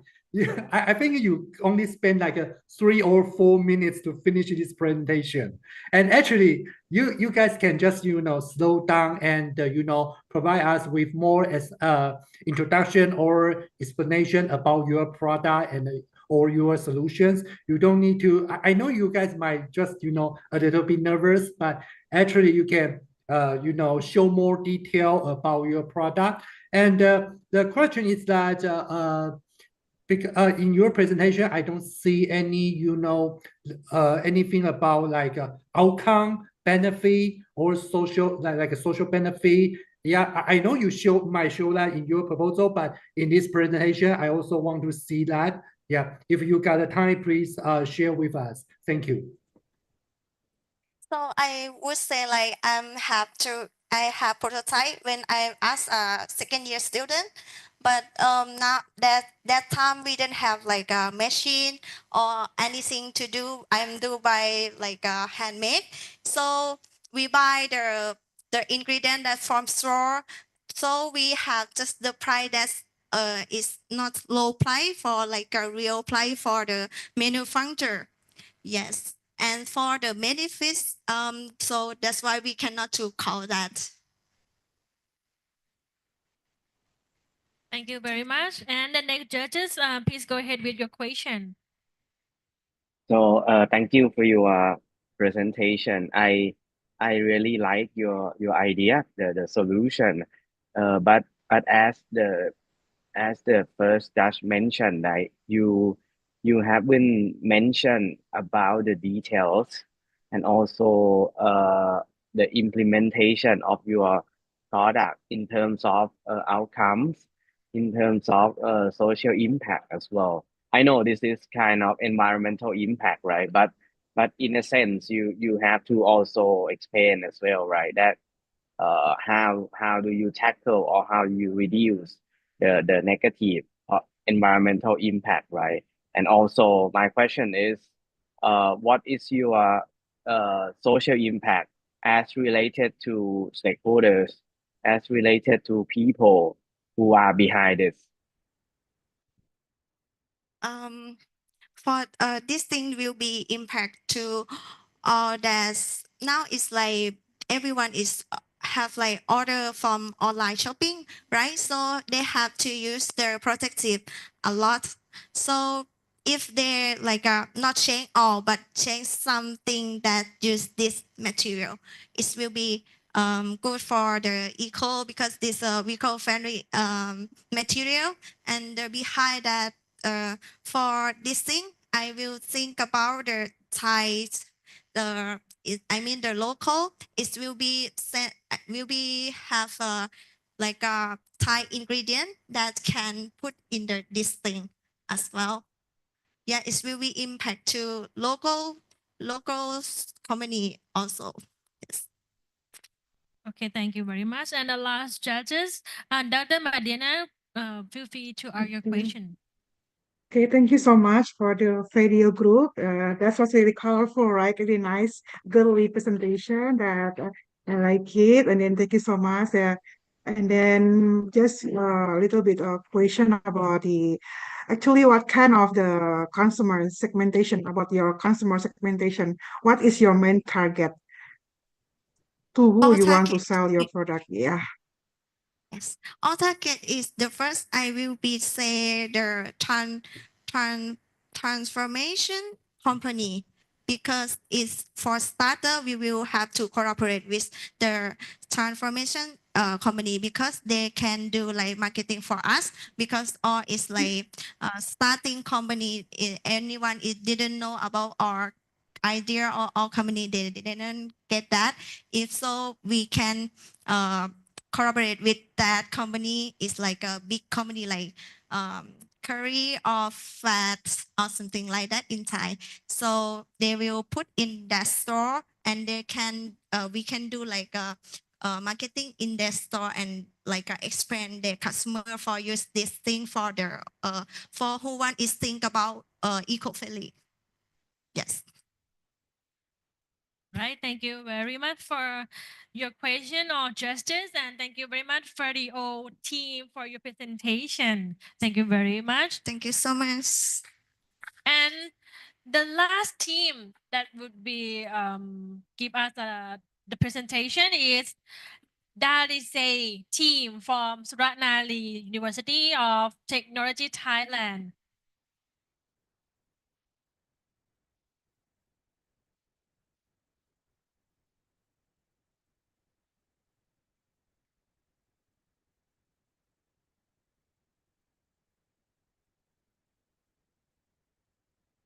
Hello. Hello.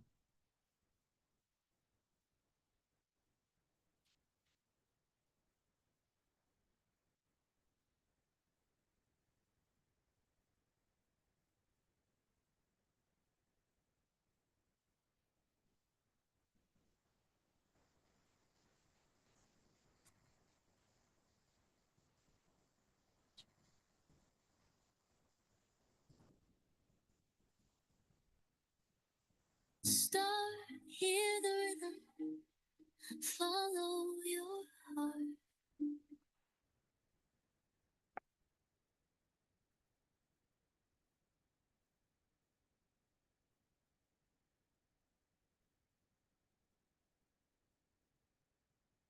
The door creaked wide as the moonlight poured. Every step back felt like a reward. The walls still hum with the tune I know. I've wandered far, but it's here I grow. You are home in the night and the dawn, the place I rest when the strength is gone. No matter the storms or the seas I roam, in your arms I am home.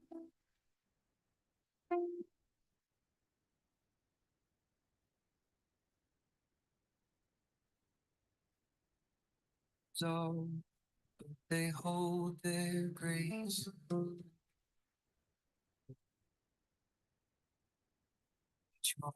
A story no time can erase.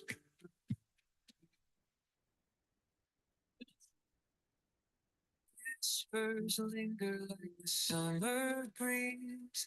Oh, this love brings me to my knees. You are home in the night and the dawn, a place I rest when the strength is gone. No matter storms or the seas I roam, in your I am home.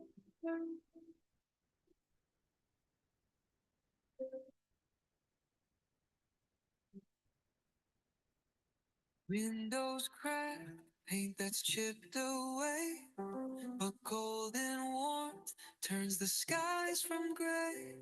This house is sold, is more than the beams. It's where you're found in my wildest dreams.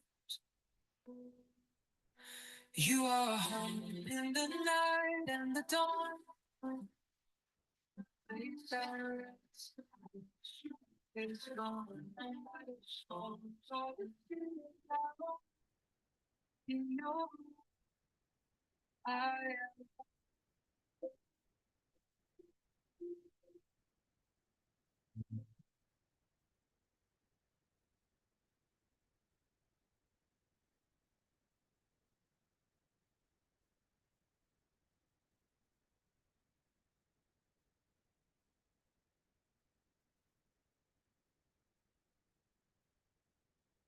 แค่หรอไม่เคยกลัวเพราะผมใช้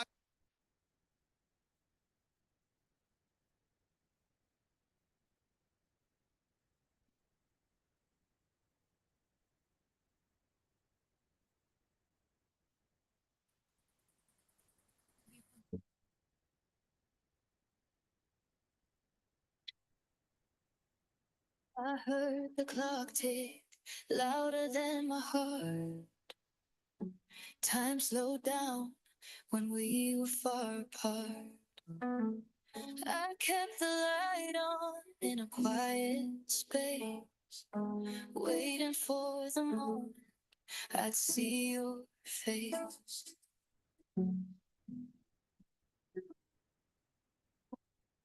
Dreams carried whispers I couldn't escape. Promises dangling by a fragile shape. But hope's a thread, and I held it tight. Believing in the dawn after every night. You were worth I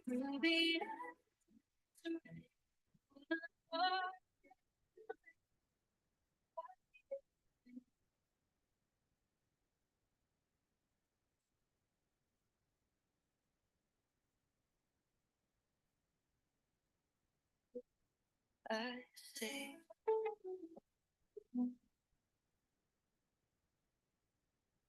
the road was rocky, the journey unclear. Loneliness, shadow, and doubt drew near. But I kept walking with a heavy load. Everything is all right. Every minute.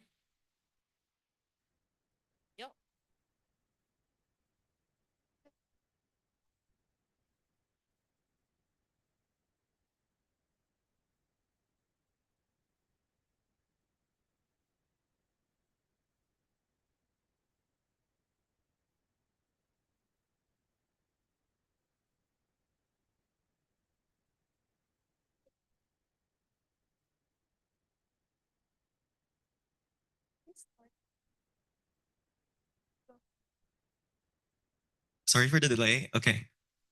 Now, let me tell you about the story of a country located at the heart of the world's marine biodiversity. Mabuhay! This is Dalisay from Suranari University of Technology, inviting you to the Philippines, a country with 7,641 islands, wherein you can truly say that it's more fun in the Philippines due to its vibrant marine ecosystems and rich aquaculture farming, which serves as one of the main sources of income for every Filipino family. However, a less celebrated reality persists: the dark side of over-reliance on imported aquafeeds that crush every aquafarmer's dreams.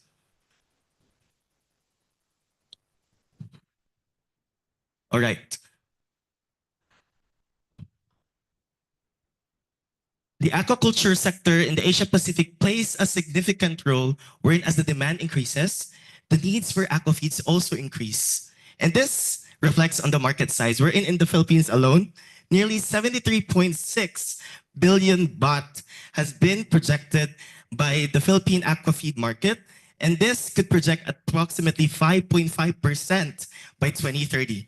But despite these increasingly numbers, every local aquafarmer's dreams will be crushed in no time, just like a powdered pellet. The over-reliance on imported aquafeeds still continues.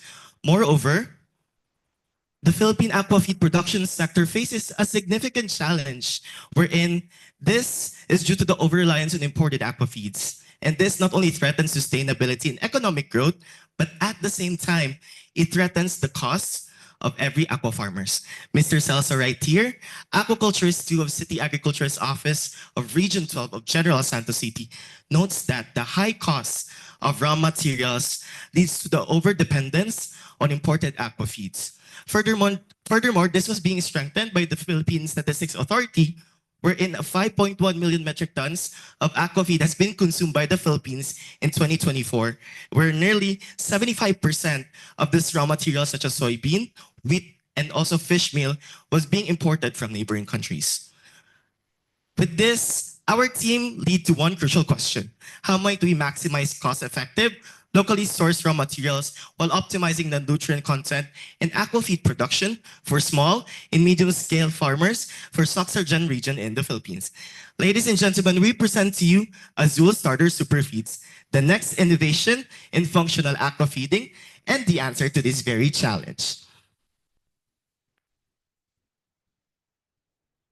Azul's starter superfeeds are a sustainable, locally made algae-based aquafeed that is both cost-effective and high quality. Our target customers would be the Soxargen region-based, small and medium-scale tilapia and catfish farmers who are facing rising aquafeed costs as well as supply disruptions in imported feeds. With this, our team aims to provide a cost-effective alternative to these traditional fish feeds through the use of locally sourced materials. Thus, the Azul product line consists of the following key ingredients. First is the sea lettuce, which is an abundant yet unused resource in Region 12, although it is seen mostly in the shorelines of our country. Next is the black soldier fly larvae, which is locally cultivated for animal feeds and waste management purposes. Furthermore, we also have the duckweed, which is just like the sea lettuce. It is just also a abundant yet an underused resource, which is mainly used for wastewater management. And finally, we have the Saccharomyces yeast or the brewer's yeast, which is mainly used for fermentation agent in beer brewing. Now, what benefits does Azul bring to the table? These following benefits are vital for the effective growth of the fingerlings. We have the optimal nutrition and growth performance. Azul's starter super feeds promotes healthy gut for better nutrition, absorption, as well as rapid growth of fingerlings. We also have improved health and strong immunity. Azul contains antibiotics, antibodies, vitamins, and minerals which boost fingerling immunity and during this crucial life stage. And lastly, we have the efficient energy utilization in which the digestible carbohydrates in Azul fuels fish growth for sparing the proteins for tissue building. What about for the local farmers? We have high fish productivity and profitability. Azul starter super feeds improves fish health for better growth, higher yields, less diseases, and increased farmer profits. Azul also is a sustainable alternative wherein the locally sourced ingredients reduces reliance on unsustainable practices like importation as well as the use of fish meal and soy meal. And lastly, we have Azul as supporting local communities. The use of locally sourced raw materials supports local communities, local fish farmers, and the regional economy, promoting community development in Soxargen region in the Philippines. At Azul, our impact starts with the right partners, people and organizations who understand the local landscape of Soxargen and truly want a long-term change. So first, we will partner with the local SME farmers in the Philippines, the aquaculture farmers. By working directly with them, we help reduce the operational costs, increase profitability, and support more resilient livelihood in the sector. And second, we will engage with the local communities in Soxargen region, specifically the Blaan tribe. These communities are not just our beneficiaries, they're part of our solution. Their involvement ensures that we create a shared value, support inclusive growth, and also build trust from ground up. And lastly, we will collaborate with the local government unit and aquaculture organization in Soxargen. Their support is critical for policy alignment, credibility, and also the structure that will allow us to expand sustainably and responsibly. Together, these key partners will help us deliver real impact socially, economically, and environmentally right where it's needed most. Also, in Azul, every decision and step we make all circles back to one simple purpose, an impact that lasts. We are more than just a business. It's a movement rooted in community driven by purpose. By first, we create jobs by training the SME farmers, unemployed youth and women to cultivate the sustainable aquafeed ingredients such as sea lettuce and duckweed in their area. And second, through our cost-effective feed, we help empower the farmers to earn more, gain more, and stay resilient, especially in the face of rising aquafeed costs and supply disruption. And third, we make sure that we create a system designed to last and scale. By keeping everything local, from our local raw materials to our income stream, we empower the local community to be self-reliant, because for us, success is not when they need us, it's when they don't. When the community can stand on themselves, that's our signal to bring the same business model to other communities in Soxargen. And lastly, by turning our local raw materials into circular solution, creating a closed-loop feed system that enhances and restores the ecosystem while feeding the community. So how do Azul's goal align with the SDG goals? So first, our model support the SDG 12 by turning local raw materials into an aquafeed cost. Next, we will also create job in SDG 8. We also create sustainable communities in SDG 11. And lastly, by protecting marine life and reducing carbon emission, we target 13 and 14. With Azul's initial investment cost of approximately 316,000 baht, we can generate approximately 9,000 kilograms and have a return of investment in less than 3 months. Furthermore, Azul is not only a superfeed that is base and superior with its unique formulation, but at the same time, we can compete in its price and surpasses nutritional content as well. So, how can we turn locally sourced product into a high impact feed? Well, we create a system where aquaculture is not only productive, but inclusive, sustainable, and also regenerative, because we believe that innovation doesn't have to be imported. It can be homegrown. But this is just the beginning. So everyone, let's all help feed the future, one pellet at a time. Thank you. Thank you very much for your impressive presentation. That is a team from Suvarnabhumi University of Technology, Thailand. So we will move to the Q&A section. All the judges, please feel free to ask the questions. Okay, Tony here. Many thanks to your wonderful presentation, and I have to say, you guys really have a great presentation skill. Yep, and I really like your opening. You use a small story and the data to show your background and the challenges. That's very wonderful because that's the startup roadshow style and very professional. And you guys also show you guys provide a very clean explanation about your product. That's good, and it just looks like a TV advertisement. Yeah, it made me feel like I want to call a number and buy your product. Yeah, and yeah, very wonderful presentation slides, and yeah, I think the only one suggestion is like you guys might need to provide a timeline, the progress, and then people will want to invest in your project. Yeah, very wonderful presentation. Thank you very much. Thank you. Thank you so much, sir. For the progress, we just wanted to add, actually, this is already a plan and considered an incubation process in our university.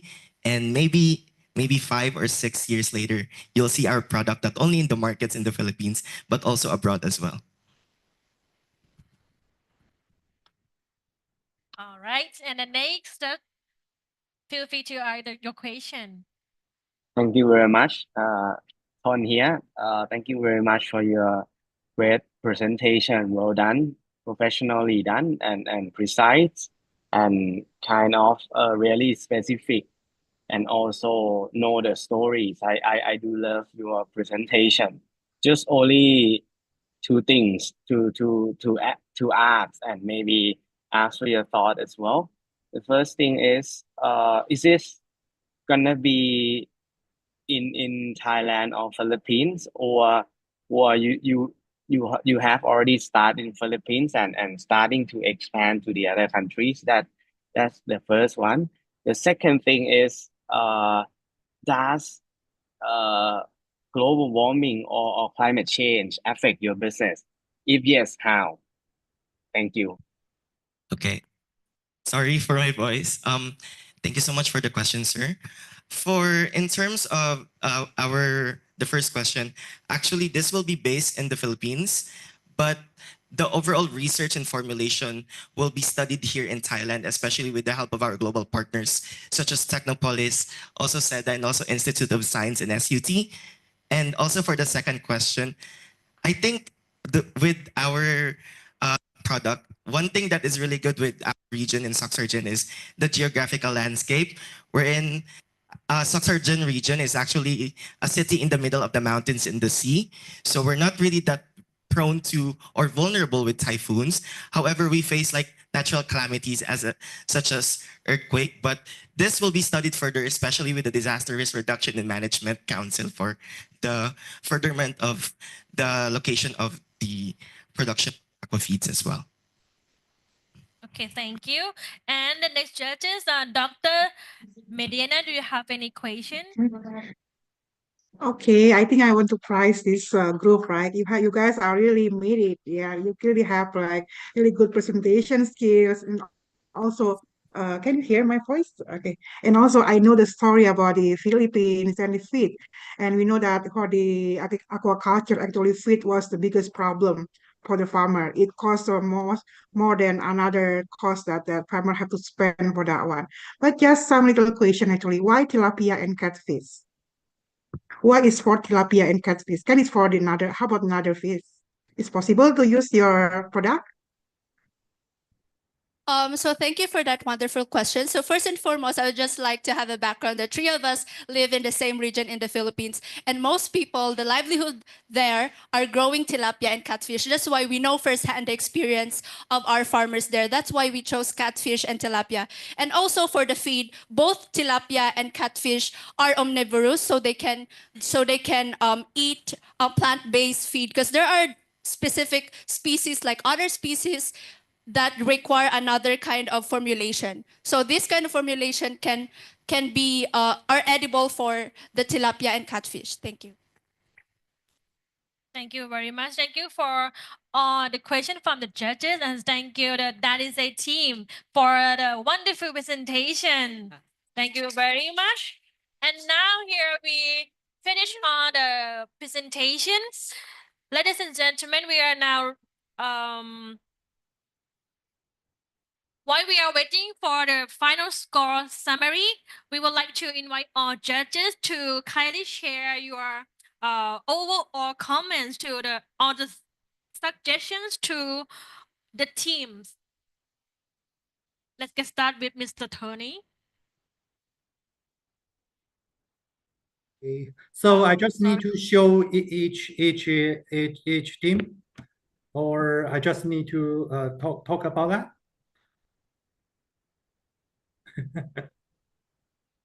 Okay. Another suggest? Dr. Natakan, do you have any suggestions to all the team that they compete the presentation today? Do you have any suggestion? Okay. Maybe Mr. Tony first, yeah, for overall reaction, yeah. Okay, so okay, I could be the first one. So for most of the team, I think they just need to, I know they got a time limit, but I think they just need to, slow down and try to explain their challenges and their solution carefully and show the detail. It will be perfect because most of the team, I think they provide a great solutions or products, but the only problem is that they speak too fast. They might be a little nervous, so they just skip some many good detail, and yeah, that's really actually it could be better. So next time, just don't be nervous, just slow down and show the detail of the challenge, speak a good story and show the solution, what your solution is for and what is it and how to help people. That would be perfect. Yeah. Thank you very much for your suggestion. And the next, Dr. Natakan. Yeah, thank you very much. I think everyone is doing well and everyone is going to the right path and also kind of understanding more how to create the better solutions and also create the better world that they need, right? But only one thing that I want to maybe suggest or advise, right? It could be better or it could be perfect if these all solutions can be a platform or can be a catalyst to connect to the other dots, right? Because one thing that I always highlight and also focus about the social impact, right? It is not only one silo thing, right? The social issues and also social intervention is all about connecting the dots, solving the other problems as well. If you want to really make the solution or social impact holistically, you need to really start thinking about how to connect your solution with the other problem as well. This is just my recommendation to expand and also to further your thoughts and solutions. Thank you. Thank you very much. How about you, Dr. Medina? How about you? About us? Another suggestion. Okay, thank you. Okay, thank you so much for the opportunity. Actually, I do really agree that all the team really doing good job, and then they present really nice. And then I think one thing maybe just I highlight that maybe there is some teams that really I mean they can present really well, but the other maybe have some problem with the presenting about. But every idea I think is very good idea. So whoever become the winners, actually all you guys are already the winner with this competition. And I do have want to appreciate the RMUTI University that really by holding this kind of competition is really like giving opportunity for our students to exchange their knowledge between the several countries. And I hope that it could be for the next year. So also my student, I can send some students also to join the competition for the next years. Thank you so much. Thank you very much to our judges for your thoughtful comment and encouragement. Okay, everyone. We are waiting for the final score. I will take a short break, 10 minutes, and then we will come back again to the announcement, the result of the competition. Okay, please stay tuned.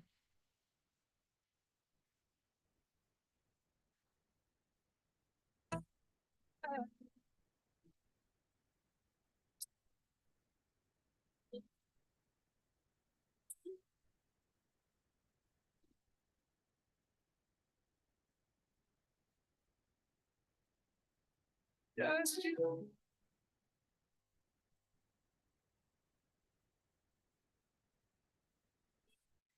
Picture can rain its fire inside.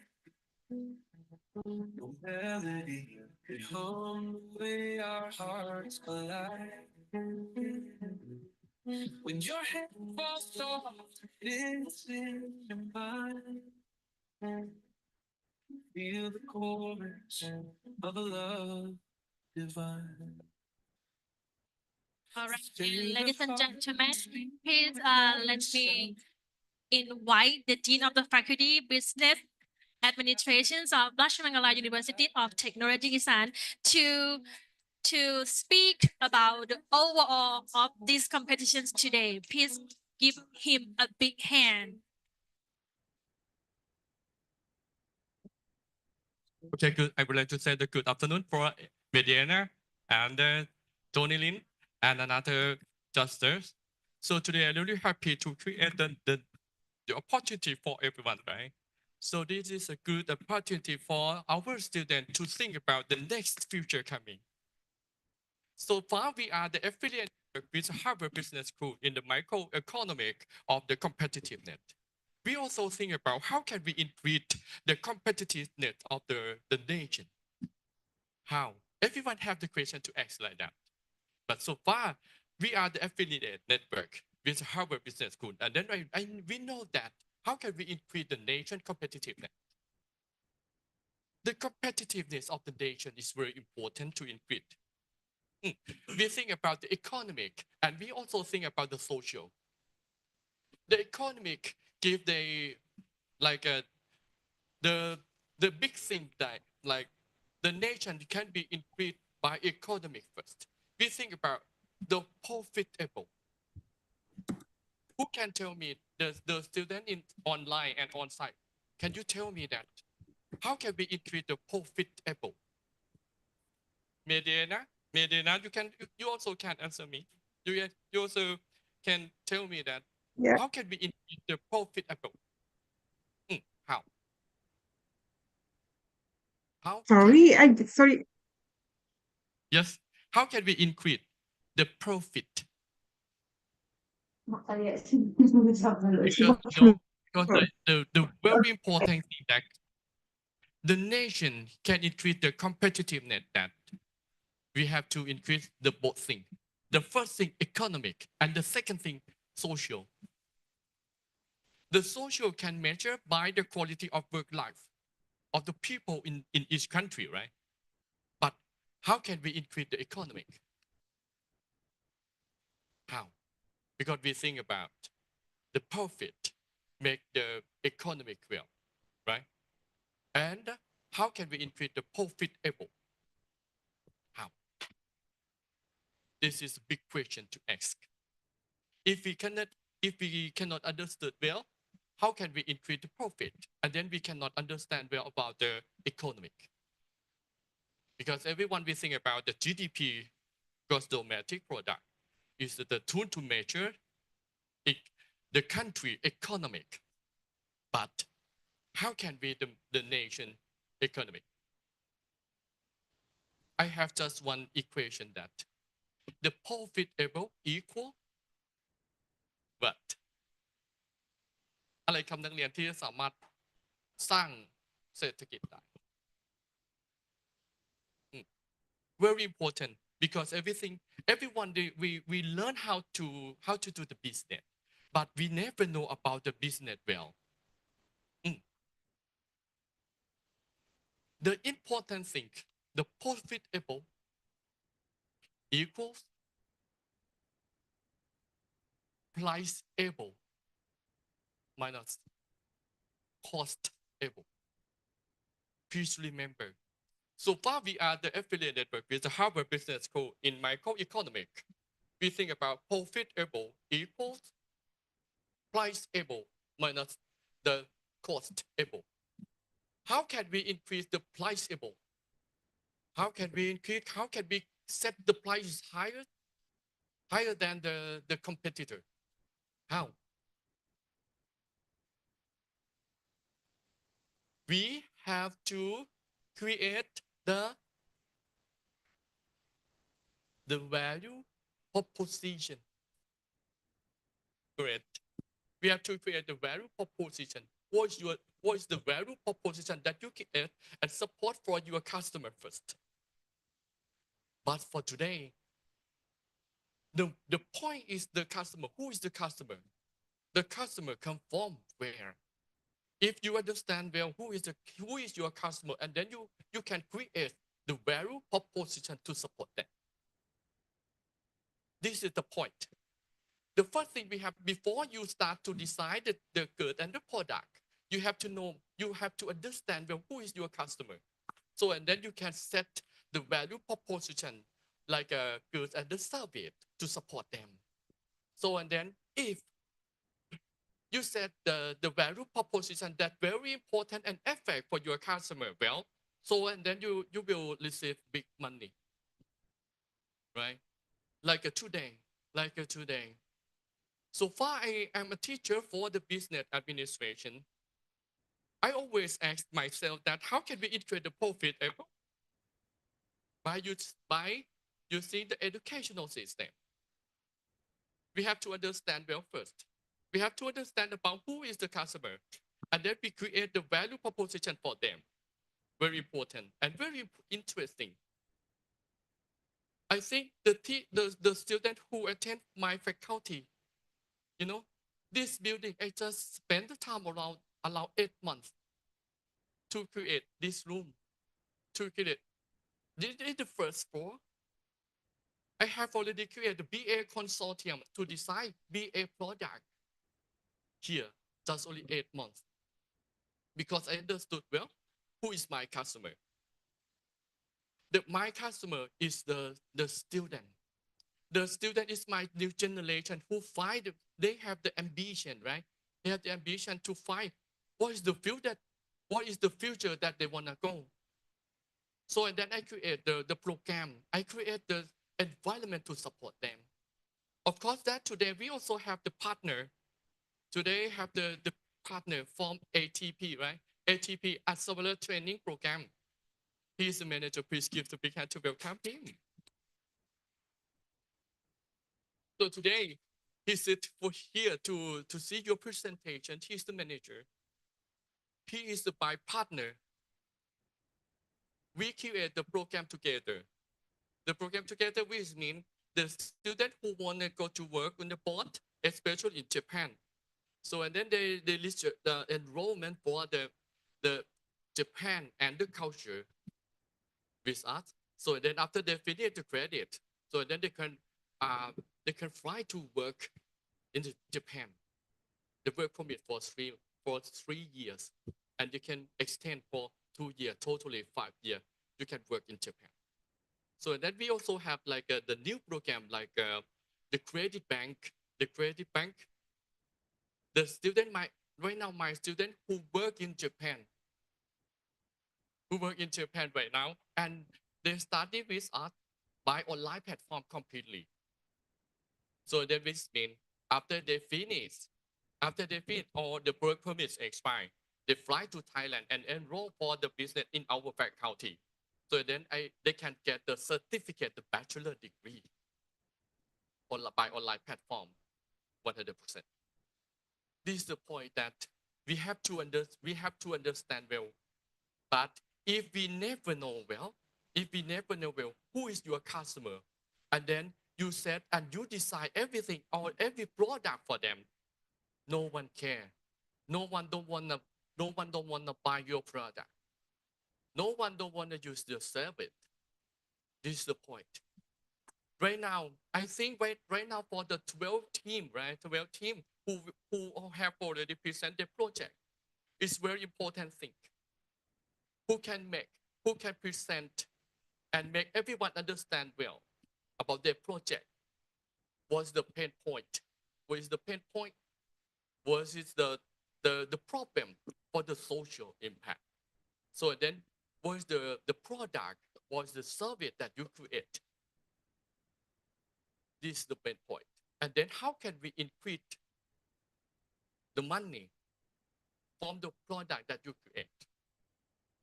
How can we set the solution that's suitable for the problem or the customer? Well, today like that. And the special thing is presentation. Just only 10 minutes, right? Just only 10 minutes. You have the time to present, the communicate. I came and I saw the last team, right? I really feel excited. Like right now, I think like I'm in the pitching day, right? The pitching competition event. So I think that the presentation is very important. I went to the Philippines before, and I in Cebu, right? Cebu, and my friend also work in Cebu before. And the Philippines, when they present, they always concentrate. I have to say like they concentrate to presentation. Yes, and they want to make sure that everyone in the room, you have to believe me. So this is my product, this is my group, this is my team. Is very important. And you like the fighter, right? To fight with everyone that you have to know, you have to understand. So we are the Philippines, right? And in Thailand also. So today we don't need to worry who is the winner. But we have to think right now, we think about how can we create the project to support the social enterprise. This is the point. And after you understood well that this is the project that I create by myself, that I create by my team. So and then today we win. You can practice this program or this event that we create. We set for the new generation who have the new future coming. Of course, that my student we cannot present in English so well, but how? Why we have to think about not good? Why we have to think about we cannot speak English? But the English is only the bridge to make a relationship between us, to make a relationship between friends, to make a relationship between country only. But everything is thinking.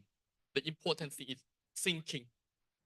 If you think about our future well, by using the language is the middle, like a bridge. So and then our world will move towards to the future. Today, everyone think about the future. Everyone think about our new generation.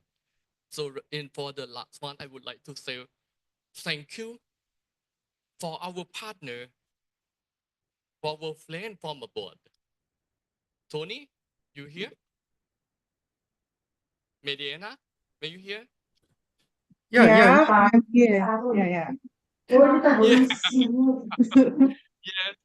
The Mediana, she is my friend. She is my friend, right? Mediana.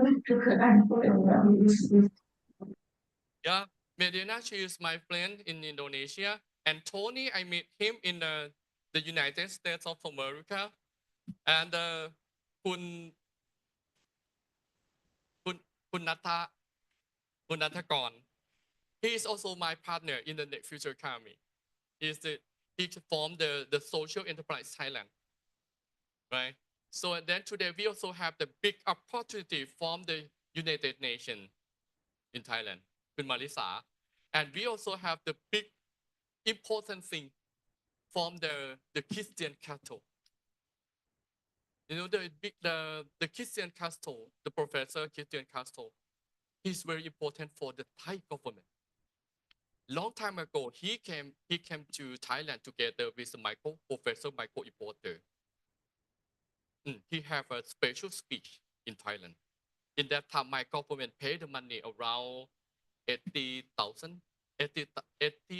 million baht for the Michael Porter to set, and like we said, the government set the seminar class for them. So then after that, today, the Christian Castle, he come and he gave like a valuable speech for everyone. I think today, this very important thing for us to know about our future by using the business plan to create the product and the service, social enterprise. Thank you for today for your coming. Thank you, our partner, Good Bob. And thank you for the Mediana. Thank you for Kuton. Thank you for Tony. Please give a big hand to say it. Thank you.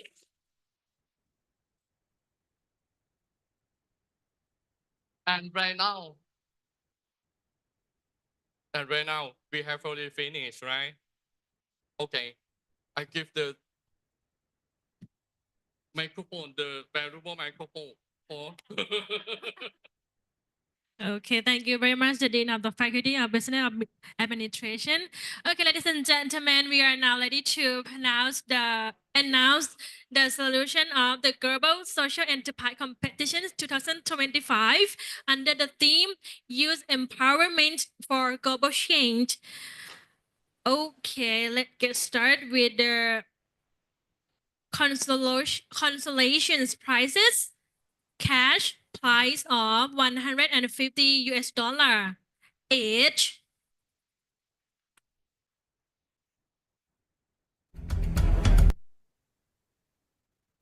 Yes. Right, I would like to invite Dean on the stage.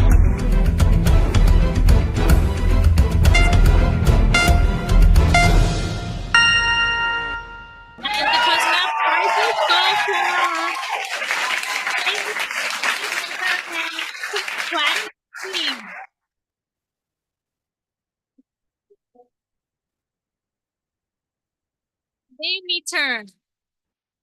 Daymeter and Quick Quack team. Quick Quack team. Okay, and Demeter from online team, right? Demeter from University of Thai Chamber of Commerce Confederation Both team. Thank you so much. Okay.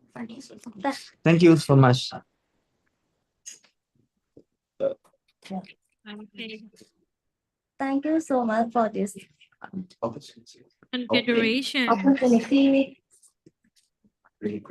And I'm the really next one. appreciate it.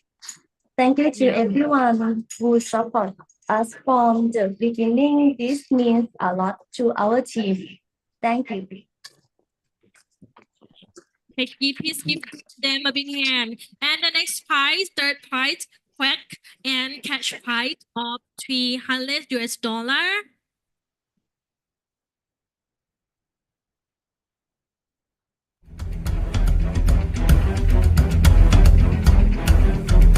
Gonna be the first prize.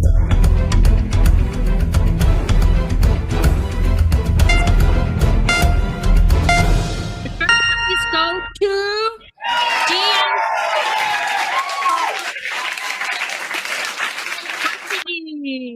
Congratulations.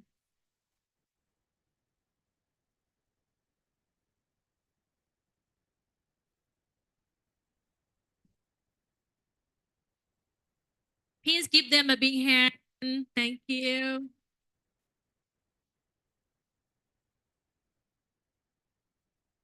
Thank you so much for the appreciation.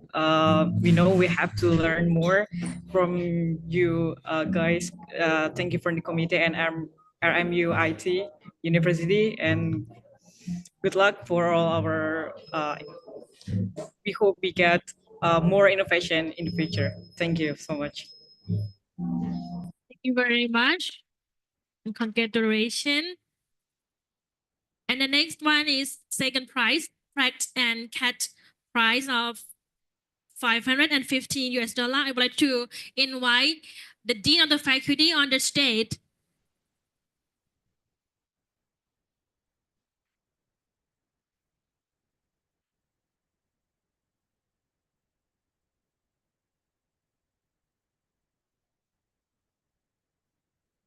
All right, the second prize go to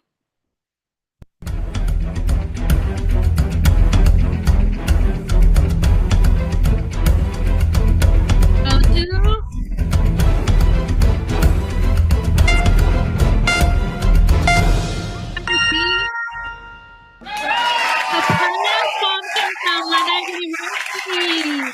Congratulations.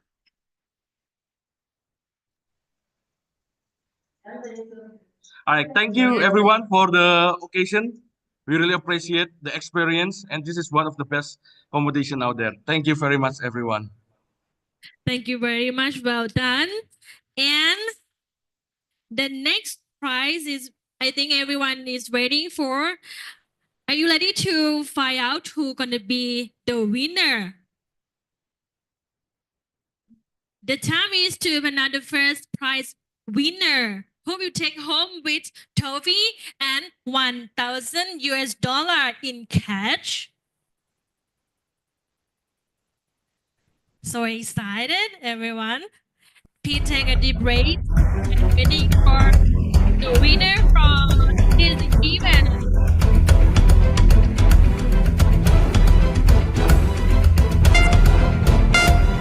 The winner,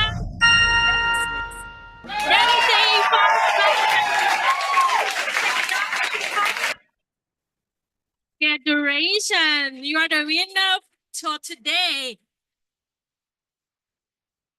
Oh my gosh. It's very jealous because you guys got the trophy and $1,000. Please give them a big hand.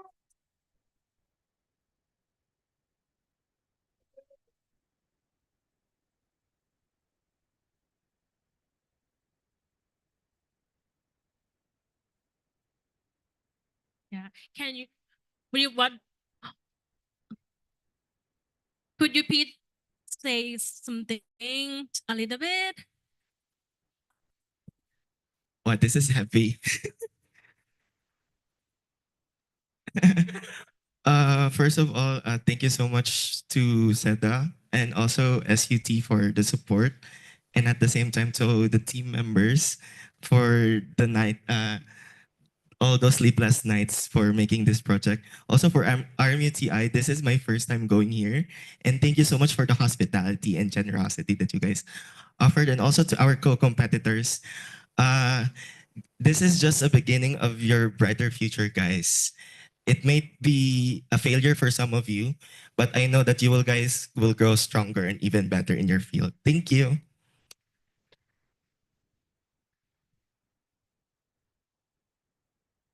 Okay, ladies and gentlemen, we have now reached to the conclusion of the Global Social Enterprise Competitions 2025. On behalf of the organizing team, I would like to express our heartfelt appreciation to all of the respected judges for your available time and thoughtful feedback. Thank you for SE Thailand for your unwavering support throughout the entire project. On the competitors for your hard work, dedications, and inspiring idea. On the participants and lecturers who support and prepare the team for this meaning competition. On the distinguished guests, inspiring speaker, and every participating team, both on site here and online via Zoom. Thank you for your passion, your creativity, and your commitment. And I think next time we will meet again for this special event, right? Yeah. Okay, a big thank you go to our partner, the Social Enterprise Thailand Association. Yeah, of course, the Faculty of Business Administration, Rajamangala University of Technology, Isan for making this very special event.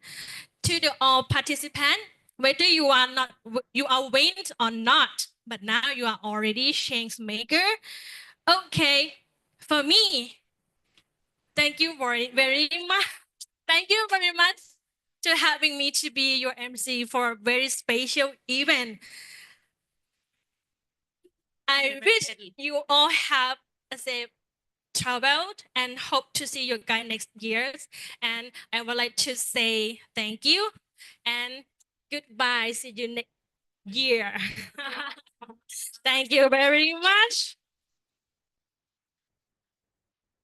Okay, everyone, can you open your camera? We will have a group photo section.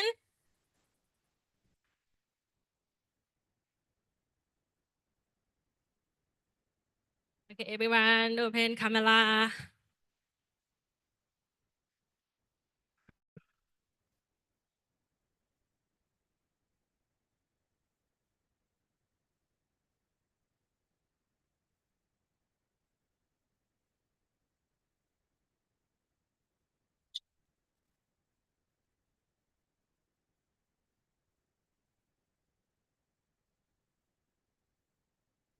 Hãy subscribe cho kênh Ghiền Mì Gõ để không bỏ lỡ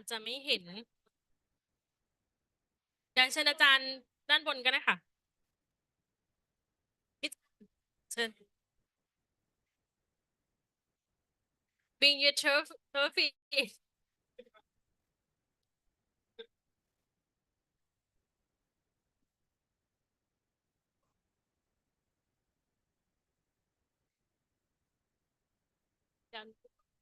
Let me shake the position for everyone.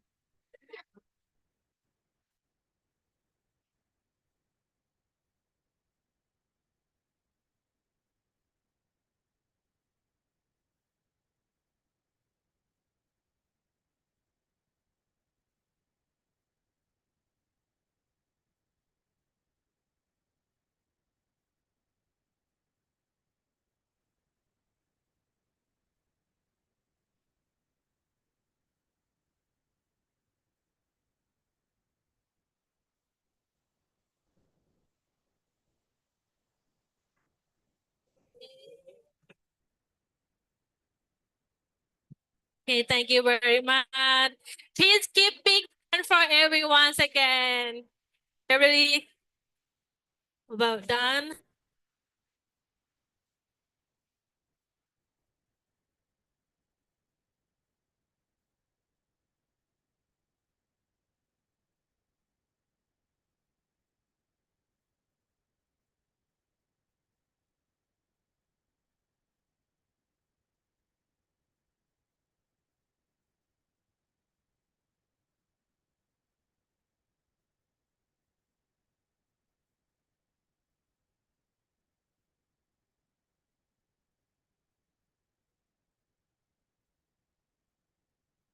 Okay, thank you everyone. Thank you everyone from Zoom.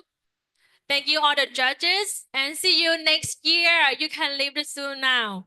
I hope to see you next year. Bye, Mr. Tony. Thank you, audiences. Thank you, guys. Bye, Dr. Mediana. Hope to see you again next year.